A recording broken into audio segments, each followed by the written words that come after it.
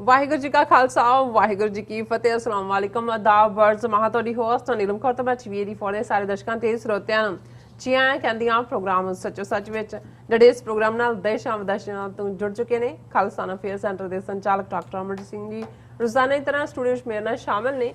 ਉਹਨਾਂ ਨਾਲ ਗੱਲਬਾਤ ਕਰਕੇ ਅੱਜ ਦੇ ਅਹਿਮ ਇਸ਼ੂਜ਼ ਉੱਪਰ ਉਹਨਾਂ ਤੋਂ ਉਹਨਾਂ ਦਾ ਤਬਸਰਾ ਜਾਣਦੇ ਹਾਂ। ਜੀ ਡਾਕਟਰ ਸਾਹਿਬ ਵਾਹਿਗੁਰੂ ਜੀ ਕਾ ਖਾਲਸਾ ਵਾਹਿਗੁਰੂ ਜੀ ਕੀ ਫਤਿਹ।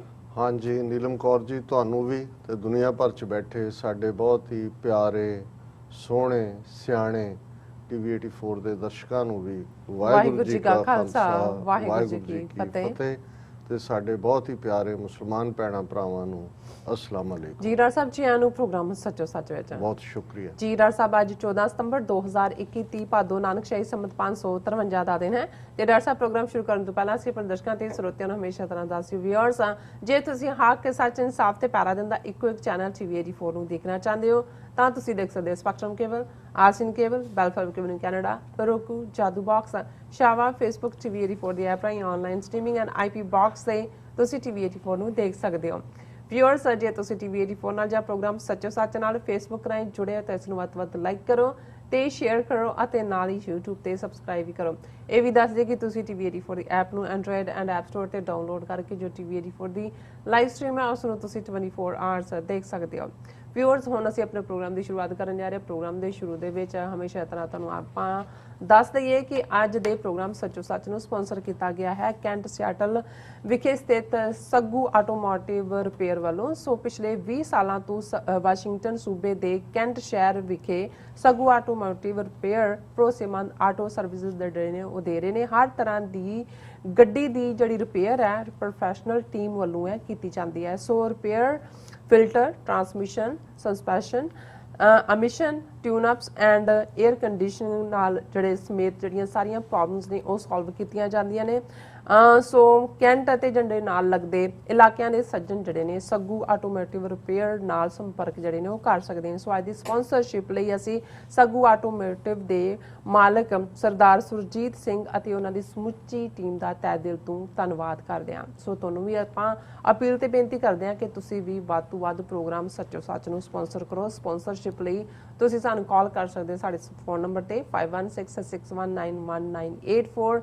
ਸੇਮ ਨੰਬਰ ਤੇ WhatsApp ਕਰ ਸਕਦੇ ਹੋ। ਤੁਸੀਂ ਸਾਨੂੰ ਈਮੇਲ ਵੀ ਕਰ ਸਕਦੇ ਹੋ info@tv.tv ਤੇ। ਸੋ ਹੁਣ ਆਪਾਂ ਆਪਣੇ ਪ੍ਰੋਗਰਾਮ ਦੀ ਸ਼ੁਰੂਆਤ ਕਰਨ ਜਾ ਰਹੇ ਹਾਂ। ਪਹਿਲੇ ਸੈਗਮੈਂਟ ਦੇ ਵਿੱਚ ਆਪਾਂ ਗੱਲਬਾਤ ਕਰਾਂਗੇ ਇੰਡੀਆ ਦੇ ਹਵਾਲੇ ਨਾਲ ਕਿ ਹਰ ਫਰੰਟ ਤੋਂ ਫੇਲ ਹੋਈ ਮੋਦੀ ਸਰਕਾਰ ਯੂਪੀ ਦੀਆਂ ਚੋਣਾਂ ਜਿੱਤਣ ਲਈ ਮੁਸਲਮਾਨਾਂ ਤੇ ਪਾਕਿਸਤਾਨ ਦੇ ਖਿਲਾਫ ਜਿਹੜੀ ਹੈ ਨਫ਼ਰਤ ਦਾ ਜਿਹੜਾ ਉਹ ਸਹਾਰਾ ਲੈ ਰਹੀ ਹੈ। ਸੋ ਇੱਕ ਪਾਸੇ ਯੂਪੀ ਦਾ ਚੀਫ ਮਿਨਿਸਟਰ ਯੋਗੀ ਆਦਿੱਤਿਆਨਾਥ ਅੱਬਾ ਜਾਨ ਵਰਗੇ ਨਫ਼ਰਤ ਭਰੇ ਰਿਮਾਰਕਸ ਨਾਲ ਮੁਸਲਮਾਨਾਂ ਦੇ ਖਿਲਾਫ ਹਿੰਦੂਆਂ ਨੂੰ ਉਕਸਾ ਰਿਹਾ ਹੈ। ਸੋ ਦੂਸਰੇ ਪਾਸੇ ਕਿਸੇ ਦਹਿਸ਼ਤਗਰਦ ਹਮਲੇ ਦੀ ਸਾਜ਼ਿਸ਼ ਕੀਤੀ ਜਾ ਰਹੀ ਹੈ। ਸੋ ਇਸ ਸਾਜ਼ਿਸ਼ ਲਈ ਜਿਹੜਾ ਮਾਹੌਲ ਵੀ ਹੈ ਉਹ ਤਿਆਰ ਕੀਤਾ ਜਾ ਰਿਹਾ ਹੈ। ਸੋ ਦਿੱਲੀ ਪੁਲਿਸ ਨੇ ਇੱਕ ਪ੍ਰੈਸ ਕਾਨਫਰੰਸ ਕਰਕੇ 6 ਮੁਸਲਮਾਨ ਨੌਜਵਾਨਾਂ ਨੂੰ ਗ੍ਰਿਫਤਾਰ ਕਰਕੇ ਉਹਨਾਂ ਦੇ ਖਿਲਾਫ ਇਹ ਦੋਸ਼ ਲਗਾਇਆ ਹੈ ਕਿ ਉਹ ਨਵਰਾਤਰੀ ਅਤੇ ਰਾਮਲੀਲਾ ਦੇ ਮੌਕੇ ਹਿੰਦੂ ਇਕੱਠਾਂ ਤੇ ਹਮਲਾ ਕਰਨ ਦੀ ਜਿਹੜੀ ਹੈ ਯੋਜਨਾ ਬਣਾ ਰਹੇ ਸਨ। ਸੋ ਇਹਨਾਂ ਨੌਜਵਾਨਾਂ ਨੂੰ ਪਾਕਿਸਤਾਨ ਵੱਲੋਂ ਟ੍ਰੇਨਡ ਕਰਨ ਦੀ ਗੱਲ ਵੀ ਕਹੀ ਗਈ। ਸੋ ਕੀ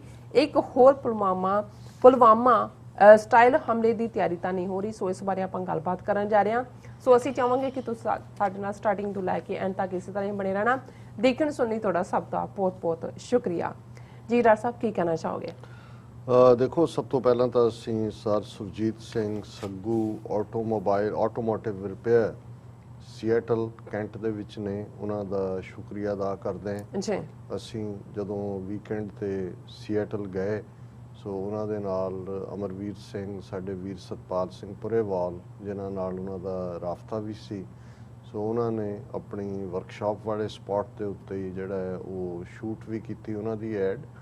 ਔਰ ਅਸੀਂ ਸਮਝਦੇ ਹਾਂ ਕਿ ਬੇਸ਼ੱਕ ਇਸ ਵੇਲੇ ਬਿਜ਼ਨਸਿਸ ਵੀ ਆਪਣੇ ਲੈਵਲ ਤੇ ਕੋਵਿਡ ਦੇ ਚਲਦੇ ਆ ਸਟਰਗਲਿੰਗ ਰਹੀਆਂ ਨੇ, ਲੇਕਿਨ ਜਿਹੜੇ ਸਿੱਖੀ ਨੂੰ ਪਿਆਰ ਕਰਦੇ ਨੇ, ਪੰਥ ਨੂੰ ਪਿਆਰ ਕਰਦੇ ਨੇ ਔਰ ਆਜ਼ਾਦ ਮੀਡੀਆ ਦੀ ਹਮਾਇਤ ਕਰਦੇ ਨੇ, ਉਹ ਸਮਝਦੇ ਨੇ ਕਿ ਇੱਕ ਪਾਸੇ ਟੇਲਰਡ ਟਿਊਟਰਡ ਨਿਊਜ਼ ਨੇ, ਦੂਸਰੇ ਪਾਸੇ ਸੋਸ਼ਲ ਮੀਡੀਆ ਫੇਕ ਨਿਊਜ਼ ਦੇ ਨਾਲ ਭਰਿਆ ਹੋਇਆ ਤੇ ਇਸ ਸਭ ਦੇ ਵਿੱਚ ਜੇ ਪੰਥ ਦੀ ਆਵਾਜ਼, ਸਿੱਖੀ ਦੀ ਗੱਲ ਔਰ ਕੌਮੀ ਕਾਰ ਖਾਲਿਸਤਾਨ ਦੀ ਗੱਲ ਨਿਰਪੱਖ ਤਰੀਕੇ ਨਾਲ ਟੀਵੀ 84 ਕਰਦਾ ਤੇ ਇਹ ਉਹਨਾਂ ਦੀ ਮਦਦ ਦਾ ਹੱਕਦਾਰ ਹੈ। ਸੋ ਅਸੀਂ ਸਰਦਾਰ ਸੁਰਜੀਤ ਸਿੰਘ, ਉਹਨਾਂ ਦੇ ਸਮੁੱਚੇ ਪਰਿਵਾਰ ਔਰ ਉਹਨਾਂ ਦੇ ਕਾਰੋਬਾਰ ਨਾਲ ਸੰਬੰਧਿਤ ਜਿਹੜੇ ਵੀ ਵੀਰ ਭੈਣਾਂ ਨੇ, ਉਹਨਾਂ ਸਭ ਦਾ ਸ਼ੁਕਰੀਆ ਅਦਾ ਕਰਦੇ ਹਾਂ।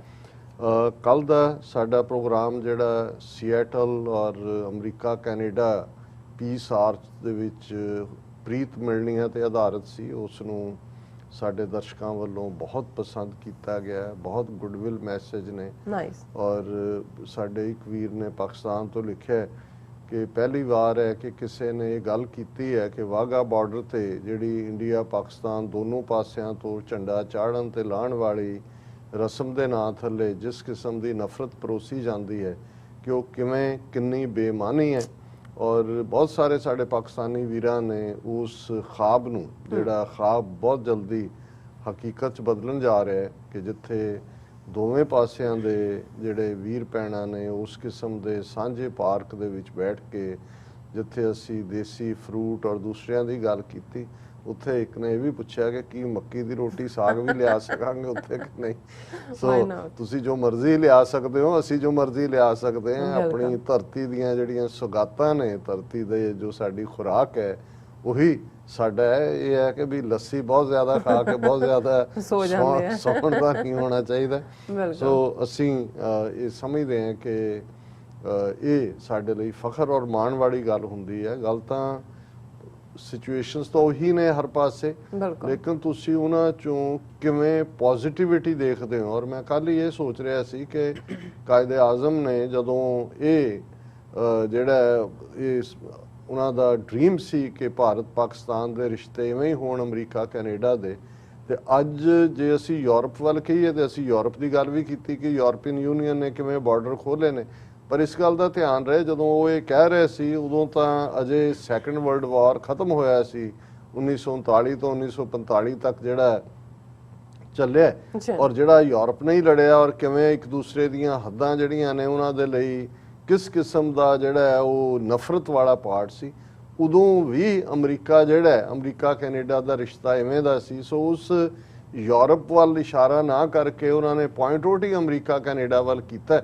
ਔਰ ਅੱਜ ਅਸੀਂ ਜਦੋਂ ਮੁਸਤਕਬਿਲ ਦੇ ਖਾਲਿਸਤਾਨ ਔਰ ਪਾਕਿਸਤਾਨ ਦੀ ਹੱਦਾਂ ਦੀ ਗੱਲ ਕਰਦੇ ਤੇ ਅਸੀਂ ਉਸ ਦੇ ਉੱਤੇ ਹੀ ਸਟੈਂਪ ਲਾ ਰਹੇ ਹਾਂ। ਔਰ ਇਸ ਗੱਲ ਦਾ ਧਿਆਨ ਰਹੇ ਕਿ ਜਦੋਂ ਅਸੀਂ ਬਫਰ ਸਟੇਟ ਖਾਲਿਸਤਾਨ ਦੀ ਗੱਲ ਕਰਦੇ ਹਾਂ ਕਿ 3 ਨਿਊਕਲੀਅਰ ਪਾਵਰਸ ਦੇ ਵਿਚਾਲੇ, ਜਿਸ ਦੇ ਵਿੱਚ ਚੀਨ, ਭਾਰਤ ਔਰ ਪਾਕਿਸਤਾਨ ਹੈ, ਔਰ ਇਹ ਬਾਰਡਰ ਕੱਲਾ ਵਾਘਾ ਔਰ ਹੁਸੈਨੀਵਾਲਾ ਤੱਕ ਨਹੀਂ ਹੈ। ਅਸੀਂ ਜਦੋਂ ਉਸ ਰਾਜਸਥਾਨ ਦੇ ਡੈਜ਼ਰਟ ਚੋਂ ਨਿਕਲ ਕੇ ਔਰ ਲਖਪਤ ਤੱਕ, ਗੁਜਰਾਤ ਤੱਕ ਜਿਹੜੀ ਜਿਹੜੀ ਐਕਸੈਸ ਟੂ ਸੀ ਹੈ, ਉਸ ਦੀ ਗੱਲ ਕਰਦੇ ਤਾਂ ਫਿਰ ਇਹ ਮੁਕੰਮਲ ਇੱਕ ਬਫਰ ਸਟੇਟ ਹੋਏਗੀ। ਭਾਰਤ ਦਾ ਕੋਈ ਹਿੱਸਾ ਪਾਕਿਸਤਾਨ ਨਾਲ ਨਹੀਂ ਲੱਗੇਗਾ ਤੇ ਉਸ ਡ੍ਰੀਮ ਦੀ ਪੂਰਤੀ ਹੋਏਗੀ ਜਿਹੜੀ ਕਾਇਦੇ ਆਜ਼ਮ ਨੇ ਇੰਡੀਆ ਔਰ ਪਾਕਿਸਤਾਨ ਦੇ ਵਿਚਾਲੇ ਰਿਸ਼ਤਿਆਂ ਦੀ ਕੀਤੀ ਸੀ ਕਿ ਖਾਲਿਸਤਾਨ ਔਰ ਪਾਕਿਸਤਾਨ ਇਵੇਂ ਹੀ ਅਮਰੀਕਾ ਕੈਨੇਡਾ ਵਾਂਗ ਜਿਹੜੇ ਨੇ ਉਹ ਆਪਣੇ ਰਿਸ਼ਤੇ ਬਣਾਉਣਗੇ। ਹਾਲਾਂ ਸਾਡੇ ਕੁਝ ਵੀਰਾਂ ਨੇ ਅਗੇਨ ਅਮਰੀਕਾ ਕੈਨੇਡਾ ਦੋਨੋਂ ਪਾਸੇ ਬਾਰਡਰ ਸਟੇਟਾਂ ਦੇ ਨੇੜੇ ਵਾਲਿਆਂ ਨੇ ਫਿਰ ਸ਼ਿਕਵਾ ਕੀਤਾ ਕਿ ਇਹ ਖਬਰ ਸਾਨੂੰ ਕਿਉਂ ਨਹੀਂ ਪਹਿਲਾਂ ਦੱਸੀ ਗਈ, ਅਸੀਂ ਵੀ ਆਉਣਾ ਸੀ। ਪਰ ਇਹਦੇ ਚੋਂ ਇੱਕ ਮਾਡਲ ਐਮਰਜ ਹੋਇਆ ਜਿਹਦੇ 'ਚ ਅਸੀਂ ਸਮਝਦੇ ਹਾਂ ਵੀ ਆਉਣ ਵਾਲੇ ਪੀਰੀਅਡ 'ਚ ਇਕੱਲਾ ਇਹੀ ਨਹੀਂ ਕਿ ਦੋਨੋਂ ਪਾਸਿਓਂ ਅਮਰੀਕਾ ਕੈਨੇਡਾ, ਪਰ ਅਸੀਂ ਕੋਸ਼ਿਸ਼ ਕਰਾਂਗੇ ਕਿ ਜਦੋਂ ਅਸੀਂ ਅਮਰੀਕਾ ਦੇ ਵਿਦਨ ਵੀ ਟਰੈਵਲ ਕਰਦੇ, ਕਿਉਂਕਿ ਸਾਡੇ ਬਹੁਤ ਸਾਰੇ ਪਾਕਿਸਤਾਨੀ ਭੈਣ ਭਰਾ ਜਿਹੜੇ ਅਮਰੀਕਾ ਦੀਆਂ ਆਰਡਰ ਸਟੇਟਾਂ 'ਚ ਵੀ ਰਹਿੰਦੇ ਨੇ, ਉਹ ਸਾਡੇ ਨਾਲ ਜੁੜੇ ਹੋਏ ਨੇ। ਔਰ ਜਦੋਂ ਸਾਡੀ ਕੋਈ ਗੁਰਦੁਆਰਿਆਂ ਨਾਲ ਰਿਲੇਟਡ ਟ੍ਰਿਪ ਹੁੰਦੀ ਹੈ, ਗੁਰਦੁਆਰਾ ਸਿੱਖ ਕਮਿਊਨਿਟੀ ਨੂੰ ਤਾਂ ਪਤਾ ਹੁੰਦਾ, ਸੋ ਅਸੀਂ ਕੋਸ਼ਿਸ਼ ਕਰਿਆ ਕਰਾਂਗੇ ਕਿ ਵੀ ਉਸ ਨੂੰ ਬਿਫੋਰ ਦੱਸਿਆ ਜਾਏ ਔਰ ਇਹ ਪ੍ਰੀਤ ਮਿਲਣੀਆਂ ਆਉਣ ਵਾਲੇ ਪੀਰੀਅਡ 'ਚ ਆਲ ਓਵਰ ਹੋਣ। ਤੇ ਵੈਸੇ ਅਸੀਂ ਉਹਨਾਂ ਵੀਰਾਂ ਤੋਂ ਮਾਫੀ ਮੰਗਦੇ ਹਾਂ ਜਿਹੜੇ ਅਮਰੀਕਾ ਕੈਨੇਡਾ 'ਚ ਬੈਠੇ ਬਿਨਾਂ ਕਾਗਜ਼ਾਂ ਪੱਤਰਾਂ ਤੋਂ, ਉਹਨਾਂ ਦੀਆਂ ਵੀ ਕਾਲਾਂ ਆਈਆਂ ਕਿ ਜੀ ਉੱਥੇ ਜਦੋਂ ਮਿਲਦੇ ਕੋਈ ਕਾਗਜ਼ ਪੱਤਰ ਪੁੱਛਦੇ ਦੂਜੇ ਪਾਸੇ ਜਾ ਸਕਦੇ ਕਿ ਨਹੀਂ। ਸੋ ਇਹ ਵੀ ਅਸੀਂ ਦੱਸ ਦਈਏ ਕਿ ਵੀ ਇੱਕ ਪੀਰੀਅਡ ਸੀ 9/11 ਤੋਂ ਪਹਿਲਾਂ ਕਿ ਇਸ ਕਿਸਮ ਦੀਆਂ ਮੀਟਿੰਗਸ ਦੇ ਵੇਲੇ ਇਧਰੋਂ ਆਏ ਉਧਰ ਲੰਘ ਜਾਂਦੇ ਸੀ, ਉਧਰੋਂ ਆਏ ਇਧਰ ਲੰਘ ਜਾਂਦੇ ਸੀ, 5 ਬੰਦੇ ਇਧਰੋਂ ਗਏ ਆਣ ਲੱਗੇ 6ਵੇਂ ਨੂੰ ਬਿਠਾ ਕੇ ਲਿਆਏ। ਪਰ ਹੁਣ ਦਿਸ ਇਜ਼ ਨਾਟ ਐਨੀ ਮੋਰ, ਕਿਉਂਕਿ ਸਿਕਿਉਰਿਟੀ ਰੀਜ਼ਨਸ ਵੀ ਨੇ। ਔਰ ਮੰਦੇ ਭਾਗਾਂ ਨੂੰ ਜਿਹੜੀ 9/11 ਦੀ ਘਟਨਾ ਵਾਪਰੀ ਜਿਹਦੇ ਨਾਲ 18-19 ਦਹਿਸ਼ਤਗਰਦਾਂ ਨੂੰ ਜੋੜਿਆ ਗਿਆ, ਉਹਨਾਂ ਚੋਂ ਬਹੁਤ ਸਾਰੇ ਜਿਹੜੇ 14-15 ਨੇ ਜਾਂ ਉਸ ਤੋਂ ਵੀ ਸ਼ਾਇਦ ਜ਼ਿਆਦਾ, ਉਹ ਕੈਨੇਡਾ ਤੋਂ ਅਮਰੀਕਾ 'ਚ ਐਂਟਰ ਕੀਤੇ ਸੀ। ਸੋ ਉਸ ਤੋਂ ਬਾਅਦ ਜਿਹੜਾ ਇਹ ਬਹੁਤ ਸਾਰੇ ਜਿਹੜੇ ਕਨੈਕਸ਼ਨ, ਉਦੋਂ ਤਾਂ ਇਹ ਵੀ ਹੁੰਦਾ ਸੀ ਕਿ ਕਿਸੇ ਦਾ ਕੈਨੇਡਾ 'ਚ ਕੇਸ ਫੇਲ ਹੋਇਆ, ਅਮਰੀਕਾ 'ਚ ਆ ਕੇ ਕਰ ਲੈਂਦਾ ਸੀ। ਅਮਰੀਕਾ 'ਚ ਕਿਸੇ ਨੇ ਕੋਈ ਕ੍ਰਾਈਮ ਕੀਤਾ, ਨਿਕਲ ਗਿਆ, ਕੈਨੇਡਾ 'ਚ ਕੋਈ ਆਪਸੀ ਨਹੀਂ ਸੀ। ਪਰ ਉਹਦੇ ਤੋਂ ਬਾਅਦ ਇਹਨਾਂ ਨੇ ਸਾਰਾ ਡਾਟਾ ਲਿੰਕ ਕੀਤਾ ਹੋਇਆ ਹੈ, ਔਰ ਜਿਉਂ ਹੀ ਤੁਸੀਂ ਬਾਰਡਰ ਕ੍ਰਾਸਿੰਗ ਤੇ ਜਾਂਦੇ ਹੋ, ਜੇ ਤੁਹਾਡਾ ਇੱਥੇ ਕੋਈ ਮਾੜਾ ਰੈਕਰਡ ਹੈ ਉੱਥੇ ਵੀ ਸ਼ੋ ਹੁੰਦਾ ਹੈ। ਔਰ ਈਵਨ ਜਿਹੜੇ ਕੋਈ ਮੈਰਿਜਸ ਔਰ ਦੂਸਰੇ ਜਾਲੀ ਕਿਸਮ ਦੇ ਵੀ ਜਿਹੜੇ ਦੂਸਰੇ ਡਾਕੂਮੈਂਟਸ ਨੇ ਉਹ ਵੀ ਹੁਣ ਸ਼ੇਅਰ ਹੁੰਦੇ ਨੇ। ਸੋ ਕੋਈ ਵੀ ਸਾਡਾ ਵੀਰ ਭੈਣ ਇਹ ਸਮਝ ਕੇ ਕਿ ਭਾਈ ਇਹ ਤਾਂ ਸਾਂਝਾ ਪਾਰਕ ਹੈ, ਇਧਰੋਂ ਉਧਰ ਲੰਘ ਜਾਣਗੇ, ਹਾਂ ਵੀ ਇਸ ਕਿਸਮ ਦਾ ਨਾ ਹੋਏ। ਵੈਸੇ ਵੀ ਅਸੀਂ ਸਮਝਦੇ ਹਾਂ ਕਿ ਇਹ ਕੋਈ ਜਾਇਜ਼ ਨਹੀਂ ਹੈ, ਲੇਕਿਨ ਫਿਰ ਵੀ ਕਿਉਂਕਿ ਘੱਟੋ ਘੱਟ 3-4 ਵੀਰਾਂ ਨੇ ਇਹ ਜਿਹੜਾ ਇਸ ਬਾਰੇ ਪੁੱਛਿਆ ਕਿ ਜੀ ਕੀ ਇਹ ਇੱਕ ਬਣ ਸਕਦਾ ਹੈ ਮੌਕਾ, ਸੋ ਅਸੀਂ ਦੱਸ ਦਈਏ ਕਿ ਭਾਈ ਇੱਕ ਪਾਸੇ ਵਾਲਿਆਂ ਕੋਲ ਆਪਣੇ ਮੁਲਕ ਦੇ ਕੰਪਲੀਟ ਡਾਕੂਮੈਂਟ ਹੁੰਦੇ ਨੇ। ਸੋ ਫਰਕ ਇੰਨਾ ਹੀ ਹੈ ਕਿ ਉਹ ਇਧਰ ਕ੍ਰਾਸਓਵਰ ਕਰ ਸਕਦੇ ਨੇ, ਔਰ ਤੁਸੀਂ ਬਜਾਏ ਕਿ ਉਹ ਤੁਹਾਨੂੰ ਵਿਦਨ ਦਾ ਹਾਰਟਲੈਂਡ ਮਿਲਣ ਆਣ, ਤੁਸੀਂ ਬਾਰਡਰ ਤੇ ਚਲੇ ਜਾਂਦੇ ਹੋ। ਪਰ ਦੋਨੋਂ ਪਾਸੇ ਜਿਸ ਕਿਸਮ ਦਾ ਖੁਸ਼ਗਵਾਰ ਮਾਹੌਲ ਹੈ, ਤੁਸੀਂ ਆਰ ਪਾਰ ਬੈਠੇ ਜਿਹੜੇ ਹੈ ਉਹ ਇੱਕ ਦੂਜੇ ਦੇ ਨੇੜੇ ਹੁੰਦੇ ਹੋ ਔਰ ਤੁਸੀਂ ਮੁਲਾਕਾਤ ਕਰਦੇ ਹੋ, ਔਰ ਸਭ ਦਾ ਬਹੁਤ ਬਹੁਤ ਸ਼ੁਕਰੀਆ। ਹੁਣ ਗੱਲ ਕਰੀਏ ਮੋਦੀ, ਅਮਿਤ ਸ਼ਾਹ, ਗੰਦੀ ਹਕੂਮਤ, ਫੇਲ ਹਕੂਮਤ, ਨਫ਼ਰਤ ਦੇ ਵਪਾਰੀ, ਬਿੱਲੇ ਰੰਗੇ ਦੀ ਜੋੜੀ ਵਾਂਗ ਕਾਤਲ ਜੋੜੀ ਜਿਹੜੀ ਗੁਜਰਾਤ ਚੋਂ 2002 ਚ ਹਜ਼ਾਰਾਂ ਮੁਸਲਮਾਨਾਂ ਦਾ ਕਤਲੇਆਮ ਕਰਕੇ ਮੋਦੀ ਹਿੰਦੂ ਹਿਰਦੇ ਸਮਰਾਟ ਬਣਿਆ। ਅਮਿਤ ਸ਼ਾਹ ਉਹਦਾ ਹੋਮ ਮਿਨਿਸਟਰ ਉੱਥੇ ਸੀ, ਔਰ ਉਹੀ ਜਦੋਂ ਮੋਦੀ ਫਿਰ ਹਿੰਦੂ ਹਿਰਦੇ ਸਮਰਾਟ ਬਣ ਕੇ ਦਿੱਲੀ ਪਹੁੰਚਿਆ ਤੇ ਉਸ ਅਮਿਤ ਸ਼ਾਹ ਨੂੰ ਨਾਲ ਲਿਆਇਆ। ਅਸਲ ਚਾਣਕਿਆ ਜਿਹੜਾ ਹੈ ਉਹ ਅਮਿਤ ਸ਼ਾਹ ਹੈ, ਪਲੈਨਿੰਗ ਵੀ ਉਹ ਕਰਦਾ ਹੈ, ਪੂਰੀ ਹੇਰਾ ਫੇਰੀ ਬੇਈਮਾਨੀ ਦਾ ਮਾਸਟਰ। ਔਰ ਇਧਰ ਮੋਦੀ ਜਿਸ ਨੂੰ ਜ਼ਬਾਨ ਚੋਂ ਝੂਠੇ ਜੁਮਲੇ ਜਿਹੜਾ ਹੈ ਉਹ ਬੋਲਣਾ ਉਹਦਾ ਇਹੀ ਨਹੀਂ ਵੀ ਸੁਭਾਅ ਦਾ ਹਿੱਸਾ, ਉਹ ਬੋਲਦਾ ਹੀ ਝੂਠ ਹੈ, ਲੇਕਿਨ ਝੂਠ ਜਿਹੜਾ ਹੈ ਉਹ ਵਿਦ ਟਵਿਸਟਡ ਟੰਗ ਬੋਲਦਾ ਹੈ, ਸਿਲਕੀ ਟੰਗ ਦੇ ਨਾਲ ਉੱਚੀ ਉੱਚੀ ਬੋਲਦਾ ਹੈ ਔਰ ਬਾਰ-ਬਾਰ ਬੋਲਦਾ ਹੈ, ਔਰ ਇੱਕ ਵੱਡਾ ਹਿੱਸਾ ਜਿਹੜਾ ਉਸ ਦੇ ਪ੍ਰਭਾਵ ਨੂੰ ਕਬੂਲਦਾ ਹੈ। ਔਰ ਇਸ 'ਚ ਕੋਈ ਸ਼ੱਕ ਨਹੀਂ ਹੈ ਕਿ ਇਹ 2019 ਦੀਆਂ ਪਾਰਲੀਮੈਂਟ ਚੋਣਾਂ ਵੇਲੇ 2014 'ਚ ਇਹ ਪ੍ਰਧਾਨ ਮੰਤਰੀ ਬਣਦਾ ਹੈ। ਔਰ ਜੇ ਤੁਸੀਂ ਉਸ ਪਿਛੋਕੜ ਨੂੰ ਦੇਖੋ 2014 ਤੋਂ 2 ਸਾਲ ਪਹਿਲਾਂ ਲਗਭਗ ਕਿਵੇਂ ਮਨਮੋਹਨ ਸਿੰਘ ਸਰਕਾਰ ਦੇ ਖਿਲਾਫ, ਹਾਲਾਂਕਿ ਮਨਮੋਹਨ ਸਿੰਘ ਦੇ ਜਿਹੜੇ 10 ਸਾਲ ਸੀ 2004 ਦੇ ਵਿੱਚ ਉਹ ਪ੍ਰਾਈਮ ਮਿਨਿਸਟਰ ਬਣਿਆ, ਫਿਰ 2009 ਦੇ ਵਿੱਚ ਦੁਬਾਰਾ ਉਹ ਪ੍ਰਧਾਨ ਮੰਤਰੀ ਬਣਿਆ। ਸੋ 10 ਸਾਲ 2004 ਤੋਂ 2014 ਤੱਕ ਮਨਮੋਹਨ ਸਿੰਘ ਪ੍ਰਧਾਨ ਮੰਤਰੀ ਰਿਹਾ। ਬੇਸ਼ੱਕ ਉਹ ਉਸ ਨੂੰ ਸੋਨੀਆ ਗਾਂਧੀ ਚਲਾਉਂਦੀ ਸੀ, ਪਰ ਇਹਦੇ 'ਚ ਕੋਈ ਸ਼ੱਕ ਨਹੀਂ ਹੈ ਕਿ ਉਹਦਾ ਇੱਕ ਇਮਾਨਦਾਰ ਫੇਸ ਵੀ, ਉਹਦੀ ਇੱਕ ਇਕਨੋਮਿਕਸ ਦੇ ਉੱਤੇ ਪਕੜ, ਔਰ ਖਾਸ ਤੌਰ ਤੇ 1992 ਚ ਜਦੋਂ ਮਨਮੋਹਨ ਸਿੰਘ ਨੂੰ ਫਾਈਨੈਂਸ ਮਿਨਿਸਟਰ ਬਣਾਇਆ ਗਿਆ ਨਰਸਿਮਹਾ ਰਾਓ ਵੱਲੋਂ, ਕਿਉਂਕਿ ਵਰਲਡ ਬੈਂਕ 'ਚ ਉਹਨੇ ਕੰਮ ਕੀਤਾ ਹੋਇਆ ਸੀ, ਅਮਰੀਕਾ ਨੇ ਵੀ ਪੁਸ਼ ਕੀਤਾ। ਉਸ ਤੋਂ ਪਹਿਲਾਂ ਚੰਦਰ ਸ਼ੇਖਰ ਦੀ ਸਰਕਾਰ ਵੇਲੇ ਭਾਰਤ ਦਾ ਪੂਰਾ ਦਿਵਾਲਾ ਨਿਕਲ ਚੁੱਕਾ ਸੀ, ਔਰ ਹੁਣ ਤਾਂ ਇਸ ਗੱਲ ਦੇ ਸਬੂਤ ਨੇ ਕਿ ਕਿੰਨੇ ਟਨ ਸੋਨਾ ਚੰਦਰ ਸ਼ੇਖਰ ਦੇ ਵੇਲੇ ਜਿਹੜਾ ਉੱਥੋਂ ਜਹਾਜ਼ਾਂ ਦੇ ਵਿੱਚ ਲੰਡਨ ਪਹੁੰਚਾਇਆ ਗਿਆ। ਔਰ ਇੰਡੀਆ ਜਿਹੜਾ ਉਹ ਵਰਸਟ ਡੈਟਰ ਜਿਹੜਾ ਕਿ ਬ੍ਰਾਜ਼ੀਲ ਔਰ ਮੈਕਸੀਕੋ ਤੋਂ ਬਾਅਦ ਸਭ ਤੋਂ ਜ਼ਿਆਦਾ ਮੰਦਹਾਲੀ 'ਚ ਸੀ, ਉਹ ਜਿਹੜਾ ਉਸ ਚੋਂ ਨਿਕਲਿਆ, ਨਹੀਂ ਤਾਂ ਬਲੈਕ ਲਿਸਟਡ ਉਹਦਾ ਹਿੱਸਾ ਹੋਣਾ ਸੀ। ਔਰ ਉਸ ਪੀਰੀਅਡ ਦੇ ਵਿੱਚ ਮਨਮੋਹਨ ਸਿੰਘ ਨੇ ਫਾਈਨੈਂਸ ਮਿਨਿਸਟਰ ਹੁੰਦੇ ਆ ਫਿਰ ਜਿਨ੍ਹਾਂ ਨੂੰ ਇਕਨੋਮਿਕਲ ਰਿਫਾਰਮ ਕਿਹਾ ਜਾਂਦਾ ਹੈ। ਇਨਫੈਕਟ ਇਕਨੋਮਿਕਲ ਰਿਫਾਰਮਸ ਦਾ ਮਤਲਬ ਸੀ ਕਿ ਜਿਹੜੀ ਭਾਰਤ ਦੀ ਮੰਡੀ, ਜਿਹੜੀ ਉਹਨਾਂ ਦੀ ਇਕਨੋਮੀ ਬਿਲਕੁਲ ਕਮਿਊਨਿਸਟ ਪੈਟਰਨ ਤੇ ਸੀ, ਸੋਵੀਅਤ ਯੂਨੀਅਨ ਦੇ ਪੂਰਾ ਗਲਬਾ, ਇੰਸਪੈਕਟਰੀ ਰਾਜ ਜਿਹਨੂੰ ਕਿਹਾ ਜਾਂਦਾ ਹੈ, ਉਹਨੇ ਉਸ ਨੂੰ ਜਿਹੜਾ ਹੈ ਉਹ ਖਤਮ ਕੀਤਾ। ਔਰ ਇਕਨੋਮਿਕਲ ਰਿਫਾਰਮਸ ਦੇ ਨਾਂ ਥੱਲੇ ਜਿਹੜੇ ਮਲਟੀ ਨੈਸ਼ਨਲਸ ਨੇ ਉਹਨਾਂ ਨੂੰ ਪਹੁੰਚ ਦਿੱਤੀ।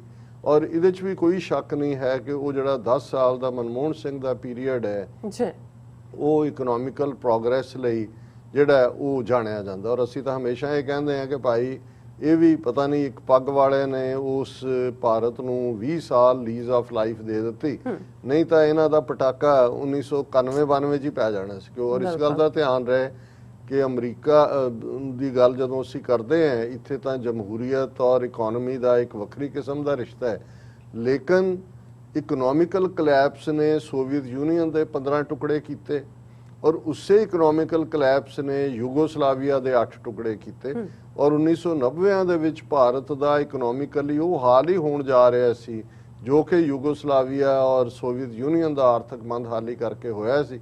ਲੇਕਿਨ ਇਸ ਮਨਮੋਹਨ ਸਿੰਘ ਦੀ ਬਦੌਲਤ 20 ਸਾਲ ਘੱਟੋ ਘੱਟ ਉਹਨੇ ਲੰਘਾ ਦਿੱਤੇ ਔਰ ਨਤੀਜੇ ਦੇ ਤੌਰ ਤੇ ਭਾਰਤ ਦੀ ਇਕਨੋਮੀ ਇੰਪਰੂਵ ਹੋਈ, ਜੌਬਸ ਕ੍ਰੀਏਟ ਹੋਈਆਂ, ਸਰਕਾਰੀ ਸੈਕਟਰ ਦੇ ਵਿੱਚ ਵੀ ਮਨਰੇਗਾ ਵਰਗੀ ਸਕੀਮ ਉਹਨੇ ਦਿੱਤੀ ਜਿਹਦੇ 'ਚ ਕਿ ਜਿਹੜੇ ਲੋਕ ਹਰ ਇੱਕ ਨਾਲ ਇਹ ਪ੍ਰੋਮਿਸ ਸੀ ਜਿਹੜੇ ਖੇਤਾਂ 'ਚ ਜਾਂ ਮਜ਼ਦੂਰ ਨੇ ਉਹਨਾਂ ਨੂੰ ਸਾਲ ਦਾ 1/3 ਜਿਹੜਾ ਉਹਨਾਂ ਨੂੰ ਪੈਸੇ ਮਿਲਦੇ ਹੀ ਮਿਲਦੇ ਸੀ, ਭਾਵੇਂ ਉਹ ਸੜਕ ਬਣਾ ਰਹੇ ਨੇ ਕਿ ਨਹੀਂ ਬਣਾ ਰਹੇ, ਪਿੰਡਾਂ 'ਚ ਕੰਮ ਕਰਨ ਦੀ ਲਾਈਨ। ਸੋ ਉਹਨੇ ਭਾਰਤ ਦਾ ਮੂੰਹ ਚੁੱਕਿਆ ਉੱਪਰ। ਦੁਨੀਆ ਦੇ ਵਿੱਚ ਇਹ ਹੋਇਆ ਕਿ ਵੀ ਨਹੀਂ ਇਹ ਕਲੈਪਸਿੰਗ ਨਹੀਂ, ਇਹ ਜਿਹੜੇ ਨੇ ਔਰ ਇਹਨਾਂ ਨੂੰ ਵੀ ਮੌਜਾਂ ਲੱਗ ਗਈਆਂ ਮਲਟੀਨੈਸ਼ਨਲਸ ਨੂੰ ਕਿ ਜੀ ਪਹੁੰਚ ਗਏ ਹਾਲਾਂ ਹਾਲ ਹੈ। ਔਰ ਉਸੇ ਦੌਰ ਦੇ ਵਿੱਚ ਇਸ ਗੱਲ ਦਾ ਧਿਆਨ ਰਿਹਾ ਕਿ ਫੋਰਡ ਕਾਰ ਬਣਾਉਣ ਵਾਲੇ ਇਹਨਾਂ ਨੇ ਆਪਣੇ 2 ਪਲਾਂਟ, ਇੱਕ ਚੇਨਈ ਦੇ ਵਿੱਚ ਔਰ ਇੱਕ ਸ਼ਾਇਦ ਮਹਾਰਾਸ਼ਟਰ ਦੇ ਵਿੱਚ ਲਾਇਆ।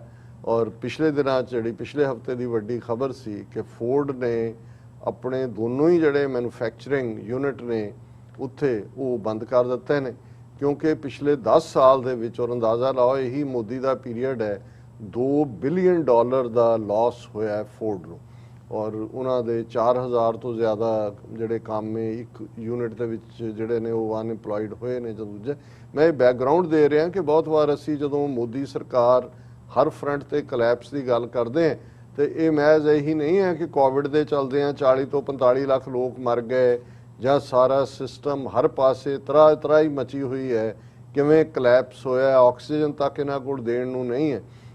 ਅਸੀਂ ਇਕਨੋਮਿਕਲੀ ਵੀ ਕਿਉਂਕਿ ਇਸ ਪਾਰਟ ਨੂੰ ਮੀਡੀਆ ਤਾਂ ਉਹਨਾਂ ਨੇ ਕੰਟਰੋਲ ਕੀਤਾ ਹੋਇਆ ਔਰ ਆਪਣੇ ਲੋਕਾਂ 'ਚ ਵੀ ਜਿਹੜਾ ਹੁੰਦਾ ਹੈ ਬਹੁਤ ਵਾਰ ਜਿਸ ਕਿਸਮ ਦਾ ਪ੍ਰਚਾਰ ਸੋਸ਼ਲ ਮੀਡੀਆ ਤੇ ਵੀ ਉਹਨਾਂ ਨੇ 2-2 ਰੁਪਏ ਦੇ ਕੇ ਟਵੀਟ ਕਰਨ ਵਾਲੇ ਬਿਠਾਏ ਹੋਏ ਨੇ, ਉਹ ਲੱਗੇ ਹੁੰਦੇ ਨੇ ਜਿਹੜੇ ਪਾਸੇ ਮਰਜ਼ੀ। ਔਰ ਇਸ ਸਾਰੇ ਦੇ ਚਲਦੇ ਆ ਜੇ ਇਸ ਗੱਲ ਦਾ ਧਿਆਨ ਰਹੇ ਕਿ ਪ੍ਰੋਪੇਗੈਂਡਾ ਬੇਸਡ ਇਹ ਹਕੂਮਤ ਕਿਵੇਂ ਹੋਂਦ ਦੇ ਵਿੱਚ ਆਈ 2014 'ਚ ਔਰ ਇਹਨਾਂ ਪਿਛਲੇ ਸਾਰੇ ਹੀ ਪੀਰੀਅਡ ਦੇ ਵਿੱਚ 2014 ਤੋਂ ਅਸੀਂ 2021 'ਚ ਗੱਲ ਪਿਛਲੇ 7 ਸਾਲ 'ਚ ਪ੍ਰੋਪੇਗੈਂਡਾ ਬੇਸਡ ਫੇਲਿਅਰ ਨੂੰ ਵੀ ਕਾਮਯਾਬੀ ਦੇ ਤੌਰ ਤੇ ਪ੍ਰੋਜੈਕਟ ਕਰਨਾ ਔਰ ਈਵਨ ਮਨਮੋਹਨ ਸਿੰਘ ਸਰਕਾਰ ਨੂੰ ਡੇਗਣ ਦੇ ਲਈ ਅਖੀਰਲੇ 2 ਸਾਲਾਂ 'ਚ ਜਿਵੇਂ ਕਰਪਸ਼ਨ ਨੂੰ ਬੇਸ ਬਣਾ ਕੇ 24/7 ਸਾਰਾ ਮੀਡੀਆ ਬੜੇ ਬੜੇ ਕੈਮਰੇ ਉੱਥੇ ਲਿਆ ਕੇ ਰਾਮਲੀਲਾ ਗਰਾਊਂਡ 'ਚ ਤੇ ਇੱਧਰ ਉੱਧਰ ਅੰਨਾ ਹਜ਼ਾਰੇ ਆ ਗਿਆ, ਰਾਮਦੇਵ ਆ ਗਿਆ, ਉਹ ਇੱਕ ਠੱਗ ਜਿਹਾ ਸਾਊਥ ਦਾ ਹੈ ਸਤਿਗੁਰੂ ਵਾਸਦੇਵਾ ਕਿ ਉਹ ਆ ਗਿਆ, ਜੰਮੂ ਦਾ ਸ਼੍ਰੀ ਰਵੀ ਸ਼ੰਕਰ ਖੜਾ ਕਰਤਾ ਲਿਆ ਕੇ। ਇਹ ਸਾਰੇ ਜਿਹੜੇ ਨਾ ਹੁਣ ਤੁਹਾਨੂੰ ਅੰਨਾ ਹਜ਼ਾਰੇ ਕਿ ਲੋਕਪਾਲ ਕਰਪਸ਼ਨ ਨਾ ਤੁਹਾਨੂੰ ਕਿਰਨ ਬੇਦੀ ਲੱਭਦੀ ਹੈ ਨਾ ਅੰਨਾ ਹਜ਼ਾਰ। ਹਾਂ ਉਹਦੇ ਚੋਂ ਕੇਜਰੀਵਾਲ ਜ਼ਰੂਰ ਨਿਕਲਿਆ ਜਿਹੜੀ ਕਿ ਬੀਜੇਪੀ ਦੀ ਬੀ ਟੀਮ ਦੇ ਤੌਰ ਤੇ ਕੰਮ ਕਰ ਰਿਹਾ। ਹੁਣ ਉਹਨਾਂ ਦਾ ਸਿਸੋਦੀਆ ਦੂਜੇ ਰਾਮ ਲੱਲਾ ਮੰਦਰ ਇੱਧਰ ਉੱਧਰ ਆਸ਼ੀਰਵਾਦ ਲੈ ਕੇ ਅਸੀਂ ਯੂਪੀ 'ਚ ਇਲੈਕਸ਼ਨਾਂ ਲੜਨੀਆਂ ਨੇ, ਉਹ ਸਿਰਫ ਇਹਨੂੰ ਮੋਦੀ ਦੀ ਜਾਂ ਯੋਗੀ ਨੂੰ ਜਿਤਾਉਣ ਲਈ ਹੈ, ਵੋਟਾਂ ਖਰਾਬ ਕਰਨੀਆਂ ਨੇ ਤਾਂ ਕਿ ਜਿਹੜੇ ਮੋਦੀ ਦੇ ਵਿਰੁੱਧ ਵੋਟ ਹੈ ਉਹ ਉਧਰ ਪੈ ਜਾਏ। ਸੋ ਉਹਨਾਂ ਨੇ ਉਹ ਪੂਰਾ 2 ਸਾਲ ਉਸ ਕਿਸਮ ਦਾ ਆਰਕੈਸਟ੍ਰੇਟਿਡ ਕੈਂਪੇਨ ਕੀਤਾ। 2014 'ਚ ਮੋਦੀ ਆ ਗਿਆ ਉਸ ਸਾਰੇ ਦੇ ਥੱਲੇ। ਹੁਣ 2019 ਦੀਆਂ ਚੋਣਾਂ ਵੇਲੇ ਜੇ ਤੁਸੀਂ ਉਸ ਪੀਰੀਅਡ ਦਾ ਸਾਰਾ ਮੀਡੀਆ ਜਾਂ ਇੰਟਰਨੈਸ਼ਨਲੀ ਵੀ ਦੇਖੋ ਕਿ ਦੁਨੀਆ ਭਰ ਦੇ ਵਿੱਚ ਇਹ ਵੇਵ ਸੀ ਕਿ ਇਹ ਜਾ ਰਿਹਾ, ਉਹਦੀ ਫੇਲਿਅਰ ਹਰ ਫਰੰਟ ਦੇ ਉੱਤੇ। ਉਹ ਈਵਨ ਟਾਈਮ ਮੈਗਜ਼ੀਨ ਨੇ ਉਹਦੀ ਫੋਟੋ ਲਾ ਕੇ ਡਿਵਾਈਡਰ ਇਨ ਚੀਫ ਔਰ ਐਕਸਪੋਜ਼ ਹੋ ਗਿਆ ਸੀ, ਪਹਿਲੀ ਟਰਮ ਵੇਲੇ ਹੀ ਹੋ ਗਿਆ ਸੀ। ਔਰ ਉਦੋਂ ਵੀ ਜਿਹੜੇ ਲੋਕ ਹਿੰਦੂ ਤਵੀਆਂ ਦੀ ਔਰ ਇਹਨਾਂ RSS ਦੀ ਇਸ ਨੀਤੀ ਨੂੰ ਜਾਣਦੇ ਨੇ ਉਹਨਾਂ ਦਾ ਕਹਿਣਾ ਸੀ ਵੀ ਨਹੀਂ ਇਹ ਇਸ ਕਿਸਮ ਦਾ ਕੁਛ ਨਾ ਕੁਛ ਜਿਹੜਾ ਉਹ ਡਰਾਮਾ ਕਰਨਗੇ ਕਿ ਅਲਟੀਮੇਟਲੀ ਉਸ ਨੂੰ ਫਿਰ ਆਪਣੇ ਹੱਕ 'ਚ ਭੁਗਤਾਣਗੇ। ਫਿਰ ਅਸੀਂ ਦੇਖਦੇ ਹਾਂ ਕਿ 2019 'ਚ ਚੋਣਾਂ ਤੋਂ ਪਹਿਲਾਂ ਜਦੋਂ ਕਿ ਸਾਰੇ ਸਰਵੇ ਮੋਦੀ ਦੀ ਫੇਲਿਅਰ ਦੱਸ ਰਹੇ ਸੀ, ਪੁਲਵਾਮਾ ਅਟੈਕ ਦਾ ਡਰਾਮਾ ਕੀਤਾ ਗਿਆ ਕਿ ਜੀ ਇੰਨੇ 32 ਕੇ 34 ਭਾਰਤ ਦੇ ਸ਼ਹੀਦ ਹੋ ਗਏ, CRPF ਉਹਨਾਂ ਦੀਆਂ ਫੋਟੋਆਂ ਲਾ ਕੇ ਚੋਣ ਰੈਲੀਆਂ। ਫਿਰ ਪੁਲਵਾਮਾ ਦੇ ਜਵਾਬ ਦੇ ਵਿੱਚ ਇਹ ਕਿਹਾ ਗਿਆ ਦੇਖੋ ਮੋਦੀ ਕਿੰਨਾ ਸਖਤ ਬਾਲਾਕੋਟ ਤੇ ਹਮਲਾ ਕਰਤਾ ਔਰ ਇੰਨੇ ਅੱਤਵਾਦੀ ਕੈਂਪ ਖਤਮ ਕਰਤੇ, ਇੰਨੇ ਹਜ਼ਾਰ ਮਾਰਤੇ। ਹਾਲਾਂ ਬਾਅਦ ਸਾਹਮਣੇ ਆਇਆ ਕਿ 2 ਦਰਖਤ ਤੇ ਇੱਕ ਦਾ ਕੋਈ ਕਾਂ ਜਿਹੜਾ ਉਹ ਮਰਿਆ ਔਰ ਇਹਨਾਂ ਦਾ ਜਿਹੜਾ ਫਿਰ ਜੋ ਅਭਿਨੰਦਨ ਦਾ ਜਾਂ ਦੂਸਰਾ ਹਸ਼ਰ ਹੋਇਆ। ਪਰ ਇਹਨਾਂ ਨੇ। ਔਰ ਇਹ ਗੱਲ ਅਕਸਰ ਜਦੋਂ ਅਸੀਂ ਇਹ ਕੋਟ ਕਰਦੇ ਹਾਂ ਕਿ ਵੀ ਇਹ ਜਿਹੜਾ ਪੈਟਰੀਓਟਿਜ਼ਮ ਇਜ਼ ਦਾ ਲਾਸਟ ਰੈਫਿਊਜ ਆਫ ਦਾ ਸਕਾਉਂਡਰਲਸ, ਕਿ ਜਿਹੜੇ ਗੁੰਡੇ ਬਦਮਾਸ਼ ਇਸ ਕਿਸਮ ਦੇ ਹੁੰਦੇ ਨੇ, ਇਹ ਅਲਟੀਮੇਟਲੀ ਜਿਹੜੀ ਹੈ ਪਨਾਹ ਲੈਂਦੇ ਨੇ ਜਾ ਕੇ ਦੇਸ਼ ਭਗਤੀ 'ਚ, ਮੁਲਕ ਪ੍ਰਸਤੀ ਦੇ ਵਿੱਚ। ਮੋਦੀ ਜਾ ਕੇ ਉੱਥੇ ਵੜਿਆ, ਫਿਰ ਇਹਦੇ ਜਿਹੜੀਆਂ ਚੋਣ ਸਭਾਵਾਂ ਸੀ ਉਹਦੇ ਜਿਹੜੇ 32 ਮਾਰੇ ਗਏ CRPF ਮਾਰੇ ਵੀ ਗਰੀਬ, ਕੋਈ ਬੈਕਵਰਡ ਕਲਾਸ 3-4 ਸਰਦਾਰ ਸਨ, ਉਹਨਾਂ ਦੀਆਂ ਫੋਟੋਆਂ ਲਾ ਕੇ ਇੱਕ ਐਸੀ ਵੇਵ ਖੜੀ ਕਰਤੀ ਝੂਠਾ। ਹਾਲਾਂਕਿ ਅਭਿਨੰਦਨ ਵਾਲਾ ਦੂਜਾ ਹੋਇਆ ਕਿ ਜੀ ਮੋਦੀ ਵਾਪਸ 2019 ਦੇ ਵਿੱਚ ਪਾਵਰ ਦੇ ਵਿੱਚ ਆ ਗਿਆ। ਹੁਣ ਹਾਲਾਂ ਪਾਰਲੀਮੈਂਟ ਚੋਣਾਂ ਤਾਂ 2024 ਦੇ ਵਿੱਚ ਹੋਣੀਆਂ ਨੇ, ਲੇਕਿਨ ਯੂਪੀ ਚੋਣਾਂ ਆ ਰਹੀਆਂ ਨੈਕਸਟ ਈਅਰ। ਔਰ ਯੂਪੀ ਸਭ ਤੋਂ ਵੱਡਾ ਸੂਬਾ ਜਿੱਥੇ 20 ਕਰੋੜ ਤੋਂ ਜ਼ਿਆਦਾ ਲੋਕ ਵਸਦੇ ਨੇ, ਗੁੰਡਾ ਯੋਗੀ, ਔਰ ਕੋਵਿਡ ਦੇ ਚਲਦਿਆਂ ਵੀ ਸਭ ਤੋਂ ਜ਼ਿਆਦਾ ਮੌਤਾਂ ਯੂਪੀ ਦੇ ਵਿੱਚ ਹੋਈਆਂ। ਵੈਸਟਰਨ ਯੂਪੀ ਪ੍ਰਭਾਵਿਤ ਹੈ ਕਿਉਂਕਿ ਕਿਸਾਨ ਮੋਰਚੇ ਦੇ ਵਿੱਚ ਵੈਸਟਰਨ ਯੂਪੀ ਦੇ ਜਾਟ ਵੀ ਜਿਹੜੇ ਨੇ ਉਹ ਪ੍ਰਭਾਵਿਤ ਨੇ, ਔਰ ਉਹ ਨਾਲ ਟਿਕਰੀ ਬਾਰਡਰ ਤੇ ਬੈਠੇ ਨੇ। ਔਰ ਇਹਦੇ ਨਾਲ ਉਹਨਾਂ ਚੋਂ ਵੀ ਇਹ ਟਕੈਤ ਭਰਾ ਜਿਹੜੇ ਨੇ, ਇਹਨਾਂ ਨੂੰ ਸਮਝ ਆਈ ਵੀ ਕਿਵੇਂ ਇਹਨਾਂ ਤੋਂ ਹੀ ਮੁਜ਼ੱਫਰਨਗਰ ਦੇ ਜਿਹੜੇ ਨੇ ਉਹ ਮੁਸਲਮਾਨ ਵਿਰੋਧੀ ਦੰਗੇ ਕਰਵਾਏ ਗਏ ਸੀ, ਜੋ ਕੁਛ ਦਾਦਰੀ ਖਾਨ ਔਰ ਸਾਰੀ ਕਹਾਣੀ ਹਰ ਇੱਕ ਨੂੰ ਪਤਾ ਹੈ ਵੀ ਕਿਸ ਲੈਵਲ ਦੇ ਜ਼ੁਲਮ ਹੋਏ। ਹੁਣ ਕਿਉਂਕਿ ਆਦਿੱਤਿਆਨਾਥ ਯੋਗੀ ਵੀ ਹਾਈਲੀ ਅਨਪੋਪੂਲਰ ਹੈ, ਗੁੰਡਿਆਂ ਵਾਂਗ ਉਹ ਬਿਹੇਵ ਕਰਦਾ ਹੈ, ਪੂਰੀ ਜਿਹੜੀ ਹੈ ਨਫ਼ਰਤ ਦੀ ਲਾਈਨ ਉਹਨੇ ਸਾਰੇ ਪੀਰੀਅਡ 'ਚ ਰੱਖੀ ਹੈ। ਫੇਕ ਸਟੇਜ ਐਨਕਾਊਂਟਰ ਹਜ਼ਾਰਾਂ ਦੀ ਗਿਣਤੀ 'ਚ ਕੀਤੇ ਨੇ, ਜਿਨ੍ਹਾਂ 'ਚ ਮੁਸਲਮਾਨ ਨੌਜਵਾਨ, ਦਲਿਤ ਔਰ ਈਵਨ ਬ੍ਰਾਹਮਣ, ਕਿਉਂਕਿ ਹੁਣ ਬ੍ਰਾਹਮਣਾਂ ਦੇ ਉੱਤੇ ਮਾਇਆਵਤੀ ਵੀ ਡੋਰੇ ਪਾ ਰਹੀ ਹੈ, ਦੂਜੇ ਵੀ ਦੇਖ ਰਹੇ ਨੇ। ਹੁਣ ਇਸ ਸਭ ਦੇ ਚਲਦਿਆਂ ਇੱਕਦਮ ਜਿਹੜਾ ਹੁਣ ਮੋਦੀ ਨੂੰ, ਕਿਉਂਕਿ ਉਹਨਾਂ ਨੂੰ ਪਤਾ ਹੈ ਵੀ ਇਹ ਝੂਠਾ ਜੁਮਲੇਬਾਜ਼ ਇਹੀ ਉਹਨਾਂ ਦਾ ਚੋਣ ਪ੍ਰਚਾਰਕ ਹੈ, ਉਹਦਾ ਹੁਣ ਸ਼ੁਰੂ ਹੋ ਗਿਆ ਕੰਮ ਦੌਰਿਆਂ ਦਾ। ਅਲੀਗੜ੍ਹ ਦਾ ਫਿਰ ਯੋਗੀ ਨੇ ਨਾਮ ਬਦਲਣ ਦੀ ਲਾਈਨ, ਇਲਾਹਾਬਾਦ ਹੋਏ, ਮੁਗਲ ਸਰਾਏ ਹੋਏ, ਹੁਣ ਅਲੀਗੜ੍ਹ ਦਾ ਵੀ ਬਦਲਣ ਤੱਕ ਹਰ ਗੱਡ ਕੇ ਕੀ ਉਹਨੂੰ ਬਣਾਉਣਾ ਚਾਹੁੰਦੇ ਨੇ। ਅਚਾਨਕ ਇਹਨਾਂ ਨੂੰ ਇੱਕ ਵੈਸਟਰਨ ਯੂਪੀ ਦਾ ਜਾਟ, ਪਤਾ ਨਹੀਂ ਕੀ ਨਾਂ ਹੈ ਉਹਦਾ, ਰਾਜਾ ਕਿਹੜਾ ਸਿੰਘ, ਉਹਦੇ ਨਾਂ ਤੇ ਯੂਨੀਵਰਸਿਟੀ 150 ਏਕੜ ਉਹਦਾ ਉਹਨੇ ਨੀਂਹ ਪੱਥਰ ਰੱਖਿਆ ਮੋਦੀ ਨੇ। ਔਰ ਇਹ ਪੂਰੀ ਮੁਸਲਮਾਨਾਂ ਦੇ ਖਿਲਾਫ ਨਫ਼ਰਤ ਦੀ ਲਹਿਰ, ਪੂਰੇ ਦੀ ਪੂਰੀਆਂ ਅਫਗਾਨਿਸਤਾਨ ਦੇ ਹਵਾਲੇ ਨਾਲ ਵੀ ਜਿਹਨੂੰ ਮਰਜ਼ੀ ਤਾਲਿਬਾਨ ਕਹਿ ਕੇ ਹੁਣ ਜਿਹੜਾ ਭਾਰਤ ਦੇ ਮੁਸਲਮਾਨਾਂ 'ਚ ਇੱਕ ਡਰ ਔਰ ਦਹਿਸ਼ਤ ਫੈਲਾਈ ਹੋਈ ਹੈ। ਔਰ ਪਿਛਲੇ ਦਿਨਾਂ 'ਚ ਆਦਿੱਤਿਆਨਾਥ ਯੋਗੀ ਨੇ ਨਫ਼ਰਤ ਦੀ ਹੱਦ ਕਰਦਿਆਂ ਇੱਕ ਵੱਡੇ ਹਿੰਦੂਆਂ ਦੇ ਚੋਣ ਸਭਾ ਦੇ ਵਿੱਚ ਕਿਹਾ ਕਿ ਜੀ ਦੇਖੋ 2017 ਤੋਂ ਪਹਿਲਾਂ ਜਿਹੜਾ ਮੁਫਤ ਅਨਾਜ ਸਕੀਮ ਸੀ ਉਹ ਕਿਹਨਾਂ ਨੂੰ ਮਿਲਦੀ ਸੀ, ਉਹ ਬੰਗਲਾਦੇਸ਼ ਔਰ ਦੂਸਰੇ ਉਹਨਾਂ ਨੂੰ ਮਿਲਦੀ ਸੀ ਜਿਹੜੇ ਅੱਬਾ ਜਾਨ ਕਹਿੰਦੇ ਨੇ, ਯਾਨੀ ਮੁਸਲਮਾਨਾਂ ਵੱਲ ਸਿੱਧਾ ਇਸ਼ਾਰਾ। ਹੁਣ ਉਹਨਾਂ ਨੂੰ ਨਹੀਂ, ਹੁਣ ਤੁਹਾਨੂੰ ਮਿਲਦੀ ਹੈ ਕਿ ਨਹੀਂ, ਉਹ ਕਹਿ ਕੇ ਲੋਕਾਂ ਤੋਂ ਕਰਵਾ ਰਿਹਾ। ਔਰ ਉਹਦੇ ਤੇ ਹੋ ਰਿਹਾ ਕਿਨੇ ਕੀ ਕਿਹਾ, ਇਹ ਉਹਨੇ ਨਫ਼ਰਤ। ਪਰ ਉੱਥੇ ਕਿਉਂਕਿ ਕੋਈ ਕੁੰਡਾ ਨਹੀਂ ਹੈ, ਕੋਈ ਅਕਾਊਂਟੇਬਿਲਿਟੀ ਨਹੀਂ ਹੈ, ਕੋਈ ਇਲੈਕਸ਼ਨ ਕਮਿਸ਼ਨ RSS ਦੇ ਸਾਹਮਣੇ ਐਗਜ਼ਿਸਟ ਨਹੀਂ ਕਰਦਾ, ਕੋਈ ਜੁਡੀਸ਼ਰੀ ਐਗਜ਼ਿਸਟ ਨਹੀਂ ਕਰਦੀ। ਪਰ ਉਹਨਾਂ ਨੂੰ ਇਹ ਲੱਗਾ ਵੀ ਇਸ ਵਾਰ ਸਿਰਫ ਤਾਲਿਬਾਨ ਦੀ ਨਫ਼ਰਤ ਔਰ ਇਹੀ ਸ਼ਾਇਦ ਕਾਫੀ ਨਾ ਹੋਏ, ਕੁਛ ਹੋਰ ਪੁਲਵਾਮਾ ਵਰਗਾ ਕਰਨ ਦੀ ਲੋੜ ਹੈ। ਔਰ ਅੱਜ ਜਿਹੜੀ ਖਬਰ ਸਾਰੇ ਹੀ ਨੈਸ਼ਨਲ ਮੀਡੀਆ ਦੇ ਉੱਤੇ ਸਪੈਸ਼ਲ ਬ੍ਰੇਕਿੰਗ ਨਿਊਜ਼ ਦੇ ਤੌਰ ਤੇ ਰੋਕ ਕੇ ਚਲਾਈ ਜਾ ਰਹੀ ਹੈ, Pakistan based terror module busted, 6 held Delhi police. ਹੁਣ ਇਹ ਖਬਰ ਦਿੱਲੀ ਪੁਲਿਸ ਦਾ ਜਿਹੜਾ ਮੁਖੀ ਹੈ ਉਹ special cell the Neeraj Kumar Thakur, special commissioner of police, ਉਹ ਪ੍ਰੈਸ ਕਾਨਫਰੰਸ ਕਰਕੇ ਬਰੀਫ ਕਰ ਰਿਹਾ ਹੈ ਕਿ ਭਾਈ ਅਸੀਂ ਬੜਾ ਖਤਰਨਾਕ ਮੋਡਿਊਲ ਜਿਹੜਾ ਪਾਕਿਸਤਾਨ ਦੀ ISI ਦਾ ਸੀ ਉਹ ਬਸਟ ਕੀਤਾ। ਔਰ ਇਸ ਨੂੰ ਦਾਊਦ ਇਬਰਾਹਿਮ ਦਾ ਭਰਾ, ਕਿਉਂਕਿ ਦਾਊਦ ਇਬਰਾਹਿਮ ਦਾ ਨਾਂ ਲਓ ਤੇ ਇੱਕਦਮ ਬੰਬੇ ਜਿਹੜੇ ਬਲਾਸਟ ਨੇ ਉਹਨਾਂ ਦਾ ਆ ਜਾਂਦਾ, ਉਹਦਾ ਭਰਾ ਅਨੀਸ ਇਬਰਾਹਿਮ ਜਿਹੜਾ ਉਹ ਲੀਡ ਕਰ ਰਿਹਾ ਸੀ। ਇਹ ਜਿਹੜਾ ਇਹ ਬਸਟ ਹੋਇਆ ਉਹਦੇ 6 ਬੰਦੇ ਫੜੇ ਗਏ ਨੇ, ਉਹਨਾਂ ਨੇ ਨਾਂ ਵੀ ਦਿੱਤੇ ਨੇ, ਜਾਨ ਮੁਹੰਮਦ, ਇੱਕ ਦਾ ਨਾਂ ਉਸਾਮਾ ਰੱਖਿਆ ਹੋਇਆ ਹੈ, ਇੱਕ ਜੀਸ਼ਨ ਕਮਰ ਹੈ, ਇੱਕ ਮੁਹੰਮਦ ਅਬੂ ਬਕਰ ਹੈ। ਦਰਸ਼ਕ ਉਹਨਾਂ ਦੀਆਂ ਪਿਕਚਰਸ ਜਿਹੜੀਆਂ ਦਿੱਤੀਆਂ ਗਈਆਂ ਔਰ ਇਹਨਾਂ ਦਾ ਸਬੰਧ ਜਿਹੜਾ ਉਹ ਜੋੜਿਆ ਗਿਆ ਕਿ ਜੀ ਇਹ ਮਹਾਰਾਸ਼ਟਰ ਔਰ ਯੂਪੀ, ਜ਼ਿਆਦਾ ਯੂਪੀ ਦੇ ਨਾਲ, ਕਿਉਂਕਿ ਚੋਣਾਂ ਦਾ ਯੂਪੀ 'ਚ ਜਿੱਤਣੀਆਂ ਨੇ।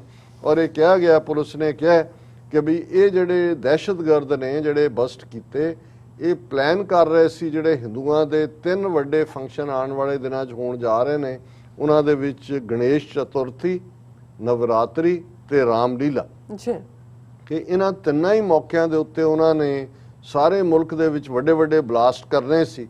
ਹੁਣ ਜੇ ਕੋਲੋਂ ਹਥਿਆਰ ਨਾ ਫੜੇ ਜਾਣ ਤੇ ਫਿਰ ਬਲਾਸਟ ਹੋ ਨਹੀਂ ਸਕਦੇ। ਫਿਰ ਉਹਨਾਂ ਨੇ ਇਹ ਵੀ ਕਿਹਾ ਕਿ ਜੀ ਇਹਨਾਂ ਚੋਂ 2 ਜਿਹੜੇ ਨੇ ਉਹ ਮਸਕਟ ਦੇ ਵਿੱਚ ਮਿਲੇ ਪਾਕਿਸਤਾਨ ਦੇ ISI ਏਜੰਟਸ ਨੂੰ, ਪਾਕਿਸਤਾਨ ਗਏ ਔਰ ਪਾਕਿਸਤਾਨ ਦੇ ਵਿੱਚ ਉਹਨਾਂ ਦੀ 15 ਦਿਨ ਦੀ ਟ੍ਰੇਨਿੰਗ ਹੋਈ, ਪੂਰੀ ਟ੍ਰੇਨਡ ਕਰਕੇ ਹੋਇਆ ਔਰ ਉਹਨਾਂ ਚੋਂ ਬੜੇ ਖਤਰਨਾਕ ਹਥਿਆਰ ਮੁੜੇ ਨੇ ਔਰ ਉਹਨਾਂ ਦੇ ਵਿੱਚ ਜਿਹੜੇ ਨੇ ਹਥਿਆਰਾਂ ਦੇ ਵਿੱਚ ਇੰਪਰੋਵਾਈਜ਼ਡ ਐਕਸਪਲੋਸਿਵ ਡਿਵਾਈਸਿਸ ਨੇ, ਸਫਿਸਟੀਕੇਟਡ ਵੈਪਨ ਨੇ, ਗ੍ਰਨੇਡ ਨੇ, ਇਹ ਸਾਰੇ ਜਿਹੜੇ ਉਹਨਾਂ ਦੇ ਕੋਲੋਂ ਮਿਲੇ ਹੈ ਔਰ ਉਹਨਾਂ ਨੇ ਜਿਹੜਾ ਬੜੇ ਵੱਡੇ ਪੈਮਾਨੇ ਜਬਾਰ ਐਂਡ ਹਮਜ਼ਾ ਇਹ ਜਿਹੜੇ ISI ਨੇ ਟ੍ਰੇਨਡ ਕੀਤੇ। ਇਹਨਾਂ ਦਾ ਹੈਂਡਲਰ ਜਿਹੜਾ ਅਨੀਸ ਇਬਰਾਹਿਮ, ਦਾਊਦ ਇਬਰਾਹਿਮ ਦਾ ਭਰਾ ਹੈ ਔਰ ਇਹ ਜੇ ਇਵੇਂ ਨਾ ਹੁੰਦਾ ਤੇ ਇਹਨਾਂ ਨੇ ਬਹੁਤ ਵੱਡੇ ਜਿਹੜੇ ਨੇ ਲੈਵਲ ਦੇ ਉੱਤੇ ਤਬਾਹੀ ਮਚਾਣੀ ਸੀ। ਔਰ ਨਾਲ ਹੀ ਉਹਨਾਂ ਨੇ ਇਹ ਵੀ ਕਿਹਾ ਕਿ ਜੀ ਉਹਨਾਂ ਨੇ ਇਹ ਵੀ ਦੱਸਿਆ ਕਿ ਜਦੋਂ ਉਹ ਉੱਥੋਂ ਮਸਕਟ ਤੋਂ ਪਾਕਿਸਤਾਨ ਗਏ ਤੇ 14-15 ਬੰਗਾਲੀ ਵੀ ਉਹਨਾਂ ਦੇ ਨਾਲ ਪਾਕਿਸਤਾਨ ਗਏ। ਕਿਹਾ ਜੀ ਉਹਨਾਂ ਬਾਰੇ ਅਜੇ ਕੋਈ ਖਬਰ ਨਹੀਂ ਹੈ ਕਿ ਉਹ ਕਿੱਥੇ ਨੇ ਔਰ ਕਿਵੇਂ ਟ੍ਰੇਨਡ ਹੋ ਕੇ ਆਏ ਨੇ। ਸੋ ਹੁਣ ਤੁਸੀਂ ਇਸ ਤੋਂ ਇਹ ਦੇਖ ਲਓ ਕਿ ਇਹ ਤਾਂ ਉਹਨਾਂ ਨੇ ਬੈਕਗਰਾਉਂਡ ਜਾਂ ਜਿਹਨੂੰ ਅਸੀਂ ਕਹਿੰਦੇ ਆ ਪ੍ਰਿਸ਼ਟ ਭੂਮੀ ਜਾਂ ਇੱਕ ਮਾਹੌਲ ਗਰਮਾਇਆ, ਕਿਉਂਕਿ ਜਦੋਂ ਹੁਣ ਆਉਣ ਵਾਲੇ ਦਿਨਾਂ 'ਚ ਕੋਈ ਨਾ ਕੋਈ ਵਾਕਿਆ ਕਰਨਗੇ ਤੇ ਆਲਰੇਡੀ ਉਸ ਦੀ ਤੁਸੀਂ ਜਿਹੜੀ ਹੈ ਗਰਾਊਂਡ ਤਿਆਰ ਕੀਤੀ ਹੋਈ ਹੈ ਕਿ ਦੇਖੋ ਜੀ ਇੰਨੇ ਖਤਰਨਾਕ ਦਾਊਦ ਇਬਰਾਹਿਮ ਦਾ ਭਰਾ ਅਨੀਸ ਇਬਰਾਹਿਮ ਜਿਨ੍ਹਾਂ ਨੂੰ ਹੈਡ ਕਰ ਰਿਹਾ ਸੀ, ਦੇਖੋ 5 ਆ ਫੜੇ ਹੋਏ ਨੇ ਜੀ। ਆ ਦੇਖੋ ਜੀ ਉਹਨਾਂ ਦੇ ਐਕਸਪਲੋਸਿਵ ਔਰ ਇੱਕ ਪਾਸੇ ਤਾਂ ਇਹ ਸ਼ੋਅ ਕਰ ਰਿਹਾ ਕਿ ਕਿੰਨੀ ਮੁਸਤੈਦੀ ਹੈ ਕਿ ਪੁਲਿਸ ਨੇ ਬਸਟ ਕੀਤਾ ਇਸ ਮੋਡਿਊਲ ਨੂੰ, ISI ਨਾਲ ਵੀ ਜੋੜ ਦਿੱਤਾ ਹੈ ਔਰ ਨਾਲ ਦੀ ਨਾਲ ਇਸ ਗਰਾਊਂਡ ਦੇ ਉੱਤੇ ਹੁਣ ਆਉਣ ਵਾਲੇ ਪੀਰੀਅਡ 'ਚ ਜਦੋਂ ਕੋਈ ਐਕਸ਼ਨ ਕਰਾਇਆ ਜਾਏਗਾ, ਕਿਉਂਕਿ ਹਾਲਾਂ ਤਾਂ ਜਿਹੜਾ ਉਹ ਸਤੰਬਰ ਦਾ ਮਹੀਨਾ ਚੱਲ ਰਿਹਾ ਔਰ ਚੋਣਾਂ 2022 'ਚ ਹੋਣੀਆਂ ਨੇ, ਉਸ ਤੋਂ ਪਹਿਲਾਂ 1-2 ਵਾਕਿਆ ਹੋਰ 1-2 ਮੋਡਿਊਲ ਹੋਰ ਨਿਕਲਣਗੇ ਕਿ ਕਿੱਥੋਂ ਕੀ ਹੋਇਆ ਔਰ ਇਵੈਂਚੁਅਲੀ ਕੋਈ ਨਾ ਕੋਈ ਕਾਰਾ ਕਰਵਾਇਆ ਵੀ ਜਾਏਗਾ ਔਰ ਫਿਰ ਉਸ ਦੇ ਉੱਤੇ ਬੇਸ ਜਿਹੜੀ ਹੈ ਇਹ ਨਫ਼ਰਤ ਦੇ ਵਣਜਾਰੇ ਜਿਹੜੇ ਲੋਕਾਂ ਦੀਆਂ ਲੋਕ ਲਾਸ਼ਾਂ ਗਿਣਨਗੇ, ਇਹ ਵੋਟਾਂ ਗਿਣਨਗੇ। ਅਸੀਂ ਪਹਿਲਾਂ ਹੀ ਇਸ ਤੋਂ ਇਹ ਅੰਦਾਜ਼ਾ ਲਾ ਲਿਆ ਕਿ ਬਈ ਇਹ ਜਿਹੜੀ ਹਰ ਫਰੰਟ ਤੇ ਫੇਲ ਮੋਦੀ ਸਰਕਾਰ ਹੈ, ਇਹ ਸਿਰਫ ਤੇ ਸਿਰਫ ਨਫ਼ਰਤ ਮੁਸਲਮਾਨਾਂ ਦੇ ਖਿਲਾਫ ਵੀ, ਪਾਕਿਸਤਾਨ ਨੂੰ ਵੀ ਲਾਈਨ 'ਚ ਰੱਖੋ, ਹਿੰਦੂਆਂ ਨੂੰ ਇੰਨਾ ਕਿ ਇਨਸਿਕਿਉਰ ਰੱਖੋ ਕਿ ਅਲਟੀਮੇਟਲੀ ਉਹ ਕਹਿਣ ਕਿ ਜੀ ਨਹੀਂ ਮੋਦੀ ਜੇ ਨਾ ਹੋਏਗਾ ਤੇ ਇਹ ਤਾਂ ਸਾਡਾ ਬਹੁਤ ਜਿਹੜਾ ਨੁਕਸਾਨ ਹੋਏਗਾ। ਸੋ ਇਹ ਗੰਦੀ ਸਿਆਸਤ, ਲੋਕ ਲਾਸ਼ਾਂ ਗਿਣਨਗੇ, ਇਹ ਵੋਟਾਂ ਗਿਣਨਗੇ। ਜੀ ਡਾਕਟਰ ਸਾਹਿਬ ਤੁਹਾਡਾ ਬਹੁਤ ਬਹੁਤ ਸ਼ੁਕਰੀਆ, ਤੁਸੀਂ ਆਪਣੇ ਵਿਚਾਰ ਸਾਡੇ ਦਰਸ਼ਕਾਂ ਨਾਲ ਸਾਂਝੇ ਕੀਤੇ। ਸੋ ਇੱਥੇ ਲੈਣਾ ਬ੍ਰੇਕ ਤੋਂ ਪਹਿਲਾਂ ਅਸੀਂ ਆਪਣੇ ਦਰਸ਼ਕਾਂ ਤੇ ਸਰੋਤਿਆਂ ਨੂੰ ਅਪੀਲ ਤੇ ਬੇਨਤੀ ਕਰਦੀ ਵਿਊਅਰਸ ਆ, ਜਿਸ ਤਰ੍ਹਾਂ ਕਿ ਤੁਸੀਂ ਜਾਣਦੇ ਹੋ ਕਿ TV 84 ਹੱਕ ਸੱਚ ਇਨਸਾਫ ਦੀ ਜਿਹੜੀ ਆਵਾਜ਼ ਹੈ ਉਹ ਬੁਲੰਦ ਕਰ ਰਿਹਾ। ਇਹ ਆਵਾਜ਼ ਤੁਹਾਡੇ ਪਿਆਰ ਸਦਕਾ, ਤੁਹਾਡੇ ਵਿਸ਼ਵਾਸ ਸਦਕਾ, ਤੁਹਾਡੇ ਡੋਨੇਸ਼ਨ ਸਦਕਾ ਹੀ ਹੋ ਰਹੀ ਹੈ। ਸੋ ਅਸੀਂ ਚਾਹਾਂਗੇ ਕਿ ਤੁਸੀਂ ਵੱਧ ਤੋਂ ਵੱਧ ਡੋਨੇਟ ਕਰੋ। ਡੋਨੇਟ ਕਰਨ ਲਈ ਸਾਡੀ ਵੈਬਸਾਈਟ TV84.tv ਤੇ ਜਾ ਕੇ ਪੇਪਲ ਦੀ ਵਰਤੋਂ ਕਰਕੇ ਵਨ ਟਾਈਮ ਡੋਨੇਟ ਕਰ ਸਕਦੇ ਹੋ, ਮੰਥਲੀ ਡੋਨੇਟ ਵੀ ਕਰ ਸਕਦੇ ਹੋ। ਤੁਸੀਂ TV84 ਦੇ ਨਾਮ ਤੇ ਚੈੱਕ ਬਣਾ ਕੇ ਸਾਨੂੰ ਮੇਲ ਵੀ ਕਰ ਸਕਦੇ ਹੋ ਸਾਡੇ ਇਸ ਪਤੇ ਤੇ 36-01 37th Avenue, Long Island City, New York 11101 USA, ਜਾਂ ਫਿਰ ਤੁਸੀਂ ਸਾਨੂੰ ਫੋਨ ਰਾਹੀਂ ਵੀ ਸੰਪਰਕ ਕਰ ਸਕਦੇ ਹੋ ਸਾਡੇ ਫੋਨ ਨੰਬਰ ਤੇ 5166191984। ਤੁਸੀਂ ਸਾਨੂੰ ਈਮੇਲ ਵੀ ਕਰ ਸਕਦੇ ਹੋ info@tv84.tv ਤੇ। ਅਸੀਂ ਤੁਹਾਡੇ ਤਹਿ ਦਿਲ ਤੋਂ ਸ਼ੁਕਰਗੁਜ਼ਾਰ ਹੋਵਾਂਗੇ। ਸੋ ਇੱਥੇ ਲੈਣੇ ਬ੍ਰੇਕ ਵਿਊਅਰਸ, ਤੁਸੀਂ ਨਾਲ ਇਸੇ ਤਰ੍ਹਾਂ ਹੀ ਬਣੇ ਰਹਿਣਾ। ਮਿਲਦੇ ਹਾਂ ਛੋਟੇ ਜਿਹੇ ਵਕਫੇ ਤੋਂ ਬਾਅਦ।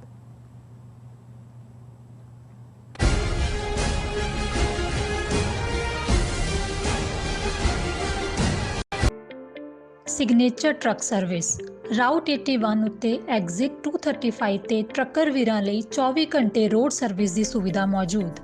Heavy duty repair, oil change, ਪੁਰਾਣੇ ਅਤੇ ਨਵੇਂ tyre, computer diagnostic, DPF cleaning, brake service ਜਾਂ ਰਸਤੇ ਵਿੱਚ ਆਈ ਹਰ ਤਰ੍ਹਾਂ ਦੀ ਰਿਪੇਅਰ ਪ੍ਰੋਫੈਸ਼ਨਲ ਟੀਮ ਵੱਲੋਂ ਕੀਤੀ ਜਾਂਦੀ ਹੈ।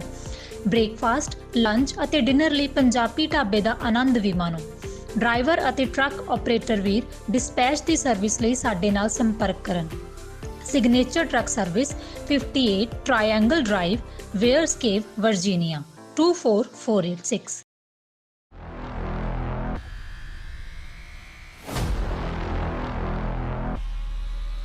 ਭਾਰਤ ਦੀ ਰਾਜਧਾਨੀ ਦਿੱਲੀ ਦੀਆਂ ਸਰਹੱਦਾਂ ਤੇ 9 ਮਹੀਨੇ ਤੋਂ ਚੱਲਦੇ ਆ ਰਹੇ ਕਿਸਾਨ ਅੰਦੋਲਨ ਨੂੰ ਦੁਨੀਆ ਦੇ ਇਤਿਹਾਸ ਵਿੱਚ ਅਹਿਮ ਦਰਜਾ ਹਾਸਲ ਹੋ ਚੁੱਕਿਆ ਹੈ। ਕਿਸਾਨ ਅੰਦੋਲਨ ਨੂੰ ਇਹ ਦਰਜਾ ਐਵੇਂ ਨਹੀਂ ਮਿਲਿਆ।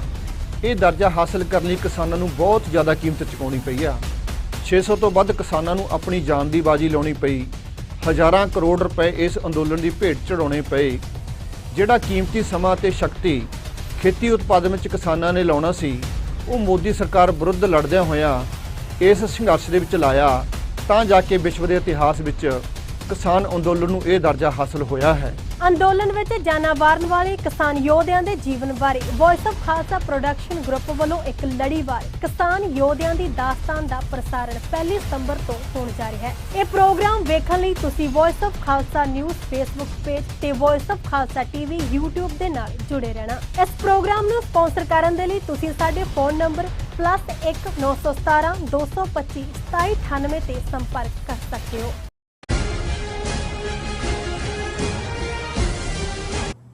ਦਰਸ਼ਕੋ, ਬ੍ਰੇਕ ਤੋਂ ਬਾਅਦ ਤੁਹਾਡਾ ਸਭ ਦਾ ਭਰਪੂਰ ਸਵਾਗਤ ਹੈ। ਸੋ ਵਿਊਅਰਸ, ਪ੍ਰੋਗਰਾਮ ਨੂੰ ਹੋਰ ਅੱਗੇ ਵਧਾਉਂਦੇ ਆ ਦੇ ਦੂਸਰੇ ਅਹਿਮ ਇਸ਼ੂਜ਼ ਦੇ ਨਾਲ। ਉਸ ਦੇ ਵਿੱਚ ਆਪਾਂ ਗੱਲਬਾਤ ਕਰਨ ਜਾ ਰਹੇ ਹਾਂ ਭਾਰਤ ਤੇ ਅਮਰੀਕਾ ਦੇ ਹਵਾਲੇ ਨਾਲ ਕਿ ਅਮਰੀਕਾ ਦੇ secretary of state mister Antony Blinken ਨੇ ਸੈਨੇਟ ਦੀ ਇੱਕ ਕਮੇਟੀ ਨੂੰ ਦਿੱਤੀ ਬਰੀਫਿੰਗ ਵਿੱਚ ਕਿਹਾ ਹੈ ਕਿ ਅਫਗਾਨਿਸਤਾਨ ਤੇ ਹਵਾਈ ਹਮਲੇ ਕਰਨ ਲਈ ਭਾਰਤ ਨੂੰ ਲਾਂਚਿੰਗ ਪੈਡ ਵਜੋਂ ਵਰਤਿਆ ਜਾ ਸਕਦਾ ਹੈ। ਸੋ ਉਹਨਾਂ ਅਨੁਸਾਰ ਇਸ ਸੰਬੰਧੀ ਜਿਹੜੀ ਭਾਰਤ ਸਰਕਾਰ ਨਾਲ ਜਿਹੜੀ ਗੱਲਬਾਤ ਚੱਲ ਰਹੀ ਹੈ। ਸੋ ਵਿਊਅਰਸ, ਇਉਂ ਜਾਪਦਾ ਹੈ ਕਿ ਬਹੁਤ ਜਲਦੀ ਸਿੱਖ ਹੋਮਲੈਂਡ ਪੰਜਾਬ ਬਲਦੀ ਦੇ ਬੂਤੇ ਵਿੱਚ ਧੱਕਿਆ ਜਾਵੇਗਾ। ਸੋ ਇਸ ਬਾਰੇ ਆਪਾਂ ਗੱਲਬਾਤ ਕਰਨ ਜਾ ਰਹੇ ਹਾਂ। ਸੋ ਅਸੀਂ ਚਾਹਾਂਗੇ ਕਿ ਤੁਸੀਂ ਇਸੇ ਤਰ੍ਹਾਂ ਬਣੇ ਰਹਿਣਾ। ਦੇਖਣ ਸੁਣਨ ਲਿਖਣ ਲਈ ਤੁਹਾਡਾ ਸਭ ਦਾ ਬਹੁਤ ਬਹੁਤ ਸ਼ੁਕਰੀਆ ਜੀ। ਡਾਕਟਰ ਸਾਹਿਬ, ਕੀ ਕਹਿਣਾ ਚਾਹੋਗੇ? ਦੇਖੋ, ਕੁਝ ਚੀਜ਼ਾਂ ਜਦੋਂ ਵਾਪਰ ਰਹੀਆਂ ਹੁੰਦੀਆਂ ਨੇ ਤੇ ਉਹ ਇੱਕ ਮਿਸਟਰੀ ਵਾਂਗ ਹੁੰਦੀਆਂ ਜਾਂ ਉਹਨਾਂ ਦੇ ਉੱਤੇ ਇੱਕ ਧੁੰਦ ਛਾਈ ਹੁੰਦੀ ਹੈ। ਲੇਕਿਨ ਜਿਉਂ-ਜਿਉਂ ਕੁਝ ਨਵੀਂ ਡਿਵੈਲਪਮੈਂਟ ਹੁੰਦੀ ਹੈ ਜਾਂ ਕੋਈ ਨਵੇਂ ਤੱਥ ਸਾਹਮਣੇ ਆਉਂਦੇ ਨੇ ਤੇ ਉਹ ਧੁੰਦ ਜਿਹੜੀ ਹੈ ਉਹ ਛਟਣੀ ਸ਼ੁਰੂ ਹੁੰਦੀ ਹੈ। ਜਦੋਂ ਅਮਰੀਕਾ ਆਪਣੀਆਂ ਫੌਜਾਂ ਕੱਢ ਰਿਹਾ ਸੀ ਕਾਬਲ 에ਅਰਪੋਰਟ ਤੋਂ, ਫੌਜਾਂ ਵੀ ਸਿਵਿਲੀਅਨਸ ਵੀ, ਔਰ 31 ਅਗਸਤ ਦੀ ਡੈਡਲਾਈਨ ਤਾਲਿਬਾਨ ਦੇ ਨਾਲ ਜੋ ਸਮਝੌਤੇ ਦੇ ਤਹਿਤ ਸੀ ਔਰ ਹਫੜਾ ਦਫੜੀ ਮਚੀ ਹੋਈ ਸੀ, ਅਮਰੀਕਾ ਪਹਿਲਾਂ ਐਕਸਟੈਂਡ ਕਰਨਾ ਚਾਹੁੰਦਾ ਸੀ, ਤਾਲਿਬਾਨ ਨੇ ਨਾ ਕੀਤੀ।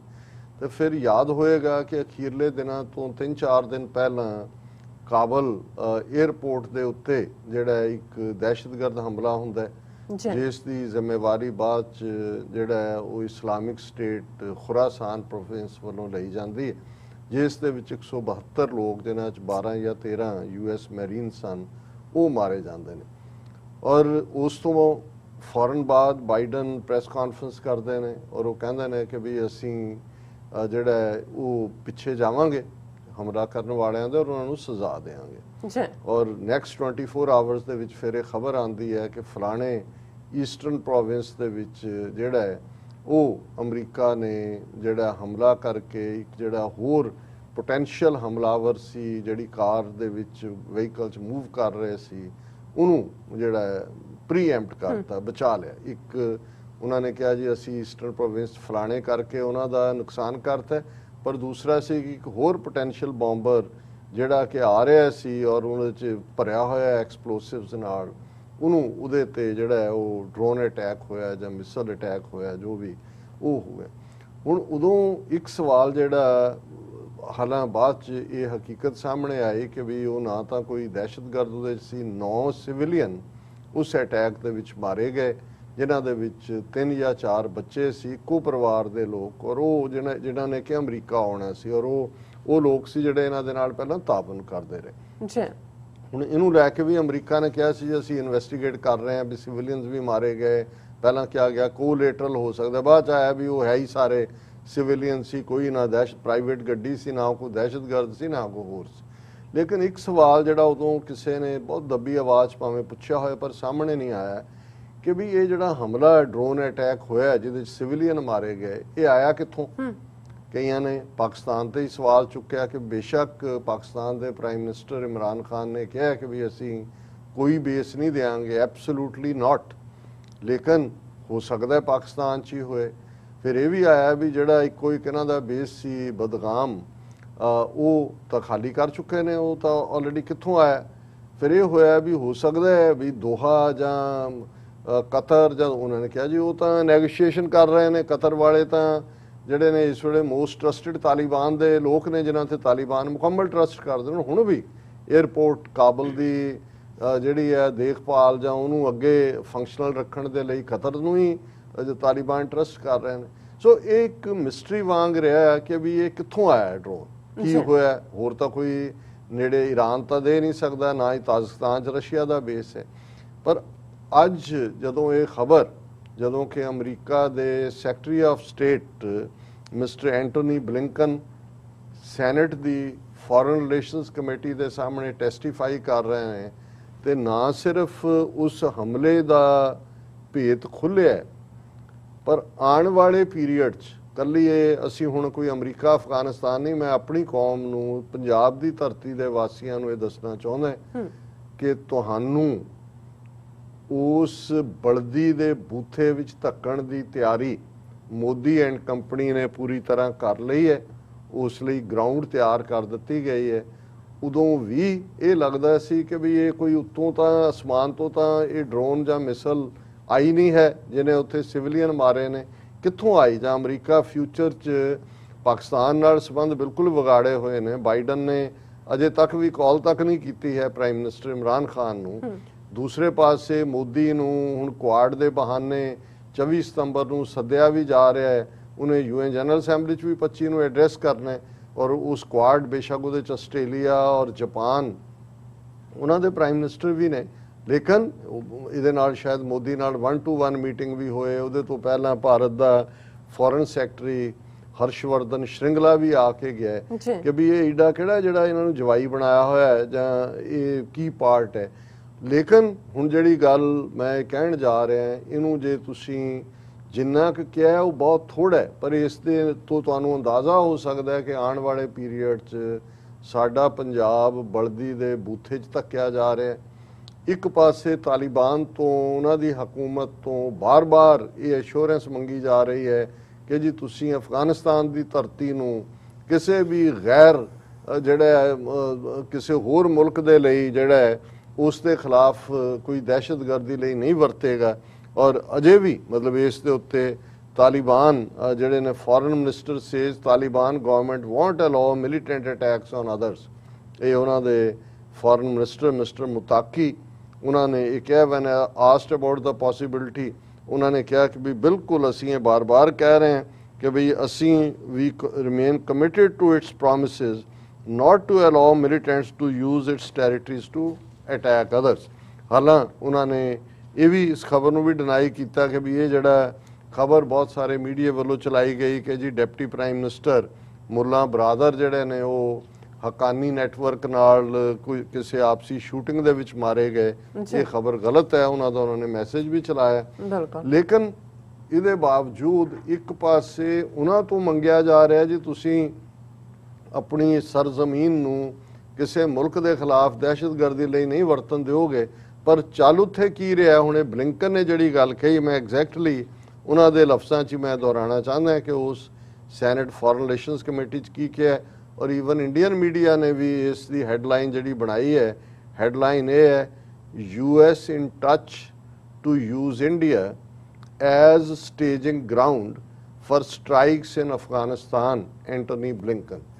ਕਿ ਅਮਰੀਕਾ ਦਾ ਸੈਕਟਰੀ ਆਫ ਸਟੇਟ ਜਿਹੜਾ ਫੋਰਨ ਮਿਨਿਸਟਰ ਹੁੰਦਾ ਹੈ ਉਹ ਕਹਿ ਰਿਹਾ ਸੈਨੇਟ ਫੋਰਨ ਰਿਲੇਸ਼ਨਸ ਕਮੇਟੀ ਨੂੰ ਆਪਣੀ ਜਿਹੜਾ ਬਰੀਫਿੰਗ ਦੇ ਦੌਰਾਨ ਕਿ ਵੀ ਉਹਨੇ ਐਗਜ਼ੈਕਟ ਉਹਦੇ ਲਫ਼ਜ਼ ਨੇ ਕਿ I am talking north West India ਅਸੀਂ ਨਾਰਥ ਵੈਸਟ ਦੇ ਵਿੱਚ ਹਾਂ Punjab, I am talking Northwest India as a potential because Qatar and Doha are just a little bit too far. ਜਦੋਂ ਔਰ ਇਹ ਸਵਾਲ ਉਹਨੂੰ ਕਾਂਗਰਸਮੈਨ ਮਾਰਕ ਗ੍ਰੀਨ ਨੇ ਪੁੱਛਿਆ ਕਿ ਵੀ ਹੁਣ ਕੀ ਪਾਕਿਸਤਾਨ ਨੇ ਤਾਂ ਤੁਹਾਨੂੰ ਅਲਾਉ ਨਹੀਂ ਕੀਤਾ, ਕੀ ਤੁਸੀਂ ਇੰਡੀਆ ਦੇ ਨਾਲ ਗੱਲਬਾਤ ਕਰ ਰਹੇ ਹੋ? India as a possible staging area for aerial strikes on any terrorist haven that may crop up in Afghanistan. ਅਜੇ ਮਤਲਬ ਪਿੰਡ ਬੱਝਾ ਨਹੀਂ ਤੇ ਉਹ ਚੱਕੇ ਪਹਿਲਾਂ ਤਾਲਿਬਾਨ ਦੀ ਹਕੂਮਤ ਨੇ 15 ਅਗਸਤ ਤੋਂ ਬਾਅਦ ਇਹਨਾਂ ਪਿਛਲੇ 4 ਹਫ਼ਤਿਆਂ ਦੇ ਵਿੱਚ ਜੋ ਕੁਝ ਵੀ ਕੋਈ ਨੁਕਸਾਨ ਉਹਨਾਂ ਨੇ ਨਹੀਂ ਕੀਤਾ, ਕੋਈ ਆਮ ਮੁਆਫੀ ਦਿੱਤੀ, ਅਮਰੀਕਨਾਂ ਨੂੰ ਨਿਕਲ ਲੈਣ ਦਿੱਤਾ, ਅਜੇ ਵੀ ਉਹ ਨਿਕਲ ਲੈਣ ਦੇ ਰਹੇ ਨੇ। ਬਾਰ-ਬਾਰ ਉਹ ਕਹਿ ਰਹੇ ਨੇ ਜੀ ਅਸੀਂ ਕਿਸੇ ਦੇ ਖਿਲਾਫ ਇਹਨੂੰ ਨਹੀਂ ਵਰਤਣ ਦਿਆਂਗੇ ਇਸ ਜ਼ਮੀਨ ਨੂੰ, ਪਰ ਇਹ ਪਹਿਲਾਂ ਹੀ ਪਲਾਨ ਕਰ ਰਹੇ ਨੇ ਜੀ ਪੋਟੈਂਸ਼ੀਅਲ ਹੇਵਨ ਜਦੋਂ ਹੋਏਗਾ ਕਿ ਇੰਡੀਆ ਦੇ ਨਾਲ ਤੁਸੀਂ ਗੱਲਬਾਤ ਕਰ ਰਹੇ ਹੋ। ਔਰ ਇਸ 'ਚ ਉਹਨੇ ਬਲਿੰਕਨ ਨੇ ਕਿਹਾ ਕਿ ਜੀ ਹਾਂ ਅਸੀਂ ਜਿਹੜਾ ਉਹਨੇ Blinken refused to elaborate, observing, let me just say generally, we are deeply engaged with India across the border with regard to any specifics about our horizon capabilities and the plans that we put in place. ਇਹਦਾ ਮਤਲਬ ਇਹ ਹੈ ਕਿ already India ਇਨ ਹੈ, otherwise Blinken ਇਹ ਨਾ ਕਹਿੰਦਾ ਕਿ ਵੀ ਕੀ ਹੈ।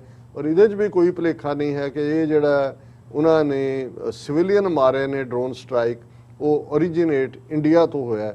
ਹੁਣ ਦੇਖਣ ਵਾਲੀ ਗੱਲ ਇਹ ਹੈ, ਇਹਦੇ 'ਚ ਵਿਚਕਾਰ ਇਹ ਸਵਾਲ ਆਏਗਾ ਕਿ ਵੀ ਇੰਡੀਆ ਦੀਆਂ ਸਕਾਈ ਸਿੱਧੀਆਂ ਤਾਂ ਅਫਗਾਨਿਸਤਾਨ ਨਾਲ ਨਹੀਂ ਲੱਗਦੀਆਂ, ਕੀ ਪਾਕਿਸਤਾਨ ਨੂੰ ਇਸ ਦਾ ਪਤਾ ਲੱਗਾ ਕਿ ਇੰਡੀਆ ਤੋਂ ਇਹ ਗਿਆ? ਜੇ ਲੱਗਾ ਤੇ ਕੀ ਉਹਨਾਂ ਨੇ ਨੋਟਿਸ ਕਿਉਂ ਨਹੀਂ ਲਿਆ? ਤੇ ਜੇ ਨਹੀਂ ਲੱਗਾ ਤੇ ਫਿਰ ਉਹਨਾਂ ਦੀ ਇਹ ਫੇਲਿਅਰ ਹੈ ਕਿ ਇਵੇਂ, ਕਿਉਂਕਿ ਇਹਦੇ 'ਚ ਹੁਣ ਕੋਈ ਦੋ ਰਾਵਾਂ ਨਹੀਂ ਨੇ ਕਿ ਇਹ ਸਾਰਾ ਜਿਹੜਾ ਪਾਰਟ ਹੈ ਇਹ ਹੁਣ ਇੰਡੀਆ ਆਉਣ ਵਾਲੇ ਪੀਰੀਅਡ ਦੇ ਵਿੱਚ ਐਵੇਂ ਨਹੀਂ ਉਹਨਾਂ ਨੇ ਤਲਬ ਕੀਤਾ ਇਹਨੂੰ ਮੋਦੀ ਨੂੰ ਕਿ ਵੀ ਆ ਇੱਥੇ। ਔਰ ਇਹ ਵੀ ਜਿਹੜੇ ਨੇ ਬਿਲਕੁਲ ਮੂੰਹ ਵੱਟਿਆ ਹੋਇਆ, ਤਾਲਿਬਾਨ ਦਾ ਨਾਂ ਤੱਕ ਲੈਣ ਨੂੰ ਤਿਆਰ ਨਹੀਂ ਨੇ। ਲੇਕਿਨ ਇਹ ਪਾਰਟ ਦੱਸਦਾ ਕਿ ਵੀ ਕੱਲਾ ਫਿਰ ਬਲਿੰਕਨ ਇੱਥੇ ਹੀ ਨਹੀਂ ਰੁਕਿਆ, ਕਿਉਂਕਿ ਪਿਛਲੇ ਕੱਲ੍ਹ ਹੀ ਪਾਕਿਸਤਾਨ ਦੇ ਜਿਹੜੇ ਐਂਬੈਸਡਰ ਨੇ ਅਫਗਾਨਿਸਤਾਨ ਦੇ ਵਿੱਚ, ਮਨਸੂਰ ਅਹਿਮਦ ਖਾਨ, ਉਹ ਅਫਗਾਨਿਸਤਾਨ ਦੇ ਫੋਰਨ ਮਿਨਿਸਟਰ ਮੌਲਵੀ ਅਮੀਰ ਖਾਨ ਮੁਤਕ ਉਹਨਾਂ ਨੂੰ ਮਿਲੇ ਔਰ ਉਹਨਾਂ ਨੇ ਉਹਨਾਂ ਨੂੰ ਕਿਹਾ ਕਿ ਵੀ ਅਸੀਂ ਹਰ ਕਿਸਮ ਦੀ ਜਿਹੜੀ ਹੈ ਉਹ ਮਦਦ ਕਰ ਰਹੇ ਹਾਂ ਔਰ ਕਰਾਂਗੇ ਵੀ, ਔਰ ਸਾਡੀ ਏਡ ਦੇ ਹਵਾਲੇ ਨਾਲ ਹੀ ਮਿਲੇ। ਪਰ ਬਲਿੰਕਨ ਨੇ ਈਵਨ ਇਸ ਨੂੰ ਵੀ ਇਹ ਕਹਿ ਕੇ ਕਿ ਵੀ ਇਹ while the Pakistan invite to Afghanistan, Mansoor Ahmad Khan met Afghan acting foreign minister Maulvi Amir Khan ਮੁਤਕੀ, Maulvi ਮੁਤਕੀ in Kabul. Blinken called on Pakistan to deny legitimacy to Taliban unless they meet international demands. ਹੁਣ ਤੁਸੀਂ ਪਲਾਨ ਕਰ ਰਹੇ ਹੋ ਕਿ ਭਾਰਤ ਨਾਲ ਤੁਸੀਂ ਜਿਹੜਾ ਉਹ ਡੀਲ ਬਣਾ ਲਈ ਹੈ ਕਿ ਉੱਥੋਂ ਤੁਸੀਂ ਹਮਲਾ ਕਰਨਾ ਹੈ। ਬਿਲਕੁਲ $9 ਬਿਲੀਅਨ ਤੁਸੀਂ ਉਹਨਾਂ ਦੇ ਰੋਕ ਲਏ, ਫਰੀਜ਼ ਕਰ ਲਏ। IMF ਤੋਂ ਤੁਸੀਂ ਜਾਣ ਨਹੀਂ ਦਿੰਦੇ, ਭਾਵੇਂ ਹੁਣ $1 ਬਿਲੀਅਨ ਜਿਹੜਾ ਉਹ ਕਮਿਟਮੈਂਟ ਤਾਂ UN ਨੂੰ ਨਾਲ ਕਰਤੀ ਫੂਡ ਪ੍ਰੋਗਰਾਮ ਔਰ ਦੂਜੇ ਦੀ, ਪਰ ਨਾਲ ਦੀ ਨਾਲ ਬਲਿੰਕਨ ਕਹਿ ਰਿਹਾ ਕਿ ਜੀ ਇਹ ਜਿਹੜਾ Blinken said he is not convinced that Taliban will fairly distribute the aid. ਹਾਲਾਂਕਿ ਕੋਈ ਤਾਲਿਬਾਨ ਦੇ ਹੱਥ ਪੈਸੇ ਨਹੀਂ ਫੜਾਏ, ਕੰਟਰੋਲ ਤਾਂ ਉਹਨੂੰ UN ਫੂਡ ਪ੍ਰੋਗਰਾਮ ਹੀ ਕਰੇਗਾ। ਹੁਣ ਇਸ ਸਾਰੇ ਚੋਂ ਜਿਹੜਾ ਮੈਂ ਸਮਝਦਾ ਵੀ ਸਾਡੇ ਲਈ ਫਿਕਰ ਦਾ ਕਾਰਨ ਹੋਣਾ ਚਾਹੀਦਾ, ਔਰ ਇਹ ਕੋਈ ਪਹਿਲੀ ਵਾਰ ਨਹੀਂ ਹੈ ਕਿ ਅਸੀਂ ਕਿਵੇਂ ਸਾਡੇ ਪੰਜਾਬ ਨੂੰ ਫਰੰਟ ਸਟੇਟ ਦੇ ਤੌਰ ਤੇ ਖੜਾ ਕੀਤਾ ਜਾ ਰਿਹਾ ਭਵਿੱਖ ਦੀ ਤਬਾਹੀ ਦੇ ਲਈ। ਜਦੋਂ ਇਹਨਾਂ ਨੇ ਅੱਜ ਤੋਂ ਆਲਮੋਸਟ 12-14 ਸਾਲ ਪਹਿਲਾਂ ਪ੍ਰਿਥਵੀ ਮਿਜ਼ਾਈਲ ਜਿਹੜੀ ਨਿਊਕਲੀਅਰ ਹੈਡਡ ਵੀ ਹੈ ਉਹ ਜਲੰਧਰ ਦੇ ਵਿੱਚ ਔਰ ਬਠਿੰਡੇ ਦੇ ਵਿੱਚ ਤਾਇਨਾਤ ਕੀਤੀਆਂ ਸੀ। ਅਸੀਂ ਬੇਸ਼ੱਕ ਉਦੋਂ TV 84 ਅਜੇ ਨਹੀਂ ਸੀ, ਅਸੀਂ ਆਪਣੇ ਵੀਕਲੀ ਕਾਲਮ ਦੇ ਵਿੱਚ ਇਹ ਕਿਹਾ ਸੀ ਕਿ ਵੀ ਇਹ ਪੰਜਾਬ ਨੂੰ ਜੰਗ ਦਾ ਅਖਾੜਾ ਬਣਾਉਣ ਦੀ ਲਾਈਨ ਨਿਊਕਲੀਅਰ ਜੰਗ ਦਾ, ਕਿਉਂਕਿ ਹਮੇਸ਼ਾ ਇੱਕ ਤਾਂ ਬਾਰਡਰ ਤਾਂ ਲੱਗਦਾ ਹੀ ਹੈ, ਜਦੋਂ ਵੀ ਕੋਈ ਜ਼ਮੀਨੀ ਲੜਾਈ ਹੁੰਦੀ ਹੈ ਉਦੋਂ ਤਾਂ ਜਾਂ ਪੰਜਾਬ ਦੇ ਬਾਰਡਰ ਤੇ ਲੜੀ ਜਾਂਦੀ ਹੈ ਜਾਂ ਕਸ਼ਮੀਰ ਦੇ ਬਾਰਡਰ ਤੇ ਲੜੀ ਜਾਂਦੀ ਹੈ। ਜੇ ਕਸ਼ਮੀਰ 'ਚ ਵੀ ਪਹਾੜ ਨਾਲੇ ਦੂਜੇ ਤੀਜੇ ਨੇ, ਪੰਜਾਬ ਤਾਂ ਪਲੇਨ ਹੈ, ਤੁਸੀਂ ਵਾਘਾ ਤੋਂ ਕਰ ਲਓ, ਹੁਸੈਨੀ ਵਾਲਾ ਤੋਂ ਕਰ ਲਓ। ਪਰ ਜਦੋਂ ਅਸੀਂ ਗਰਾਊਂਡ ਦੇ ਉੱਤੇ ਪ੍ਰਿਥਵੀ ਮਿਜ਼ਾਈਲਾਂ ਦੀ ਗੱਲ ਕੀਤੀ ਕਿ ਜਿਹਦੀ ਰੇਂਜ 300 ਤੋਂ 500 ਕਿਲੋਮੀਟਰ ਹੈ, ਹੁਣ ਉਹ ਵੈਲ ਵਿਦਨ ਪਾਕਿਸਤਾਨ ਟਾਰਗੇਟਡ ਹੈ, ਤੇ ਜੇ ਪਾਕਿਸਤਾਨ ਨੇ ਪ੍ਰੀਐਂਪਟ ਕਰਨੇ ਕਿ ਵੀ ਉਹਨਾਂ ਦੇ ਉੱਤੇ ਨਾ ਹੋਏ ਤੇ ਉਹ ਕਾਹਦੇ ਤੇ ਅਟੈਕ ਕਰਨਗੇ? ਉਹੀ ਜਲੰਧਰ ਬਠਿੰਡਾ ਹੋਏਗਾ, ਤੁਹਾਡਾ ਦੁਆਬਾ ਮਾਝਾ ਮਾਲਵਾ ਜਿਹੜਾ ਉਹ ਇੱਕੋ ਦੇ ਵਿੱਚ ਹੀ ਸਾਫ਼ ਹੋ ਜਾਂਦਾ। ਔਰ ਹੁਣ ਜਿਸ ਅਫਗਾਨਿਸਤਾਨ ਨਾਲ ਇਹ ਪੰਗਾ ਲੈਣ ਜਾ ਰਹੇ ਨੇ, ਅਮਰੀਕਾ ਦੀ ਤਾਂ ਵੱਡੀ ਗੇਮ ਹੈ, ਗ੍ਰੇਟ ਗੇਮ ਹੈ, ਉਹਨਾਂ ਨੂੰ ਤਾਂ ਫਰਕ ਨਹੀਂ ਪੈਂਦਾ ਕਿੱਥੇ ਲੱਖ ਮਰ ਗਏ, 5 ਲੱਖ ਮਰ ਗਏ, 10 ਲੱਖ ਮਰ ਗਏ, ਇਹ ਆਪਣੇ ਹੱਥ ਝਾੜ ਕੇ ਜਿਹੜੇ ਨੇ ਆ ਜਾਂਦੇ ਨੇ। ਇਹੀ ਕੁਛ ਇਹਨਾਂ ਨੇ ਵਿਤਨਾਮ 'ਚ ਕੀਤਾ, ਇਹੀ ਕੁਛ ਕੋਰੀਆ 'ਚ ਕੀਤਾ, ਇਹੀ ਕੁਛ ਅਫਗਾਨਿਸਤਾਨ 'ਚ ਕੀਤਾ, ਇਹੀ ਕੁਛ ਜਿਹੜਾ ਅਸੀਂ ਲੀਬੀਆ, ਸੀਰੀਆ, ਕਿੰਨੇ ਲੋਕ ਇਰਾਕ ਵੀ ਤੁਸੀਂ ਇੱਕ ਪ੍ਰੋਪੇਗੈਂਡਾ ਕੀਤਾ, ਇਰਾਕ ਕੋਲ ਵੈਪਨਸ ਆਫ ਮਾਸ ਡਿਸਟਰਕਸ਼ਨ ਨੇ, ਤੁਸੀਂ ਉੱਥੇ ਜੰਗ ਛੇੜੀ, ਕਿੰਨੇ ਲੋਕ। ਔਰ ਇਹ ਜਿਹੜੀ ਸਾਰੀ ਇਸਲਾਮਿਕ ਸਟੇਟ ਤੇ ਫਲਾਣਾ ਟਿਮਕਾ, ਜੇ ਤੁਸੀਂ ਇਹਦੀਆਂ ਜੜ੍ਹਾਂ ਦੇਖੋ ਤੇ ਉਹਦੇ 'ਚ 2003 ਦੇ ਵਿੱਚ ਇਰਾਕ ਦੇ ਹਮਲੇ ਦਾ ਕੋਈ ਮਤਲਬ ਨਹੀਂ ਸੀ, ਪਰ ਇਹਨਾਂ ਦਾ ਇੱਕ ਆਪਣਾ ਏਜੰਡਾ ਹੈ। ਸੋ ਇਹਨਾਂ ਨੂੰ ਕੋਈ ਫਰਕ ਨਹੀਂ ਪਏਗਾ ਜੇ ਪਿਛਲੇ 20 ਸਾਲਾਂ 'ਚ 2-3 ਲੱਖ ਅਫਗਾਨ ਮਰ ਗਏ ਔਰ ਬਾਕੀ ਵੀ, ਤਾਂ ਇਹਨਾਂ ਨੂੰ ਕੀ ਫਰਕ ਪਿਆ? ਇਹ ਤਾਂ ਆ ਗਏ ਲੈ ਕੇ। ਔਰ ਇਹ ਜਿਹੜਾ ਖਤਰਨਾਕ ਪਾਰਟ ਹੈ, ਮੈਂ ਸਮਝਦਾ ਵੀ ਇਸ ਮੁੱਦੇ ਦੇ ਉੱਤੇ ਪੰਜਾਬ ਨੂੰ, ਸਿੱਖ ਕੌਮ ਨੂੰ ਆਵਾਜ਼ ਚੁੱਕਣ ਦੀ ਲੋੜ ਹੈ ਵੀ ਅਸੀਂ ਨਹੀਂ ਚਾਹੁੰਦੇ ਕਿ ਵੀ ਸਾਡੀ ਸਰਜ਼ਮੀਨ ਜਿਹੜੀ ਆ ਉਹ ਜੰਗ ਦਾ ਅਖਾੜਾ ਬਣੇ। ਔਰ ਜੇ ਭਾਰਤ ਇਸ ਕਿਸਮ ਦੀ ਇਜਾਜ਼ਤ ਅਮਰੀਕਾ ਨੂੰ ਦਿੰਦਾ ਹੈ, ਉਹ ਨਾਰਥ ਵੈਸਟ ਕਹਿ ਰਿਹਾ ਹੁਣ, ਕਿਉਂਕਿ ਸਾਊਥ ਤੋਂ ਤਾਂ ਉਹਨਾਂ ਨੇ ਚਲਾਣਾ ਨਹੀਂ, ਨਾਰਥ ਵੈਸਟ ਹੀ ਹੈ ਜਿਹੜਾ, ਤੇ ਇਹਦਾ ਮਤਲਬ ਇਹ ਹੈ ਕਿ ਵੀ ਪੰਜਾਬ ਦੀ ਮੁਕੰਮਲ ਤਬਾਹੀ ਦੇ ਏਜੰਡੇ ਦੇ ਉੱਤੇ ਜਿਹੜਾ ਉਹ ਕੰਮ ਕੀਤਾ ਜਾ ਰਿਹਾ। ਬਿਲਕੁਲ ਡਾਕਟਰ ਸਾਹਿਬ, ਤੁਹਾਡਾ ਬਹੁਤ ਬਹੁਤ ਸ਼ੁਕਰੀਆ। ਸੋ ਇੱਥੇ ਲੈਣੇ ਬ੍ਰੇਕ। ਵਿਊਅਰਸ ਤੁਸੀਂ ਸਾਨੂੰ ਇਸੇ ਤਰ੍ਹਾਂ ਬਣੇ ਰਹਿਣਾ, ਮਿਲਦੇ ਹਾਂ ਛੋਟੇ ਜਿਹੇ ਬ੍ਰੇਕ ਤੋਂ ਬਾਅਦ।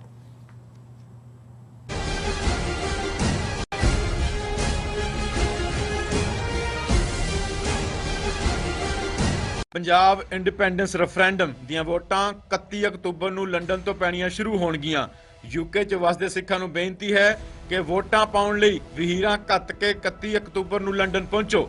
ਪੋਲਿੰਗ ਬੂਥਾਂ ਦੀਆਂ ਲੋਕੇਸ਼ਨ ਅਤੇ ਹੋਰ ਸ਼ਹਿਰਾਂ ਵਿੱਚ ਵੋਟਾਂ ਦੀਆਂ ਤਰੀਕਾਂ ਜਾਣਨ ਲਈ ਕਾਲ ਕਰ ਸਕਦੇ ਹੋ 07538089986 ਜਾਂ ਲੌਗਇਨ ਕਰ ਸਕਦੇ ਹੋ London number 4 khalistan.uk london4khalistan.uk। ਕੀ ਤੁਸੀਂ ਰੋਜ਼ਾਨਾ ਕੰਮ ਤੇ ਆਪਣਾ ਵਧੇਰੇ ਸਮਾਂ ਬਿਤਾਉਣ ਤੋਂ ਪਰੇਸ਼ਾਨ ਹੋ? ਆਪਣੀ ਪੂੰਜੀ ਨੂੰ ਕੰਮ ਤੇ ਲਗਾਓ, ਸਾਡੇ ਨਾਲ ਇਨਵੈਸਟ ਕਰੋ। ਅਸੀਂ ਤੁਹਾਡੀ ਪੂੰਜੀ ਤੋਂ ਤੁਹਾਡੇ ਲਈ ਵਧੇਰੇ ਪੈਸੇ ਬਣਾ ਸਕਦੇ ਹਾਂ। ਅਸੀਂ ਪ੍ਰਾਈਵੇਟ ਇਕੁਇਟੀ ਇਨਵੈਸਟਮੈਂਟ ਫਰਮ ਹਾਂ ਤੇ ਕਮਰਸ਼ੀਅਲ ਰੀਅਲ ਏਸਟੇਟ ਵਿੱਚ ਮਾਹਿਰ ਹਾਂ। Property management, leasing, asset management, commercial real estate investment ਵਿੱਚ ਸਾਰੀਆਂ ਸੇਵਾਵਾਂ ਲਈ ਅਮਰੀਕਾ ਭਰ ਵਿੱਚੋਂ ਤੁਸੀਂ ਸਾਡੇ ਤੱਕ ਪਹੁੰਚ ਕਰ ਸਕਦੇ ਹੋ। ਆਜ਼ਾਦ ਕਮਰਸ਼ੀਅਲ ਰੀਅਲਟੀ ਸਰਵਿਸਿਜ਼ ਤੇ Azad family trust, 701 North Post Oak Road, suite number 204, Houston, Texas. ਤੁਸੀਂ ਸਾਨੂੰ ਸਾਡੇ ਫੋਨ ਨੰਬਰ 7136861277 ਤੇ ਵੀ ਸੰਪਰਕ ਕਰ ਸਕਦੇ ਹੋ।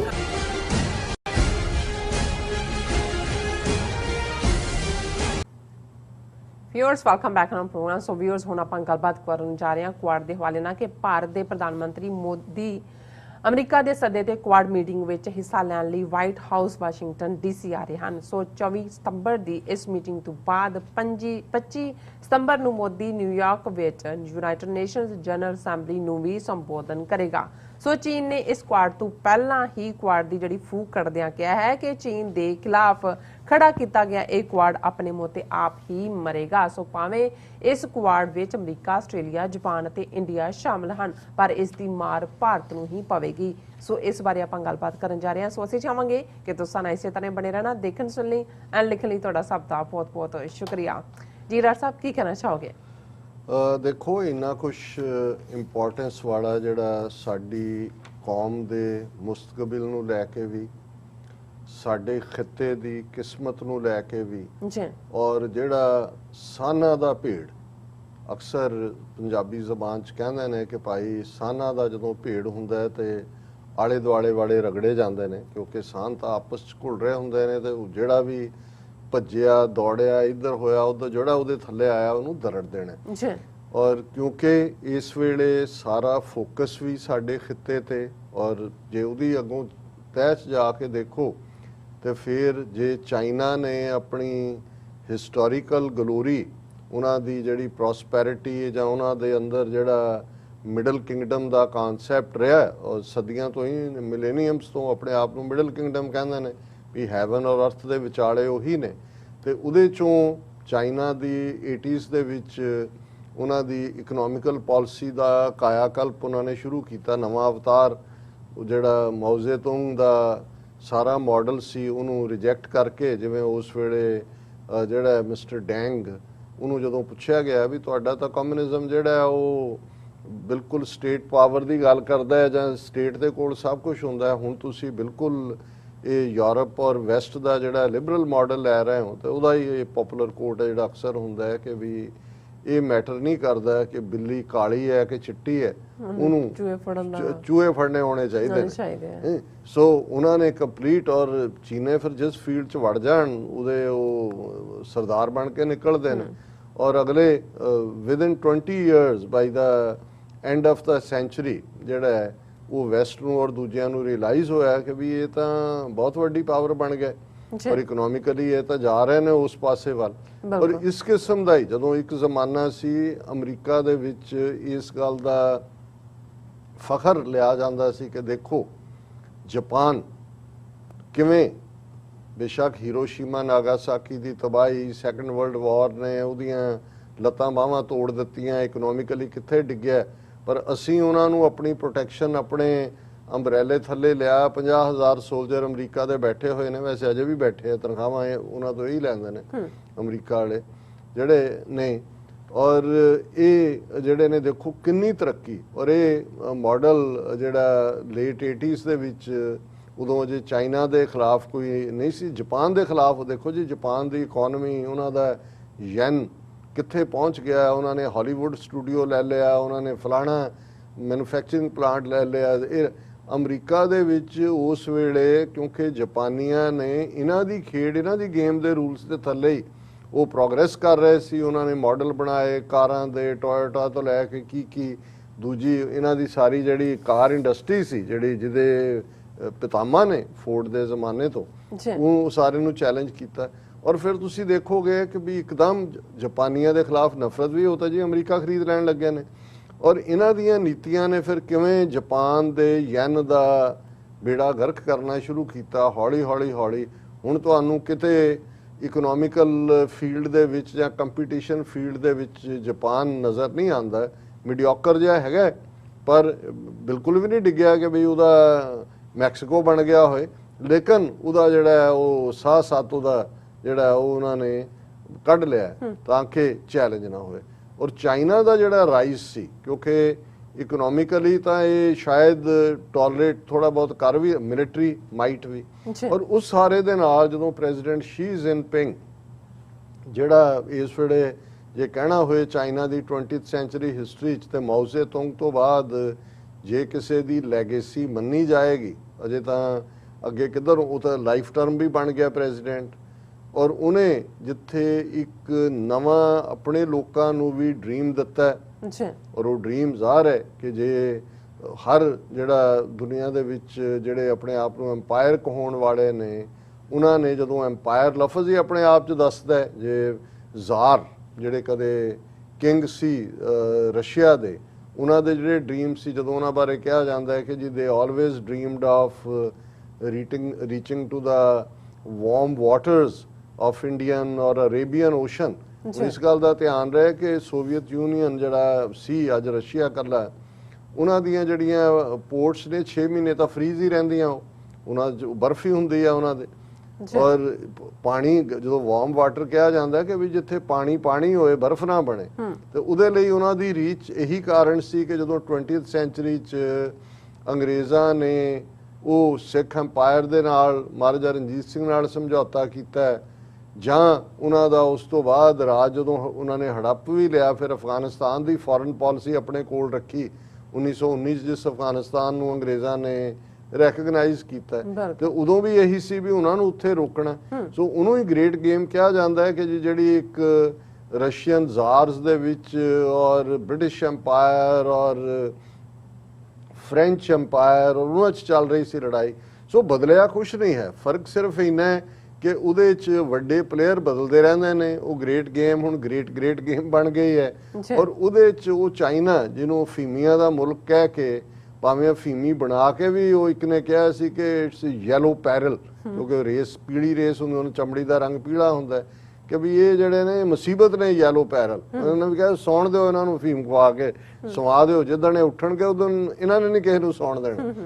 ਸੋ ਇਸ ਕਿਸਮ ਦੇ ਮਾਹੌਲ 'ਚ ਔਰ ਜ਼ਾਹਰ ਹੈ ਕਿ ਵੀ ਮਾਓ ਸੇ ਤੁੰਗ ਨੇ ਬਹੁਤ ਵੱਡੀ ਤਬਦੀਲੀ ਲਿਆਂਦੀ 1948 ਤੋਂ 75 ਸਾਲਾਂ ਦੇ ਵਿੱਚ। ਜੇ ਅਸੀਂ ਦੇਖੀਏ ਕਿ ਗੱਲ ਕਿੱਥੋਂ ਕਿੱਥੇ ਪਹੁੰਚੀ, ਲੇਕਿਨ ਸਭ ਤੋਂ ਜ਼ਿਆਦਾ ਜਿਹੜੀ ਆਪੋਜੀਸ਼ਨ ਦੀ ਸ਼ੁਰੂਆਤ ਔਰ ਨੈਗੇਟਿਵਿਟੀ ਕ੍ਰੀਏਟ ਹੋਣੀ ਸ਼ੁਰੂ ਹੁੰਦੀ ਹੈ ਜਦੋਂ president Xi Jinping one belt one road, old silk road ਦੇ ਪੈਟਰਨ ਦੇ ਉੱਤੇ, ਔਰ ਉਹਦੇ 'ਚ ਜਦੋਂ ਉਹਦਾ ਗ੍ਰੈਂਡ ਉਦਘਾਟਨ ਹੁੰਦਾ, 130 ਤੋਂ ਜ਼ਿਆਦਾ ਦੇਸ਼ ਉਹਨੂੰ ਜੁਆਇਨ ਕਰਦੇ। ਉਹ ਇਕੱਲਾ ਇਹੀ ਨਹੀਂ, ਆਮ ਤੋਂ ਸਮੇਂ ਕੋਈ ਸੜਕ ਬਣ ਰਹੀ ਹੈ ਜਿਵੇਂ GT ਰੋਡ, ਨਹੀਂ, ਉਹ ਇੱਕ ਕਨੈਕਟਿੰਗ ਪੁਆਇੰਟ ਜਿਹਦੇ 'ਚ ਪੋਰਟਸ ਵੀ ਨੇ, ਇਨਫਰਾਸਟ੍ਰਕਚਰ ਵੀ ਹੈ, ਜ਼ਮੀਨੀ ਵੀ ਹੈ, ਹਵਾਈ ਵੀ ਹੈ, ਸੜਕ ਰਾਹੀਂ ਵੀ ਹੈ। ਜੀ। ਔਰ ਉਹਦੇ 'ਚ ਸਭ ਤੋਂ ਅਹਿਮ, ਜੇ ਤੁਸੀਂ ਸੈਂਟਰਲ ਏਸ਼ੀਆ, ਫਿਰ ਯੂਰਪ ਔਰ ਅੱਗੇ ਨਿਕਲਦੇ ਨਿਕਲਦੇ ਦੁਨੀਆ ਭਰ ਜੋੜਨਾ ਹੈ, ਤੇ ਪਾਕਿਸਤਾਨ ਉਹਦੇ ਲਈ ਸੈਂਟਰਲ ਸੀ ਉਸ ਸਾਰੇ ਲਈ।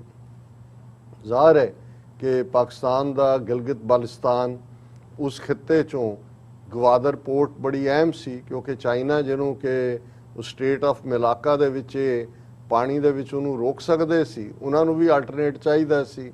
ਉਹਨਾਂ ਨੇ ਆਪਣੀ એનર્ਜੀ ਦੀ ਪੁਖਤਾ ਜਿਹੜੀ ਹੈ ਬਾਕੀ ਸੈਂਟਰਲ ਏਸ਼ੀਅਨ ਰਿਪਬਲਿਕਨਸ ਨਾਲ ਸੰਧੀਆਂ ਕਰਕੇ ਕੀਤੀ, ਪਰ ਇਹ ਉਹਨਾਂ ਦੇ ਲਈ ਅਹਿਮੀਅਤ ਸੀ। ਜਦੋਂ ਗਵਾਦਰ ਪੋਰਟ ਵਾਲਾ ਔਰ ਚਾਈਨਾ ਪਾਕਿਸਤਾਨ ਇਕਨੋਮਿਕਲ ਕੋਰੀਡੋਰ ਦਾ ਹੋਇਆ, ਫਿਰ ਤਾਂ ਇਹ ਕਹਿ ਲਓ ਕਿ ਵੀ ਇਸਨੇ ਬਲਦੀ ਤੇ ਤੇਲ ਦਾ ਕੰਮ ਕੀਤਾ।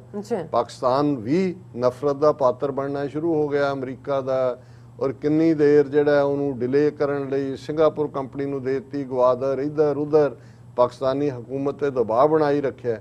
ਪਰ ਜਦੋਂ ਇਸ ਦੇ ਲਈ ਪੈਸੇ ਅਲਾਟ ਹੋ ਜਾਂਦੇ ਨੇ, ਚਾਈਨਾ ਨੇ ਆਲਮੋਸਟ ਸ਼ਾਇਦ $65 ਬਿਲੀਅਨ ਸਿਰਫ ਚਾਈਨਾ ਪਾਕਿਸਤਾਨ ਇਕਨੋਮਿਕਲ ਕੋਰੀਡੋਰ ਲਈ ਹੈ, $380 billion one belt one road ਦੇ ਥੱਲੇ। ਪਰ ਉਹੀ ਕੋਰੀਡੋਰ ਜਿਹੜਾ ਚਾਈਨਾ ਪਾਕਿਸਤਾਨ ਉਹ ਫਰਦਰ ਹੈ ਜਿਸ ਤੋਂ ਗੱਲ ਅੱਗੇ ਨੂੰ ਤੁਰਨੀ ਹੈ।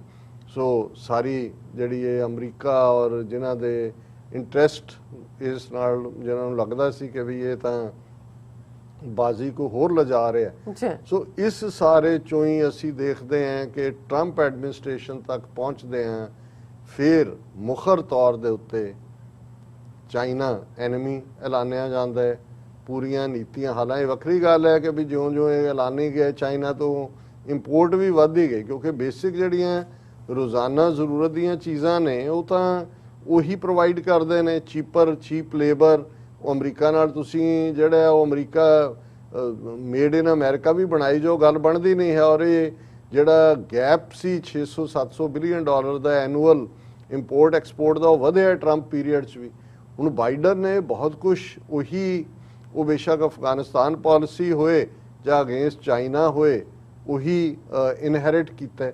ਸੋ ਟਰੰਪ ਐਡਮਿਨਿਸਟ੍ਰੇਸ਼ਨ ਦੇ ਵੇਲੇ ਜਿੱਥੇ ਟਰੰਪ ਨੇ ਮੋਦੀ ਨੂੰ ਝੂਠਾ ਸੱਚਾ ਥਾਪੀਆਂ ਥੂਪੀਆਂ ਦੇ ਕੇ, ਤੇ ਉਹਨੇ ਵੀ ਮਾਈ ਫਰੈਂਡ ਉਹਨਾਂ ਨੂੰ ਪਤਾ ਹੀ ਨਹੀਂ ਹੈ ਇੰਡੀਆ ਨੂੰ ਕਿ ਵੀ ਉਹ ਕਿਸ ਰਸਤੇ ਦੇ ਉੱਤੇ ਉਹਨਾਂ ਨੂੰ ਤੋਰ ਲਿਆ।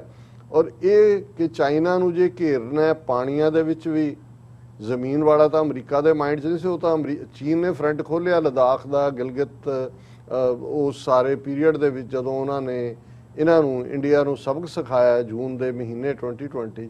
ਪਰ ਉਸ ਤੋਂ ਪਹਿਲਾਂ ਪਾਣੀਆਂ ਨੂੰ ਘੇਰਨ ਦੀ ਲਾਈਨ ਤਾਂ ਹੀ ਪੋਸੀਬਲ ਸੀ ਕਿ ਭਾਰਤ ਜੁਆਇਨ ਕਰਦਾ। ਆਸਟ੍ਰੇਲੀਆ ਆਲਰੇਡੀ ਇਹਨਾਂ ਦੇ ਇਨਫਲੂਐਂਸ 'ਚ ਹੈ, ਜਾਪਾਨ ਵੀ। ਹਾਲਾਂਕਿ ਜਾਪਾਨ ਇੱਕ ਕਦਮ ਅੱਗੇ ਜਾਂਦਾ, ਇੱਕ ਪਿੱਛੇ ਲੈ ਜਾਂਦਾ ਹੈ। ਚਾਈਨਾ ਨਾਲ ਉਹਦੀ ਐਕਸਪੋਰਟ ਵੀ ਹੈ, ਔਰ ਉਹਨਾਂ ਨੂੰ ਪਤਾ ਵੀ ਹੈ ਵੀ ਕੁੱਟੇਗਾ ਵੀ ਚੀਨ। ਔਰ ਉਹ ਹਿਸਟੋਰੀਕਲ ਜਿਹੜੀ ਹੈ ਰਾਈਵਲਰੀਜ਼ ਵੀ ਜਾ ਕੇ ਕਲਿੱਕ ਹੁੰਦੀਆਂ ਨੇ। ਲੇਕਿਨ ਇਹਦੇ 'ਚ ਕੋਈ ਸ਼ੱਕ ਨਹੀਂ ਹੈ ਕਿ ਟਰੰਪ ਇਸ 'ਚ ਕਾਮਯਾਬ ਰਿਹਾ ਹੈ ਕਿ ਇੰਡੀਆ ਨੂੰ ਨੇ ਉਸ ਕੁਆਡ 4 ਨੂੰ ਕਹਿੰਦੇ ਨੇ, ਜਿਵੇਂ ਟਵਿਨ 2 ਨੂੰ ਕਹਿੰਦੇ ਨੇ, ਟ੍ਰਿਪਲ 3 ਨੂੰ ਕਹਿੰਦੇ। ਜਦੋਂ ਅਸੀਂ ਕੁਆਡ ਕਹਿੰਦੇ ਹਾਂ ਤੇ 4 ਮੁਲਕ ਜਿਹਦੇ 'ਚ ਅਮਰੀਕਾ, ਇੰਡੀਆ, ਜਾਪਾਨ ਔਰ ਆਸਟ੍ਰੇਲੀਆ। ਔਰ ਜਿਹੜੀ ਪਹਿਲੀ ਉਹਨਾਂ ਦੀ ਵਰਚੁਅਲ ਮੀਟਿੰਗ ਹੋਈ ਕੁਆਡ ਮੁਲਕਾਂ ਦੀ, ਉਹ 12 ਮਾਰਚ ਨੂੰ ਹੋਈ ਸੀ 2021 ਨੂੰ। ਔਰ ਹੁਣ ਜਦੋਂ ਕਿ ਅਸੀਂ ਪਿਛਲੇ ਸੈਗਮੈਂਟ 'ਚ ਵੀ ਗੱਲ ਕੀਤੀ ਹੈ ਕਿ ਇਹ ਕਿੱਧਰ ਨੂੰ ਜਾ ਰਿਹਾ। ਸੋ ਇੱਕ ਹੁਣ ਇਨ ਪਰਸਨ ਮੀਟਿੰਗ ਜਿਹੜੀ ਕਿ ਬਾਈਡਨ ਨੇ ਵਾਈਟ ਹਾਊਸ ਦੇ ਵਿੱਚ ਸੱਦੀ ਹੈ, ਜਿਹੜੀ ਕਿ 24 ਸਤੰਬਰ ਨੂੰ ਹੋਏਗੀ। ਔਰ ਉਹਦੇ 'ਚ ਜਾਪਾਨ ਦਾ ਪ੍ਰਾਈਮ ਮਿਨਿਸਟਰ, ਆਸਟ੍ਰੇਲੀਅਨ ਔਰ ਮੋਦੀ ਵੀ ਆ ਰਿਹਾ। ਔਰ ਉਸ ਕੁਆਡ ਮੀਟਿੰਗ ਨੂੰ ਲੈ ਕੇ ਬੜੀਆਂ ਖਬਰਾਂ ਵੀ ਲੱਗੀਆਂ ਹੋਈਆਂ ਨੇ ਕਿ ਕੀ ਹੋਏਗਾ ਕੀ ਨਹੀਂ ਹੈ। ਲੇਕਿਨ ਇਸ ਤੋਂ ਪਹਿਲਾਂ ਹੀ, ਇਸ ਮੀਟਿੰਗ ਤੋਂ ਪਹਿਲਾਂ ਚੀਨ ਨੇ ਇਸ ਦੀ ਜਿਹੜੀ ਹੈ ਫੂਕ ਕੱਢ ਦਿੱਤੀ ਹੈ, ਕਿਉਂਕਿ ਮੋਦੀ ਨੇ ਇਸ ਮੀਟਿੰਗ ਤੋਂ ਬਾਅਦ ਅਗਲੇ ਦਿਨ UN ਜਨਰਲ ਅਸੈਂਬਲੀ ਨੂੰ ਐਡਰੈਸ ਕਰਨਾ ਹੈ। ਕਿਉਂਕਿ ਪਿਛਲੀ ਵਾਰ ਤਾਂ UN ਜਨਰਲ ਅਸੈਂਬਲੀ ਵੀ ਬਹੁਤੀਆਂ ਰਿਕਾਰਡਡ ਹੀ ਮੈਸੇਜ ਆਇਆ, ਕੋਵਿਡ ਚੱਲ ਰਿਹਾ ਸੀ। ਐਤਕੀ ਵੀ ਇਹ ਆਪਸ਼ਨ ਹੈ। ਔਰ ਇਹਦੇ 'ਚ ਇਹ ਜਿਹੜਾ ਮੋਦੀ ਨੇ 25 ਨੂੰ ਬੋਲਣਾ। ਪਹਿਲਾ ਸਪੀਕਰ ਉਸ UN ਜਨਰਲ ਅਸੈਂਬਲੀ ਦਾ ਬ੍ਰਾਜ਼ੀਲ ਹੋਏਗਾ, ਉਸ ਤੋਂ ਅਗਲਾ ਅਮਰੀਕਾ ਹੈ, ਤੇ ਜਿਹੜਾ ਅਫਗਾਨਿਸਤਾਨ ਹੈ ਉਹ ਸਭ ਤੋਂ ਅਖੀਰ 'ਚ ਹੋਏਗਾ। ਲੇਕਿਨ ਜਿਹੜੀ ਇਸ ਕੁਆਡ ਦੇ ਹਵਾਲੇ ਨਾਲ ਅਸੀਂ ਇਹ ਕਿਹਾ ਵੀ ਕੁੱਟ ਭਾਰਤ ਨੂੰ ਹੀ ਪੈਣੀ ਹੈ। ਨਾ ਤਾਂ ਅਮਰੀਕਾ ਦੇ ਨਾਲ ਕੋਈ ਚੀਨ ਨੇ ਸਿੱਧਾ ਹੋਣਾ, ਨਾ ਹੀ ਅਮਰੀਕਾ ਨੇ ਚੀਨ ਨਾਲ ਸਿੱਧੇ ਹੋਣਾ। ਆਸਟ੍ਰੇਲੀਆ ਦੂਜੇ ਵੀ ਵਪਾਰਕ ਰਿਸ਼ਤੇ ਪ੍ਰਭਾਵਿਤ ਹੋਣਗੇ ਜਾਪਾਨ 'ਚ ਵੀ ਅਮਰੀਕਾ ਦੀ 50,000 ਫੌਜ ਵੀ ਬੈਠੀ ਹੋਈ ਹੈ ਔਰ ਸ਼ਾਇਦ ਉਹਨਾਂ ਨੂੰ ਵੀ ਉਹ ਵਪਾਰਕ ਹਿੱਟ ਕਰਨ, ਪਰ ਜਿਹਦੇ ਮੂੰਹ ਤੇ ਸਿੱਧੀ ਚਪੇੜ ਵੱਜ ਸਕਦੀ ਉਹ ਤੇ ਭਾਰਤ ਹੀ ਹੈ। ਔਰ ਇਹ ਗੱਲ ਆਲਰੇਡੀ ਇਸ 24 ਦੀ ਕੁਆਡ ਮੀਟਿੰਗ ਤੋਂ ਪਹਿਲਾਂ ਚਾਈਨਾ ਦੇ ਫੋਰਨ ਮਿਨਿਸਟਰ ਨੇ Quad doom to fail says China ahead of summit, ਕਿ ਇਸ ਤੋਂ ਪਹਿਲਾਂ ਉਹਨਾਂ ਨੇ ਕਹੀ। ਔਰ ਇਹ ਜਿਹੜਾ ਉਹਨਾਂ ਦੇ ਸਪੋਕਸਪਰਸਨ ਨੇ ਮਿਸਟਰ ਝਾਓ ਲਿਜਾਨ, ਉਹਨਾਂ ਨੇ ਕਿਹਾ it is China's consistent belief that any regional cooperation mechanism should follow the trend of peace and development and help promote mutual trust and cooperation among regional countries rather than target a third party or undermine its interests। उन्होंने कहा भी कोई भी जड़ा body है वो हो जे इसलिए आंदी है कि आपस च सांझ ਵਧਾਉਣੀ है और इस चों अमन और विकास ਤਰੱਕੀ ਉਹ ਨਿਕਲੇਗੀ, ਉਹ ਤਾਂ ਸਮਝ ਆ ਸਕਦੀ ਹੈ। ਪਰ ਜੇ ਇਹਦਾ ਮਕਸਦ ਹੀ ਕਿਸੇ ਥਰਡ ਪਾਰਟੀ ਨੂੰ ਟਾਰਗੇਟ ਕਰਨਾ ਹੈ ਤੇ ਫਿਰ ਇਹ ਜਿਹੜੀ ਹੈ ਬਿਲਕੁਲ ਇਸ ਦਾ ਜਿਹੜਾ ਉਹ ਐਂਡ ਹੋਏਗਾ ਉਹ ਡੂਮ ਟੂ ਫੇਲਿਅਰ ਹੈ। ਔਰ ਉਹਦੇ 'ਚ ਉਹਨਾਂ ਨੇ ਇਹ ਖਾਸ ਤੌਰ ਤੇ ਫਿਰ ਉਹਨਾਂ ਨੇ ਟਾਰਗੇਟ ਕੀਤਾ ਹੈ ਕਿ ਵੀ forming closed and exclusive cliques targeting other countries run counter to the trend of the times and deviates from the expectation of regional countries, it thus wins no support and it doomed to fail।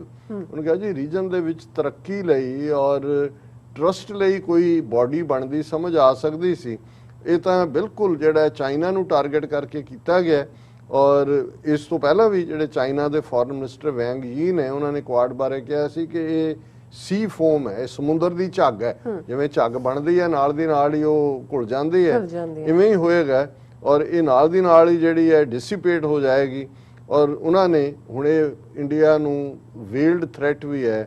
He called on relevant countries to discard outdated zero sum mentality and narrow minded geopolitical perception. ਉਹਨਾਂ ਨੇ ਕਿਹਾ ਇਹ ਜਿਹੜੀ ਤੁਹਾਡੀ ਤੰਗ ਦਿਲੀ ਹੈ ਔਰ ਜਿਵੇਂ ਤੁਸੀਂ ਚਾਈਨਾ ਨੂੰ ਵਿਊ ਕਰਦੇ ਹੋ ਨੈਰੋ ਮਾਈਂਡਡਲੀ, ਇਹਨੂੰ ਛੱਡੋ and China's development look at it correctly and respect people's aspiration in the region and do more that is conductive to solidarity and cooperation of regional ਲਫ਼ਜ਼ ਬਾਰ-ਬਾਰ ਵਰਤ ਰਹੇ ਨੇ। ਸੋ ਇਹਦਾ ਮਤਲਬ ਇਹ ਹੈ ਵੀ ਉਹ ਭਾਰਤ ਨੂੰ ਉਹਨਾਂ ਨੇ ਇਹ ਮੈਸੇਜ ਵੀ ਦਿੱਤਾ ਹੈ ਕਿ ਪੁੱਤਰ ਹੁਣ ਤਾਂ ਤੁਸੀਂ ਅੰਕਲ ਆਇਆ ਉਹਦੇ ਮੋਢੇ ਤੇ ਚੜ੍ਹ ਕੇ ਜਿਹੜਾ ਹੈ ਉਹ ਦੰਦੀਆਂ ਚੜਾ ਰਹੇ ਹੋ, ਲੇਕਿਨ ਅਲਟੀਮੇਟਲੀ ਇਹਨੇ ਅੰਕਲ ਨੇ ਰਹਿਣਾ ਨਹੀਂ ਹੈਗਾ ਇੱਥੇ, ਤੇ ਫਿਰ ਤੁਹਾਡਾ ਮੂੰਹ ਦੋਨੋਂ ਪਾਸਿਓਂ ਲਾਲ ਹੋਏਗਾ, ਫਿਰ ਨਾ ਕਿਉਂ। ਜੀ ਡਾਕਟਰ ਸਾਹਿਬ ਤੁਹਾਡਾ ਬਹੁਤ ਬਹੁਤ ਸ਼ੁਕਰੀਆ। ਸੋ ਇੱਥੇ ਲੈਣੇ ਬ੍ਰੇਕ ਵਿਊਅਰਸ, ਤੁਸੀਂ ਕਿਤੇ ਨਹੀਂ ਜਾਣਾ, ਮਿਲਦੇ ਹਾਂ after this short break.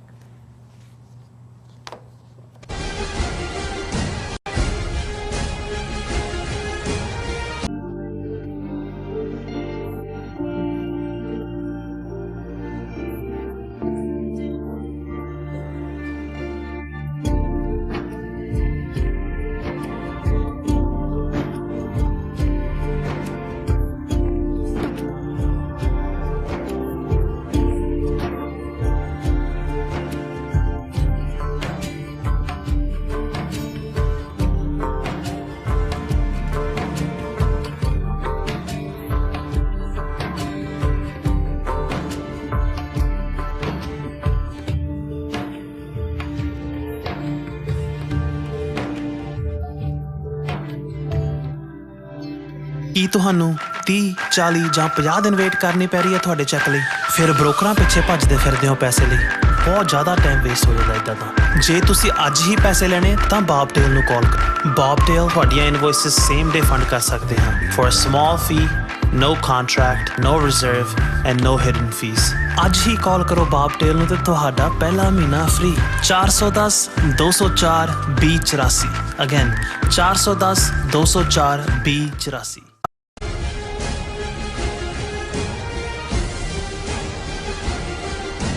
ਦਰਸ਼ਕੋ break ਤੋਂ ਬਾਅਦ ਤੁਹਾਨੂੰ ਆਪਾਂ ਸਭ ਨੂੰ ਜੀ ਆਇਆਂ ਕਹਿੰਦੇ ਹਾਂ। ਸੋ ਵਿਊਅਰਸ ਹੁਣ ਆਪਾਂ ਕਿਸਾਨ ਮੋਰਚੇ ਦੇ ਹਵਾਲੇ ਨਾਲ ਗੱਲਬਾਤ ਕਰਨ ਜਾ ਰਹੇ ਹਾਂ ਕਿ ਵਿਊਅਰਸ ਉਹ ਚਾਹਤਾ ਹੈ ਕਿ ਕਿਸਾਨ ਮੋਰਚਾ ਦਿੱਲੀ ਅਤੇ ਪੰਜਾਬ ਦੀ ਗੰਦੀ ਸਿਆਸਤ ਦੀ ਭੇਟ ਚੜ੍ਹ ਰਿਹਾ ਹੈ। ਸੋ ਇਸ ਬਾਰੇ ਆਪਾਂ ਗੱਲਬਾਤ ਕਰਨ ਜਾ ਰਹੇ ਹਾਂ। ਸੋ ਅਸੀਂ ਚਾਹਾਂਗੇ ਕਿ ਤੁਸੀਂ ਨਾਲ ਇਸੇ ਤਰ੍ਹਾਂ ਹੀ ਬਣੇ ਰਹਿਣਾ। ਦੇਖਣ ਸੁਣਨ ਲਈ ਲਿਖਣ ਲਈ ਤੁਹਾਡਾ ਸਭ ਦਾ ਬਹੁਤ ਬਹੁਤ ਸ਼ੁਕਰੀਆ।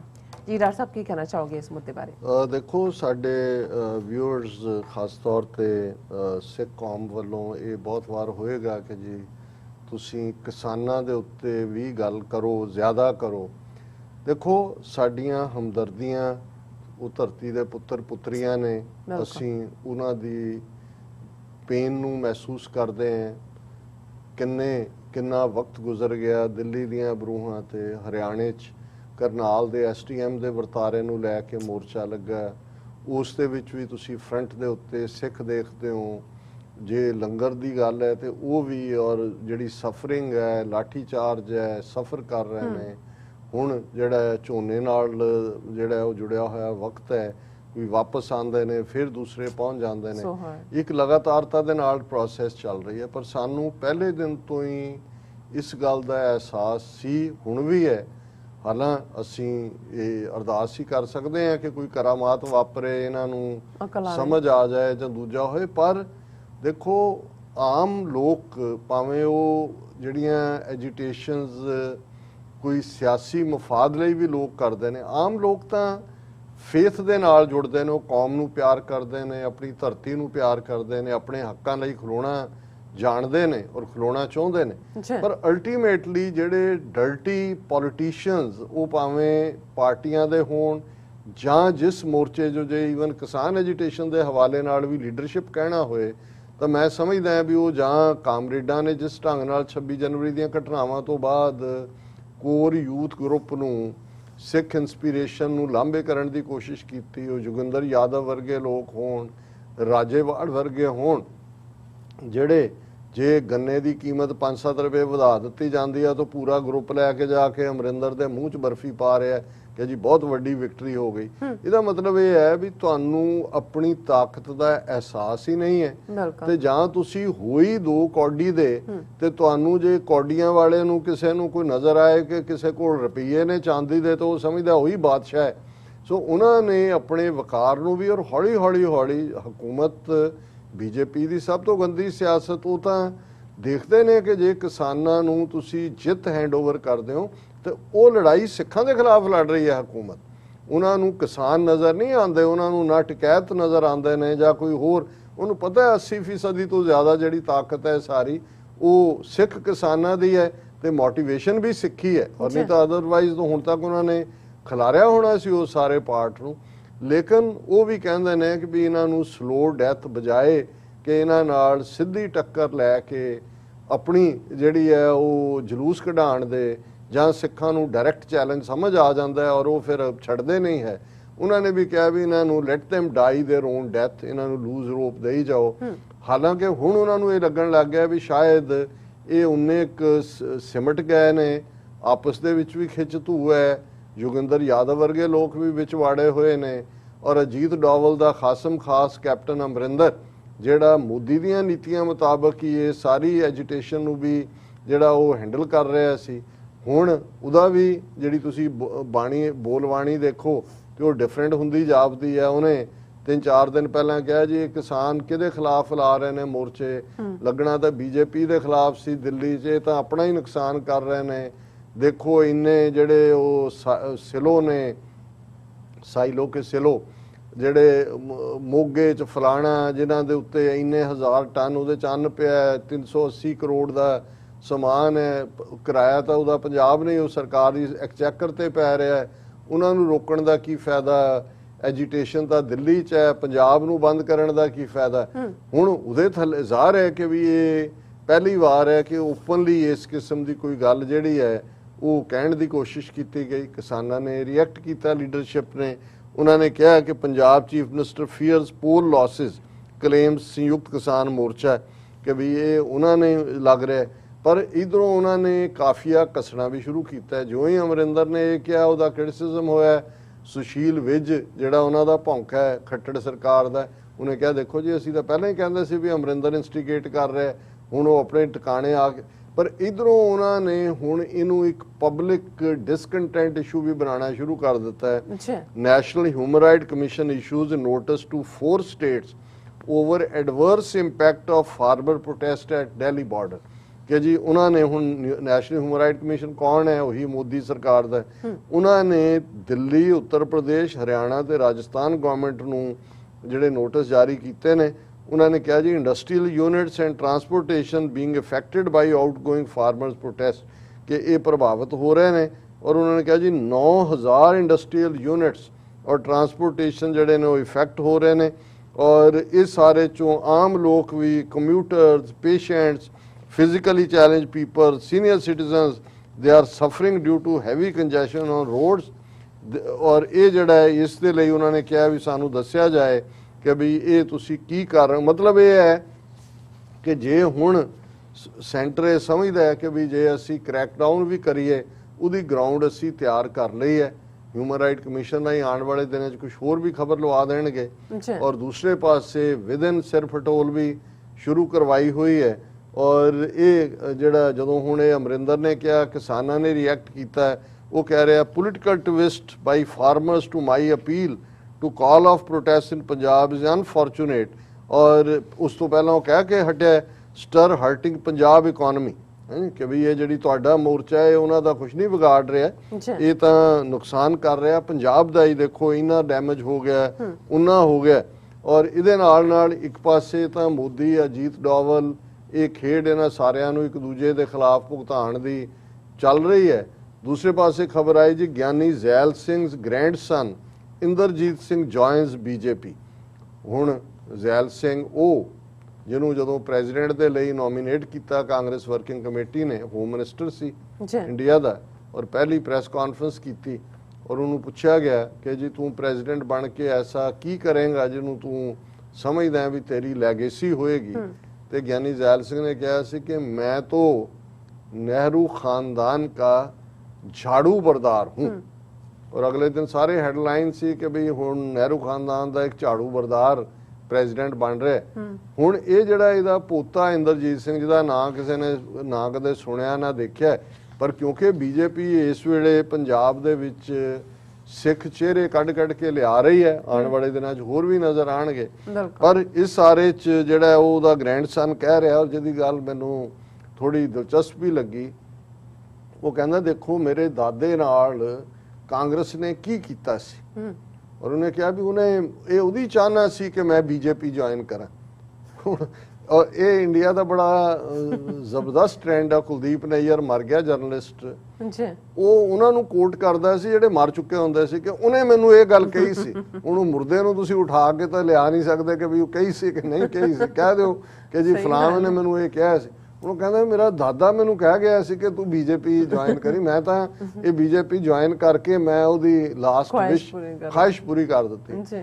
ਹੁਣ ਉਹੀ ਜ਼ੈਲ ਸਿੰਘ ਜਿਹਨੂੰ ਟੂ ਦਾ ਹਿਲਟ ਵਰਤਿਆ ਇੰਦਰਾ ਗਾਂਧੀ ਨੇ, ਖੁਦ ਉਹ ਝਾੜੂ ਬਰਦਾਰ ਕਹਿੰਦਾ ਸੀ ਮਰਨ ਤੱਕ। ਹਾਲਾਂਕਿ ਉਹਨੂੰ ਉਹਦੀ ਮੌਤ ਤਾਂ ਸਸਪੀਸ਼ੀਅਸ ਸਰਕਮਸਟੈਂਸਿਸ 'ਚ ਹੋਈ। ਅਨੰਦਪੁਰ ਸਾਹਿਬ ਮੱਥਾ ਟੇਕ ਕੇ ਉਹ ਜਾ ਰਿਹਾ ਸੀ, ਉਹਦੀ ਕਾਰ ਦੇ ਵਿੱਚ ਆ ਕੇ ਟਰੱਕ ਵੱਜਾ। ਉਦੋਂ ਤੱਕ ਵਰਤ ਲਿਆ ਸੀ ਸਿੱਖਾਂ ਦੇ ਖਿਲਾਫ, ਮਾਰਿਆ ਤਾਂ ਏਜੰਸੀਆਂ ਨਹੀਂ ਹੋਣਾ, ਪਰ ਉਹ ਉਹਨੂੰ ਮਰੇ ਨੂੰ ਵੀ ਕਿੰਨੇ ਵਰੇ ਲੰਘ ਗਏ। ਹੁਣ ਉਹਦੇ ਪੋਤੇ ਨੂੰ ਇਹ ਖਿਆਲ ਆਇਆ, ਉਹਨੇ ਕਿਹਾ ਕਿ ਵੀ ਮੈਂ ਜਿਹੜਾ ਆਪਣੇ ਦਾਦੇ ਦੀ ਖਾਹਿਸ਼ ਪੂਰੀ ਕਰ ਰਿਹਾ। ਹੀ stated that he was fulfilling the wishes of his grandfather by joining the BJP। ਔਰ ਉਹਨਾਂ ਨੇ ਕਿਹਾ ਵੀ Congress did not behave well with my grandfather। ਔਰ ਉਹਦੇ 'ਚ ਉਹਨੇ ਕਿਹਾ ਜੀ ਉਹ ਬਹੁਤ ਨਾਖੁਸ਼ ਸੀ। ਔਰ ਉਹਨਾਂ ਨੇ ਮੈਨੂੰ ਹੀ ਜਿਹੜਾ ਇੰਟਰੋਡਿਊਸ ਕਰਵਾਇਆ ਸੀ ਜੋ ਕਿ ਟੌਪ ਲੀਡਰਸ ਅਟਲ ਬਿਹਾਰੀ ਵਾਜਪਾਈ ਔਰ ਅਡਵਾਨੀ ਨਾਲ। ਹੁਣ ਇਸ ਤੋਂ ਤੁਸੀਂ ਇਹ ਦੇਖੋ ਕਿ ਵੀ ਬੀਜੇਪੀ ਔਰ ਆਰਐਸਐਸ ਇਨਫੈਕਟ ਜਿਹੜੀ ਰਨ ਕਰ ਰਹੀ ਹੈ ਸਾਰੇ ਸ਼ੋਅ ਨੂੰ, ਉਹ ਕਿਹੜੇ ਪਾਸਿਓਂ ਪੰਜਾਬ ਨੂੰ, ਸਿੱਖਾਂ ਨੂੰ ਘੇਰ ਰਹੀ ਹੈ। ਇੱਕ ਪਾਸੇ ਡਿਵਾਈਸਿਵ ਲਾਈਨ ਹੈ। ਅਨਫੋਰਚੂਨੇਟਲੀ ਜਿਹੜੀ ਇੱਕ ਘਟਨਾ 2 ਦਿਨ ਪਹਿਲਾਂ ਵਾਪਰਦੀ ਹੈ ਕਿ ਪਰਮਜੀਤ ਨਾਂ ਦਾ ਬੰਦਾ ਸਵੇਰ ਵੇਲੇ ਆਸਾ ਦੀ ਵਾਰ ਦੇ ਦੀਵਾਨ ਵੇਲੇ ਤਖਤ ਸ੍ਰੀ ਕੇਸਗੜ੍ਹ ਸਾਹਿਬ ਅੰਦਰ ਦੀਵਾਨ ਹਾਲ ਸਿਗਰਟ ਕੱਢਦਾ, ਸੂਟਾ ਲਾਉਂਦਾ, ਧੂਆਂ ਜਿਹੜਾ ਉਹ ਉਹਨਾਂ ਤੇ ਸੁੱਟਦਾ, ਰਾਗੀਆਂ ਤੇ ਸਿਗਰਟ ਵੀ। ਹੁਣ ਸਾਰੇ ਖਬਰਾਂ ਜਿਹੜੀਆਂ ਨੇ ਸੋਸ਼ਲ ਮੀਡੀਆ ਤੇ ਦੂਸਰੇ ਇਹ ਚੱਲ ਰਹੀਆਂ। ਹੁਣ ਕੋਈ ਪੁੱਛੇ ਕਿ ਵੀ ਤੁਸੀਂ ਜੇ ਗੁਰੂ ਗ੍ਰੰਥ ਸਾਹਿਬ ਦੀਆਂ ਬੀੜਾਂ ਕਿਵੇਂ ਛਪੀਆਂ, ਜਾਲੀ ਕਿੱਥੇ ਗਈਆਂ, ਉਹਦੇ ਖਿਲਾਫ ਜੇ ਕੋਈ ਪੀਸਫੁਲ ਪ੍ਰੋਟੈਸਟ ਕਰਦਾ ਤੇ ਤੁਹਾਡੀ ਟਾਸਕ ਫੋਰਸ ਵਾਲੇ ਉਹਨਾਂ ਨੂੰ ਲੰਮੇ ਪਾ ਕੇ ਘੁੱਟਦੇ ਨੇ। ਇਕੱਠੇ ਤੁਸੀਂ ਹੋਣ ਨਹੀਂ ਦਿੰਦੇ ਅਕਾਲ ਤਖਤ। ਜੇ ਕੋਈ ਤੁਸੀਂ ਉਹ ਹਿਸਟਰੀ ਜਿਹੜੀ ਆ ਉਹਨੂੰ ਵਾਈਪ ਆਊਟ ਕਰਨਾ ਚਾਹੁੰਦੇ ਹੋ। ਬੁੰਗਿਆਂ 'ਚ ਮਿਲਦਾ ਥੱਲੇ ਅੰਡਰਗਰਾਉਂਡ ਬੁੰਗਾ, ਉਹਨਾਂ ਨੂੰ ਵੀ ਤੁਹਾਡੀ ਗੁੰਡਿਆਂ ਦੀ ਫੋਰਸ ਆ ਜਾਂਦੀ ਹੈ, ਕਾਰ ਸੇਵਾ ਵਾਲੇ ਵੀ ਆ ਜਾਂਦੇ ਨੇ ਕੁੱਟਣ ਦੇ ਲਈ। ਕਿ ਤੁਹਾਡੀ ਤਖਤ ਕੇਸਗੜ੍ਹ ਸਾਹਿਬ ਪੰਜਾਬ ਦੀ ਧਰਤੀ ਦੇ ਉੱਤੇ ਅਕਾਲ ਤਖਤ ਸਾਹਿਬ ਤੋਂ ਬਾਅਦ ਦੂਸਰਾ ਮੋਸਟ ਵਿਜ਼ਿਟਡ ਪਲੇਸ, ਕਿ ਵੀ ਇਸ ਕਿਸਮ ਦਾ ਬੰਦਾ ਜਦੋਂ ਕਿ ਉਹ ਕੱਢਦਾ ਹੈ ਸਿਗਰਟ, ਲਾਉਂਦਾ ਹੈ, ਕਰਦਾ, ਤੁਹਾਡੀ ਟਾਸਕ ਫੋਰਸ ਤੁਹਾਡੇ ਦੂਜੇ ਕਿੱਥੇ ਨੇ? ਸਾਰੇ ਉਹ ਸਵਾਰਸ਼ੀ ਭਰਤੀ ਕੀਤੇ ਹੋਏ ਨੇ। ਔਰ ਇਹ ਘਟਨਾ ਕਰਨ ਵਾਲਾ ਹੁਣ ਇਹ ਆ ਗਿਆ ਜੀ, ਇਹ ਖਾਸ ਲਿਖਿਆ ਖਬਰਾਂ ਵਾਲਿਆਂ ਨੇ ਕਿ ਜੀ ਫਰੋਮ ਏ ਜੱਟ ਫੈਮਿਲੀ, ਤਾਂ ਕਿ ਹੁਣ ਤੁਸੀਂ ਇਹਨਾਂ ਦੇ ਜਦੋਂ ਕਿਸੇ ਦੇ ਨਾਲ ਕਿਸੇ ਦੀ ਜ਼ਾਤ ਲਿਖਣ ਦਾ ਕੀ ਮਤਲਬ ਹੈ? ਕਹਿਣਾ ਉਹ ਇਹ ਚਾਹੁੰਦੇ ਨੇ ਕੱਲ ਨੂੰ ਕੋਈ ਇਹ ਨਾ ਕਹੇ ਜੀ ਕਿਸੇ ਹਿੰਦੂ ਨੇ ਕੀਤਾ ਜਾਂ ਦੂਜਾ। ਹੁਣ ਜੇ ਤਾਂ ਕੋਈ ਗੈਰ ਸਿੱਖ ਕਰੇ ਜਾਂ ਉਹ ਤਾਂ ਸਾਹਮਣੇ ਹੋਏਗਾ। ਸੋ ਮਤਲਬ ਇਹ ਹੁਣ ਇਸ ਕਿਸਮ ਦੇ ਪਹਾੜੇ ਦੇ ਟੱਟੂ, ਉਦੋਂ ਉਹਨਾਂ ਨੇ ਕਿਹਾ ਜਿਹਦਾ ਟੱਬਰ ਕਹਿ ਰਹੇ ਹੋ ਸਕੀਜ਼ੋਫਰੀਨੀਆ, ਉਹਨੂੰ ਜਿਹੜਾ ਉਹ ਬਿਮਾਰੀ 1 ਸਾਲ ਤੋਂ ਇੱਧਰ, ਉਹ ਚੰਗੀ ਬਿਮਾਰੀ ਹੈ, ਉਹਨੂੰ ਜਾ ਕੇ ਸਵੇਰੇ 4 ਵਜੇ ਉੱਥੇ, ਉਸ ਤੋਂ ਪਹਿਲਾਂ ਇਸ ਕਿਸਮ ਦਾ ਵਾਕਿਆ ਦਰਬਾਰ ਸਾਹਿਬ 'ਚ ਸਵੇਰੇ ਪ੍ਰਕਾਸ਼ ਦੇ ਵੇਲੇ ਜਿਹੜਾ ਵੀ ਕਰਨ ਦੀ ਕੋਸ਼ਿਸ਼ ਕੀਤੀ ਗਈ ਸੀ ਜੀ, ਦਿਮਾਗੀ ਤੌਰ ਤੇ ਖਰਾਬ ਜੀ, ਪੀੜੇ ਤੇ ਚੜ ਗਿਆ ਉਹ। ਸੋ ਮਤਲਬ ਇਹ ਹੈ ਵੀ ਉਹਨਾਂ ਨੇ ਇੱਕ ਹਿੱਸੇ ਨੂੰ ਉਸੇ ਤੇ ਤੁਸੀਂ ਪ੍ਰੋਟੈਸਟ ਕਰੀ ਜਾਓ, ਮੰਗਾਂ ਕਰੋ, ਕੀ ਹੋ ਗਿਆ ਕੀ ਨਹੀਂ ਹੈ। ਦੂਸਰੇ ਪਾਸੇ ਤੁਸੀਂ ਜਿਹੜਾ ਉਹ ਪੱਗਾਂ ਵਾਲੇ ਵਿੱਚ ਜਿਹੜੇ ਨੇ ਉਹ ਬੀਜੇਪੀ ਜੁਆਇਨ ਵੀ ਕਰਵਾ ਰਹੇ ਹੋ, ਕਿਸਾਨ ਲਹਿਰ ਨੂੰ ਉਸ ਪਾਸੇ ਲਾਇਆ ਹੋਇਆ। ਤੇ ਸਾਡੇ ਇੱਕ ਵੀਰ ਨੇ ਹੁਣੇ ਹੀ ਮੈਂ ਮੈਸੇਜ, ਉਹਨਾਂ ਨੇ ਕਿਹਾ ਜੀ ਲੱਖਾ ਸਿਧਾਣਾ, ਦੀਪ ਸਿੱਧੂ, ਹਰਦੀਪ ਡਿਬਡਿਬਾ, ਫਲਾਣਾ, ਉਹ ਵੀ ਇੱਕ ਦੂਜੇ ਦੇ ਵਿਰੋਧ ਕਰ ਰਹੇ ਨੇ।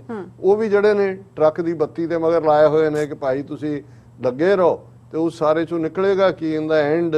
ਜਿਹੜੇ ਥੋੜੇ ਬਹੁਤ ਸਿੰਸੀਅਰ ਨੇ ਉਹ ਵੀ ਕਹਿਣਗੇ ਜੀ ਛੱਡੋ ਜੀ, ਇਹ ਗੰਦੀ ਸਿਆਸਤ ਹੈ ਜੀ, ਇਹਦੇ ਚੋਂ ਕੀ ਲੈ। ਇਹੀ ਉਹ ਚਾਹੁੰਦੇ ਨੇ ਕਿ ਭਾਈ ਅਸਲੀ ਨਿਕਲ ਜਾਣਗੇ ਤੇ ਫਿਰ ਉੱਥੇ ਬੈਠ ਕੇ ਤੁਸੀਂ ਭਾਰਤ ਮਾਤਾ ਕੀ ਜੈ ਕਰਿਓ, ਹੋਰ ਤਾਂ ਫਿਰ ਕੁਝ ਨਹੀਂ ਰਹਿ ਜਾਂਦਾ। ਬਿਲਕੁਲ ਡਾਕਟਰ ਸਾਹਿਬ, ਤੁਹਾਡਾ ਬਹੁਤ ਬਹੁਤ ਧੰਨਵਾਦ। ਸੋ ਇੱਥੇ ਲੈਣੇ ਬ੍ਰੇਕ। ਵਿਊਅਰਸ, ਤੁਸੀਂ ਕਿਤੇ ਨਹੀਂ ਜਾਣਾ, ਮਿਲਦੇ ਹਾਂ after this short break.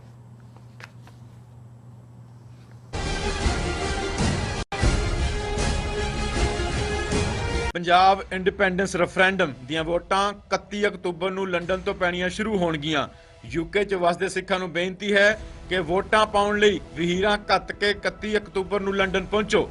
Polling ਬੂਥਾਂ ਦੀਆਂ ਲੋਕੇਸ਼ਨ ਅਤੇ ਹੋਰ ਸ਼ਹਿਰਾਂ ਵਿੱਚ ਵੋਟਾਂ ਦੀਆਂ ਤਰੀਕਾਂ ਜਾਣਨ ਲਈ ਕਾਲ ਕਰ ਸਕਦੇ ਹੋ 07538089986 ਜਾਂ ਲੌਗਇਨ ਕਰ ਸਕਦੇ ਹੋ London number 4 khalistan.uk london4khalistan.uk।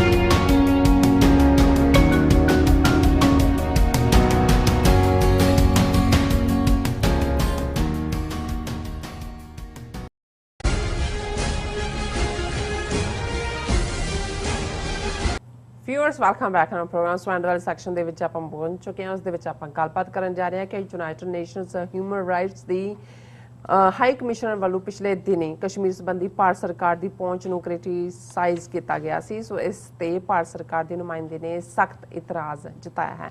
ਸੋ ਇਸ ਬਾਰੇ ਆਪਾਂ ਗੱਲਬਾਤ ਕਰਨ ਜਾ ਰਹੇ ਹਾਂ। ਸੋ ਅਸੀਂ ਚਾਹਾਂਗੇ ਕਿ ਦੋਸਤਾਂ ਇਸੇ ਤਰ੍ਹਾਂ ਬਣੇ ਰਹਿਣਾ, ਦੇਖਣ ਸੁਣਨ ਲਈ ਐਂਡ ਲਿਖਣ ਲਈ ਤੁਹਾਡਾ ਸਭ ਦਾ ਬਹੁਤ ਬਹੁਤ ਸ਼ੁਕਰੀਆ ਜੀ। ਡਾਕਟਰ ਸਾਹਿਬ, ਕੀ ਵਿਚਾਰਾਂ ਨੇ? ਦੇਖੋ, ਵੈਸੇ ਤਾਂ ਲਫ਼ਜ਼ ਜਦੋਂ ਦੋਗਲਾ ਕਿਹਾ ਜਾਂਦਾ ਹੈ ਜਾਂ ਡਬਲ ਸਟੈਂਡਰਡ ਕਿਹਾ ਜਾਂਦਾ ਹੈ, ਇਹਨਾਂ ਲਫ਼ਜ਼ਾਂ ਦਾ ਵੀ ਇੱਕ ਸਟੈਂਡਰਡ ਹੈ। ਤੁਹਾਨੂੰ ਲੱਗਦਾ ਹੁੰਦਾ ਹੈ ਵੀ ਕੋਈ ਜਿਹੜਾ ਹੈ ਉਹ ਦੋ ਤਰ੍ਹਾਂ ਦੇ ਰੁਖ ਰੱਖਦਾ ਹੈ, ਅੱਜ ਕੋਈ ਹੈ ਕੱਲ ਕੋਈ ਹੈ। ਪਰ ਜੇ ਕੋਈ ਆਪਣੇ ਮੂੰਹ ਜਾਂ ਜ਼ਬਾਨ ਤੋਂ ਇੱਕੋ ਵੇਲੇ ਦੋ ਪਾਸਿਆਂ ਨੂੰ ਮੂੰਹ ਕਰਕੇ ਬੋਲ ਰਿਹਾ ਹੋਏ ਤੇ ਉਹਨੂੰ ਫਿਰ ਟੂ ਹੈਡਡ ਸਨੇਕ ਕਹਿੰਦੇ ਨੇ, ਅਸੀਂ ਦੋ ਮੂੰਹਾਂ ਸੱਪ ਕਹਿੰਦੇ। ਹੁਣ ਭਾਰਤ ਦਾ ਵਰਤਾਰਾ ਇਹ ਬੜਾ ਸਾਫ਼ ਹੈ, ਸਪਸ਼ਟ ਹੈ। ਇੱਕ ਪਾਸੇ ਭਾਰਤ ਨੇ 1 ਮਹੀਨਾ ਜਦੋਂ ਇਹਨਾਂ ਨੂੰ ਸਿਕਿਉਰਿਟੀ ਕੌਂਸਲ ਦੀ ਪ੍ਰੈਜ਼ੀਡੈਂਸੀ ਮਿਲੀ ਅਗਸਤ ਦੇ ਮਹੀਨੇ, ਤੇ ਅਸਮਾਨ ਸਿਰ ਤੇ ਚੁੱਕ ਲਿਆ। ਜਾਂਦੇ ਜਾਂਦੇ ਵੀ ਜਿਹੜਾ ਇਹਨਾਂ ਨੇ 29 ਕਿ 30 ਅਗਸਤ ਨੂੰ ਇਹ ਮਤਾ ਪਾਸ ਕਰਵਾਇਆ ਕਿ ਜੀ ਇਹ ਟੈਰਰਿਜ਼ਮ ਔਰ ਇਹ ਉਹ, ਇਸ ਅਗਸਤ 30 ਨੂੰ ਇੰਡੀਆਜ਼ ਪ੍ਰੈਜ਼ੀਡੈਂਸੀ ਕਿ ਵੀ ਇਹ upholding human rights Afghanistan, Afghan territory should not be used for terrorism, negotiated political settlement should be found out. ਇਹ ਉਹਨਾਂ ਦੇ ਜਿਹੜੇ ਇਹ 30 ਅਗਸਤ ਦਾ ਮਤਾ ਸੀ ਜੀ। ਹੁਣ ਜੰਮੂ ਕਸ਼ਮੀਰ 'ਚ ਕੀ ਚੱਲ ਰਿਹਾ ਹੈ? ਜ਼ਾਹਰ ਹੈ ਅਸੀਂ ਅਕਸਰ ਇਹ ਗੱਲ ਕਰਦੇ ਹਾਂ ਕਿ ਕਿਵੇਂ 5 ਅਗਸਤ 2019 ਨੂੰ ਆਈਨੀ ਗੁੰਡਾਗਰਦੀ ਕੀਤੀ, ਸੂਬੇ ਦਾ ਵਜੂਦ ਮਿਟਾ ਦਿੱਤਾ ਹੈ, ਡੈਮੋਗ੍ਰਾਫਿਕਸ ਬਦਲੀਆਂ ਜਾ ਰਹੀਆਂ, ਲੱਖਾਂ ਡੋਮਿਸਾਈਲ ਦਿੱਤੇ ਗਏ ਨੇ, ਆਮ ਲੋਕਾਂ ਦੇ ਹੱਕਾਂ ਦੇ ਉੱਤੇ ਜਿਹੜਾ ਬਿਲਕੁਲ ਉੱਥੇ ਅੱਜ ਵੀ ਪਾਬੰਦੀ। ਹਾਲਤ ਇਹ ਹੈ ਕਿ ਸੈਯਦ ਅਲੀ ਸ਼ਾਹ ਗਿਲਾਨੀ ਜਿਵੇਂ ਉਹਨਾਂ ਦੀ ਮਈਅਤ ਨੂੰ ਰੋਲਿਆ ਗਿਆ, ਜਾਲੀ ਜਿਹੜਾ ਉਸ ਕਿਸਮ ਦਾ ਪੂਰਾ ਵਰਤਾਰਾ ਕਰਕੇ ਉਹਨਾਂ ਦੀ ਨੂੰ ਜਿਹੜਾ ਉਹਨਾਂ ਨੇ ਉਹਨਾਂ ਦੀ ਇੱਛਾ ਦੇ ਮੁਤਾਬਕ ਜਿਸ ਉਹ ਗ੍ਰੇਵਯਾਰਡ 'ਚ ਉਹ ਆਪਣੇ ਆਪ ਨੂੰ ਸ਼ਹੀਦਾਂ ਦਾ ਗ੍ਰੇਵਯਾਰਡ ਜਾਂ ਕਬਰਸਤਾਨ ਕਹਿੰਦੇ ਨੇ, ਉੱਥੇ ਨਹੀਂ ਦਿੱਤਾ ਗਿਆ। ਲੇਕਿਨ ਉਹਨਾਂ ਦੇ ਪਰਿਵਾਰ ਦੇ, ਉਹਨਾਂ ਦੇ ਬੱਚਿਆਂ ਨੇ ਔਰ ਰਿਸ਼ਤੇਦਾਰਾਂ ਨੇ ਉਹਨਾਂ ਦੀ ਇਹ ਵਿਸ਼, ਭਾਵੇਂ ਫੋਰਸ ਨੇ ਜ਼ਬਰਦਸਤੀ ਅਖੀਰ ਦੇ ਵਿੱਚ ਉੱਥੋਂ ਉਹਨਾਂ ਦੀ ਮਈਅਤ ਨੂੰ ਲਿਜਾ ਕੇ ਆਪਣੀ ਮਰਜ਼ੀ ਦੀ ਥਾਂ ਦੇ ਉੱਤੇ ਦਫਨ ਕੀਤਾ, ਪਰ ਉਹਨਾਂ ਦੀ ਸੈਯਦ ਅਲੀ ਸ਼ਾਹ ਗਿਲਾਨੀ ਦੀ ਡਿਜ਼ਾਇਰ ਸੀ ਕਿ ਉਹ ਪਾਕਿਸਤਾਨੀ ਝੰਡੇ ਦੇ ਵਿੱਚ ਉਹਨਾਂ ਦੇ ਜਿਹੜਾ ਉਸ ਬਾਡੀ ਨੂੰ ਲਪੇਟਿਆ ਜਾਏ, ਉਹ ਉਹਨਾਂ ਨੇ ਪੂਰਾ ਕੀਤਾ। ਹੁਣ ਇਸ ਦੇ ਉੱਤੇ ਇਹ ਤਾਂ ਈਵਨ ਦੁਨੀਆ ਦੇ ਕਿਸੇ ਵੀ ਥਾਂ ਦੇ ਉੱਤੇ ਜਿਹੜੀ ਮਰਨ ਵਾਲੇ ਦੀ ਲਾਸਟ ਵਿਸ਼ ਹੁੰਦੀ ਹੈ ਉਹਨੂੰ ਤਾਂ ਐਜ਼ ਏ ਕੋਰਟ ਡਾਕੂਮੈਂਟ ਮੰਨਿਆ ਜਾਂਦਾ ਹੈ, ਉਸ ਦੇ ਸਾਹਮਣੇ ਬਾਕੀ ਜੋ ਮਰਜ਼ੀ ਕੀਤਾ ਹੋਏ ਉਹ ਖਤਮ ਹੋ ਜਾਂਦਾ। ਲੇਕਿਨ ਇਹਨਾਂ ਨੇ ਉਹਨਾਂ ਦੇ ਰਿਸ਼ਤੇਦਾਰਾਂ, ਬੱਚਿਆਂ ਦੇ ਉੱਤੇ ਵੀ ਕੇਸ ਦਰਜ ਕੀਤਾ ਹੈ। ਪਾਕਿਸਤਾਨ ਦਾ ਝੰਡਾ ਕਿਉਂ ਜੀ, ਕੀ ਹੈ? ਹੁਣ ਦੇਖੋ, ਤੁਸੀਂ ਧੱਕਾ ਕਰ ਸਕਦੇ ਹੋ, ਬਿਲਕੁਲ ਕਿਸੇ ਦੀ ਆਵਾਜ਼ ਬੰਦ ਕਰ ਸਕਦੇ ਹੋ, ਕਸਾਈ ਨੂੰ ਸੱਦ ਕੇ ਕਿਸੇ ਦੇ ਬੁੱਲ ਸੀ ਸਕਦੇ ਹੋ, ਪਰ ਇਸ ਗੱਲ ਦਾ ਧਿਆਨ ਰਹੇ ਕਿ ਜਿਹੜੇ ਬੁੱਲ ਸੀਤੇ ਦੀ ਜਾਂ ਜਿਸ ਦੇ ਉੱਤੇ ਤੁਸੀਂ ਜ਼ੁਲਮ ਕਰਕੇ ਜਿਸ ਨੂੰ ਮਾਰਿਆ, ਉਸ ਚੋਂ ਨਿਕਲਣ ਵਾਲੀ ਮੋਟੀਵੇਸ਼ਨ ਨੂੰ ਤਾਂ ਨਹੀਂ ਰੋਕ ਸਕਦੇ। ਬਿਲਕੁਲ ਇੱਕ ਦੇ ਬੁੱਲ ਸੀਣ ਨਾਲ ਜਾਂ ਇੱਕ ਦੀਵਾ ਬੁਝਾ ਦੇਣ ਨਾਲ ਰੋਸ਼ਨੀ ਤਾਂ ਨਹੀਂ ਖਤਮ ਹੋ ਜਾਂਦੀ। ਹੁਣ ਇਹੀ ਹਾਲ ਅਸੀਂ ਦੇਖ ਰਹੇ ਹਾਂ। ਇਸ ਤੋਂ ਪਹਿਲਾਂ ਕਿ ਅਸੀਂ ਗੱਲ ਕਰੀਏ ਕਿ ਇੰਡੀਅਨ ਨੁਮਾਇੰਦਾ ਕਿਵੇਂ ਚੀਕਾਂ ਮਾਰਦਾ ਹੈ ਉੱਥੇ ਯੂਨਾਈਟਿਡ ਨੇਸ਼ਨਸ ਦੀ ਹਿਊਮਨ ਰਾਈਟਸ ਬਾਡੀ ਦੀ ਜਿਹੜੀ ਚੇਅਰਪਰਸਨ ਹੈ ਬੀਬੀ ਮਿਸ਼ਲ, ਉਸ ਦੇ ਉੱਤੇ। ਪਰ ਪਹਿਲਾਂ ਮੈਂ ਇਹ ਖਬਰ, tight vigil at Syed Ali Shah Geelani's Haiderpura burial site. ਹੁਣ ਜਿੱਥੇ ਉਹਨਾਂ ਨੂੰ ਦਫਨ ਕੀਤਾ ਹੈ ਜ਼ਬਰਦਸਤੀ, ਔਰ ਈਵਨ ਉਹਨਾਂ ਦੇ ਬੱਚਿਆਂ ਤੇ ਔਰ ਰਿਲੇਟਿਵਸ ਦੇ ਕੇਸ ਨੇ ਕਿ ਜੀ ਪਾਕਿਸਤਾਨੀ ਝੰਡੇ 'ਚ ਕਿਉਂ ਲਪੇਟਿਆ, ਉਹਦੇ 500 ਮੀਟਰ ਦੇ ਏਰੀਆ ਦੇ ਵਿੱਚ ਫੌਜ ਪਹਿਰਾ ਦੇ ਰਹੀ ਹੈ। ਕਿਉਂ? ਕਿਤੇ ਕਿ ਵੀ ਸੈਯਦ ਅਲੀ ਸ਼ਾਹ ਗਿਲਾਨੀ ਉੱਠ ਕੇ ਕਬਰ ਚੋਂ ਕਸ਼ਮੀਰ ਜ਼ਿੰਦਾਬਾਦ ਨਾ ਕਹਿ ਦੇਣ। ਔਰ 3 ਡਜ਼ਨ ਪੁਲਿਸ ਤੇ ਪੈਰਾਮਿਲਟਰੀ ਦੇ ਵਹੀਕਲ ਉੱਥੇ ਖੜੇ ਨੇ 500 ਮੀਟਰ ਦੇ ਰੇਡੀਅਸ 'ਚ। ਕਾਹਦੇ ਲਈ? Security personnel have been asked not to allow anyone near the grave or click pictures from a distance. ਉਹਨਾਂ ਨੇ ਕਿਹਾ ਜੀ ਵੀ ਜਿਹੜੇ ਇਤੀਆਂ ਪਿਕਚਰਸ ਲੈਣਗੇ ਉਹਨਾਂ ਦੀਆਂ, ਜਿਵੇਂ ਪੰਜਾਬ ਦੇ ਹਵਾਲੇ ਨਾਲ ਅਕਸਰ ਹੁੰਦਾ ਸੀ ਕਿ ਸੰਤ ਭਿੰਡਰਾਂ ਵਾਲਿਆਂ ਦੀ ਤਸਵੀਰ ਵੀ ਦੁਸ਼ਮਣ ਨੂੰ ਡਰਾਉਂਦੀ ਹੈ। ਜਦੋਂ ਕੋਈ ਵਹੀਕਲ ਤੇ ਨੌਜਵਾਨ ਜਾਂਦੇ ਨੇ, ਕਿਸੇ ਨੇ ਵਿੰਡਸ਼ੀਲਡ ਤੇ ਲਾਇਆ ਜਾਂ ਪੁਲਿਸ ਨੇ ਰੋਕਿਆ ਹੁੰਦਾ, ਉਹ ਕਹਿੰਦੇ ਜੀ ਤਸਵੀਰ ਹੈ। ਨਹੀਂ ਕਹਿੰਦੇ ਇਹ ਨਹੀਂ ਹੈ, ਮਤਲਬ ਜਿਉਂਦੇ ਜੀ ਤਾਂ ਇਹ ਡਰਦੇ ਹੀ ਸੀ। ਇਹੀ ਹਾਲ ਹੁਣ ਸੈਯਦ ਅਲੀ ਸ਼ਾਹ ਗਿਲਾਨੀ ਦੀ ਆਪਣੀ ਮਰਜ਼ੀ ਜਿੱਥੇ ਉਹਨਾਂ ਨੇ ਦਫਨ ਕੀਤਾ, ਉਹਨਾਂ ਦੀ ਕਬਰ ਦੀ ਫੋਟੋ ਵੀ ਉਹਨਾਂ ਨੂੰ ਡਰਾਉਂਦੀ ਹੈ। ਦੂਸਰਾ, ਔਰ ਇਹ ਜਿਹੜੇ ਨੇ ਉਹਦੇ ਚ ਉਹਨਾਂ ਨੇ ਕਿਹਾ security official said the move had been taken to debar people from gathering around the grave, ਕਿ ਲੋਕ ਕਿਤੇ ਇਕੱਠੇ ਹੋ ਕੇ ਆ ਕੇ ਇੱਥੇ ਨਮਾਜ਼ ਪੜ੍ਹਨਗੇ, ਫਾਤਿਹਾ ਪੜ੍ਹਨਗੇ, ਉਹਨਾਂ ਨੂੰ ਮੋਟੀਵੇਸ਼ਨ ਹੋਏਗੀ।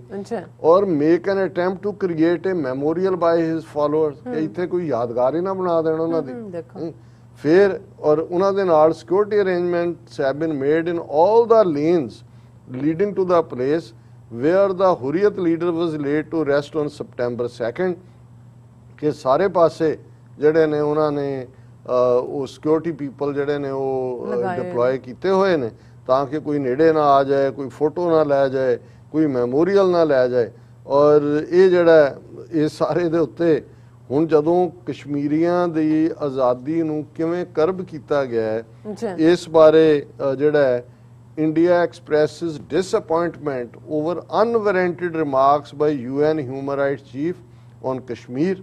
ਔਰ ਬੀਬੀ ਮਿਸ਼ਲ ਬੈਸ਼ਲੇਟ ਉਹਨਾਂ ਨੇ ਇਹ ਕਿਹਾ ਸੀ ਕਿ ਵੀ ਇਹ she described it as worrying India's use of unlawful activities and prevention act as frequent temporary communication black outs in Jammu and Kashmir. ਉਹਨਾਂ ਨੇ 2 ਨੁਕਤੇ ਚੁੱਕੇ। ਉਹਨਾਂ ਨੇ ਕਿਹਾ ਜੀ ਵੀ ਜਿਹੜੇ ਪੋਲੀਟੀਕਲੀ ਪ੍ਰੋਟੈਸਟ ਕਰਦੇ ਨੇ ਉਹਨਾਂ ਨੂੰ ਤੁਸੀਂ ਟੈਰਰਿਸਟ ਐਕਟ ਦੇ ਥੱਲੇ ਜੇਲ੍ਹਾਂ 'ਚ ਤੁੰਨ ਰਹੇ ਹੋ, ਔਰ ਇਹ ਜਿਹੜੇ ਇੰਟਰਨੈਟ ਹੁਣ ਗਿਲਾਨੀ ਉਹਨਾਂ ਦੀ ਜਿਹੜਾ ਜੋ ਹੀ ਉਹਨਾਂ ਦੀ ਜਿਹੜੀ ਉਹ ਫੌਤ ਹੁੰਦੇ ਨੇ, ਇੰਤਕਾਲ ਹੁੰਦਾ ਉਹਨਾਂ ਦਾ, ਇੱਕਦਮ ਜਿਹੜਾ ਉਹ ਇੰਟਰਨੈਟ ਬੰਦ ਕਰ ਦਿੱਤਾ ਗਿਆ, ਕਰਫਿਊ ਲਾ ਦਿੱਤਾ ਗਿਆ। ਔਰ ਇਹਨੂੰ ਹੀ ਉਹ ਕਹਿ ਰਹੇ ਨੇ ਵੀ ਇਹ ਜਿਹੜਾ ਇੰਟਰਨੈਟ ਔਰ ਦੂਸਰਾ ਬਲੈਕ ਆਊਟਸ ਨੇ ਇਹ ਠੀਕ ਨਹੀਂ ਹੈ, ਤੁਸੀਂ ਉਹਨਾਂ ਦੀ ਕਸ਼ਮੀਰੀ ਲੋਕਾਂ ਦੀ ਆਜ਼ਾਦੀ ਦਾ ਹਨਨ ਕਰ ਰਹੇ ਹੋ। ਲੇਕਿਨ ਹੁਣ ਇਸ ਦੇ ਉੱਤੇ ਉਹਨਾਂ ਦੀ ਜਿਹੜੀ ਐਕਸਟਰਨਲ ਅਫੇਅਰਸ ਮਿਨਿਸਟਰੀ ਦੀ ਸੈਕਟਰੀ ਬਿਠਾਈ ਹੋਈ ਹੈ UN ਦੇ ਵਿੱਚ, ਰੀਨਤ ਸੰਧੂ, ਇਹ ਵੀ ਨਾਲ ਤੁਸੀਂ ਜ਼ਰੂਰ ਇੱਥੇ ਵੀ ਜਿਹੜਾ ਉਹ ਸੰਧੂ ਤਰਨਜੀਤ ਸਿੰਘ ਸੰਧੂ ਐਮਬੈਸਡਰ ਲਾਇਆ ਹੋਇਆ, ਤੁਸੀਂ ਇਹ ਸਿੱਖ ਨਾਂ ਯੂਜ਼ ਕਰੋ। ਔਰ ਉਹਨਾਂ ਨੂੰ ਅੱਗੇ ਉਹ ਕੀ ਕਹਿ ਰਹੀ ਹੈ, may we take note of references to India in the oral update by High Commissioner and express our disappointment over her unwarranted remarks on Union Territory of Jammu and Kashmir which do not reflect the ground reality। ground reality ਤੁਸੀਂ ਦੱਸ ਦਿਓ। ਜੇ ਗਿਲਾਨੀ ਸਾਹਿਬ ਦੀ ਕਬਰ ਨੂੰ 500 metre ਤੋਂ ਤੁਹਾਡੀ ਫੌਜ ਦੇ ਵਹੀਕਲ ਔਰ ਘੇਰ ਕੇ ਰੱਖੇ ਨੇ, ਤੁਸੀਂ ਤਾਂ ਮਰਿਆਂ ਤੋਂ ਵੀ ਡਰਦੇ ਹੋ, ਜਿਉਂਦਿਆਂ ਤੋਂ ਤਾਂ ਤੁਸੀਂ ਉਹਨਾਂ ਨੂੰ ਕੀ ਫੇਸ ਕਰਨਾ। ਔਰ ਨਾਲ ਦੀ ਨਾਲ ਉਹ ਕਹਿ ਰਹੀ ਹੈ ਹੁਣ ਇਸੇ ਸਾਹ ਜਦੋਂ ਅਸੀਂ ਕਿਹਾ 2 ਮੂੰਹੇ ਸੱਪ ਵਾਂਗੂ, ਦੂਜੇ ਪਾਸੇ ਇਹ ਕਹਿ ਰਹੀ ਹੈ ਕਿ ਵੀ ਇਹ ਜਿਹੜਾ ਬੜਾ ਵਰਿੰਗ ਹੈ ਕਿ ਇੰਡੀਆ ਕਿ ਜਿਹੜੀ ਅਫਗਾਨਿਸਤਾਨ ਦੀਆਂ ਡਿਵੈਲਪਮੈਂਟਸ ਨੇ, ਔਰ ਉਹਦੇ 'ਚ ਉਹਨੇ ਕਿਹਾ ਕਿ ਜਿਹੜੀ ਅਫਗਾਨਿਸਤਾਨ ਅਸੀਂ ਉਹ ਰੈਜ਼ੋਲੂਸ਼ਨ ਨੂੰ ਰੈਫਰ ਕਰ ਰਹੇ ਹਾਂ 30 ਅਗਸਤ ਦੇ UN ਸਿਕਿਉਰਿਟੀ ਕੌਂਸਲ ਦੇ, ਕਿ ਅਫਗਾਨਿਸਤਾਨ ਦੀ ਲੈਂਡ ਨੂੰ ਕਿਸੇ ਹੋਰ ਮੁਲਕ ਦੇ ਖਿਲਾਫ ਦਹਿਸ਼ਤਗਰਦੀ ਲਈ ਨਾ ਵਰਤਿਆ ਜਾਏ। ਜੇ ਤੁਹਾਨੂੰ ਲੱਗਦਾ ਹੈ ਕਿ ਮਿਸ਼ਲ ਜਿਹੜੀ ਚੇਅਰਪਰਸਨ ਹੈ ਉਹ ਕਸ਼ਮੀਰ ਦੇ ਉੱਤੇ ਕੋਈ ਸਟੇਟਮੈਂਟ ਨਹੀਂ ਦੇ ਸਕਦੀ ਕਿਉਂਕਿ ਉਹ ਤੁਹਾਡਾ ਇੰਟਰਨਲ ਮਾਮਲਾ ਹੈ ਔਰ ਤੁਸੀਂ ਵੱਡੀ ਡੈਮੋਕ੍ਰੇਸੀ ਜਮਹੂਰੀਅਤ ਹੋ, ਤਾਂ ਫਿਰ ਤੁਹਾਨੂੰ ਕੀ ਹੱਕ ਹੈ ਜਿਸ ਅਫਗਾਨਿਸਤਾਨ ਨੂੰ ਸੋਵਰਨ ਮੰਨ ਕੇ ਤਾਲਿਬਾਨ ਨਾਲ ਅਮਰੀਕਾ ਡੀਲ ਕਰਕੇ ਉਹਨਾਂ ਦੇ ਹਵਾਲੇ ਕਰਕੇ ਆਇਆ, ਉਹ ਮੁਲਕ ਉਹਨਾਂ ਨੇ ਕਿਵੇਂ ਰਨ ਕਰਨਾ ਹੈ ਉਹਨਾਂ ਦੀ ਮਰਜ਼ੀ ਹੈ, ਤੁਹਾਨੂੰ ਫਿਰ ਕੀ ਤਕਲੀਫ ਹੈ। ਸੋ ਜ਼ਾਹਰ ਹੈ ਕਿ ਵੀ ਇਸ ਵੇਲੇ ਭਾਰਤ ਜਿਸ ਲੈਵਲ ਦਾ ਇਹ 2 ਮੂੰਹਾਂ ਸੱਪ ਹੈ, ਉਹ ਉਹਨਾਂ ਦਾ 2 ਮੂੰਹੇ ਸੱਪ ਵਾਲਾ ਜਿਹੜਾ ਇਹਨਾਂ ਦੀ ਸ਼ਕਲੋ ਸੂਰਤ ਹੈ ਅਗਲੀ, ਉਹ ਦੁਨੀਆ ਦੇ ਸਾਹਮਣੇ ਜਿਹੜੀ ਹੈ ਉਹ ਜਗਜ਼ਾਰ ਹੋ ਰਹੀ। ਜੀ ਰਾਜ ਸਾਹਿਬ ਤੁਹਾਡਾ ਬਹੁਤ ਬਹੁਤ ਸ਼ੁਕਰੀਆ, ਤੁਸੀਂ ਆਪਣੇ ਵਿਚਾਰ ਸਾਡੇ ਦਰਸ਼ਕਾਂ ਨਾਲ ਸਾਂਝੇ ਕੀਤੇ ਨੇ। ਸੋ ਇਸ ਤਰ੍ਹਾਂ ਆਪਣੇ ਵਿਊਅਰਸ ਕੋਲ ਲੈਣੇ ਇਜਾਜ਼ਤ। ਵਿਊਅਰਸ, ਸਾਡੇ ਪ੍ਰੋਗਰਾਮ ਦਾ ਸਮਾਂ ਇੱਥੇ ਸਮਾਪਤ ਹੁੰਦਾ। ਤੁਸੀਂ ਆਪਣੀ ਰਾਏ ਤੇ ਸੁਝਾਅ ਸਾਨੂੰ ਭੇਜਣਾ ਭੁੱਲਣਾ ਸਾਡੇ ਇਸ ਪਤੇ ਤੇ SOS@tv84.tv ਤੇ ਅਸੀਂ ਆਪਣਾ ਪ੍ਰੋਗਰਾਮ ਲੈ ਕੇ ਫਿਰ ਦੁਬਾਰਾ ਤੁਹਾਡੇ ਸਾਹਮਣੇ ਮੁਕਾਵਾਂਗੇ। ਤਦ ਤੱਕ ਲਈ ਮੈਨੂੰ ਤੇ ਆਪਣਾ ਸੁਣਾ ਗਿਆ ਦੋ ਦੇਖਦੇ ਰਹੋ TV84। ਬੁਲਾ ਦਿਓ ਫਤਿਹ। ਵਾਹਿਗੁਰੂ ਜੀ ਕਾ ਖਾਲਸਾ, ਵਾਹਿਗੁਰੂ ਜੀ ਕੀ ਫਤਿਹ। ਰੱਬ ਰਾਖਾ।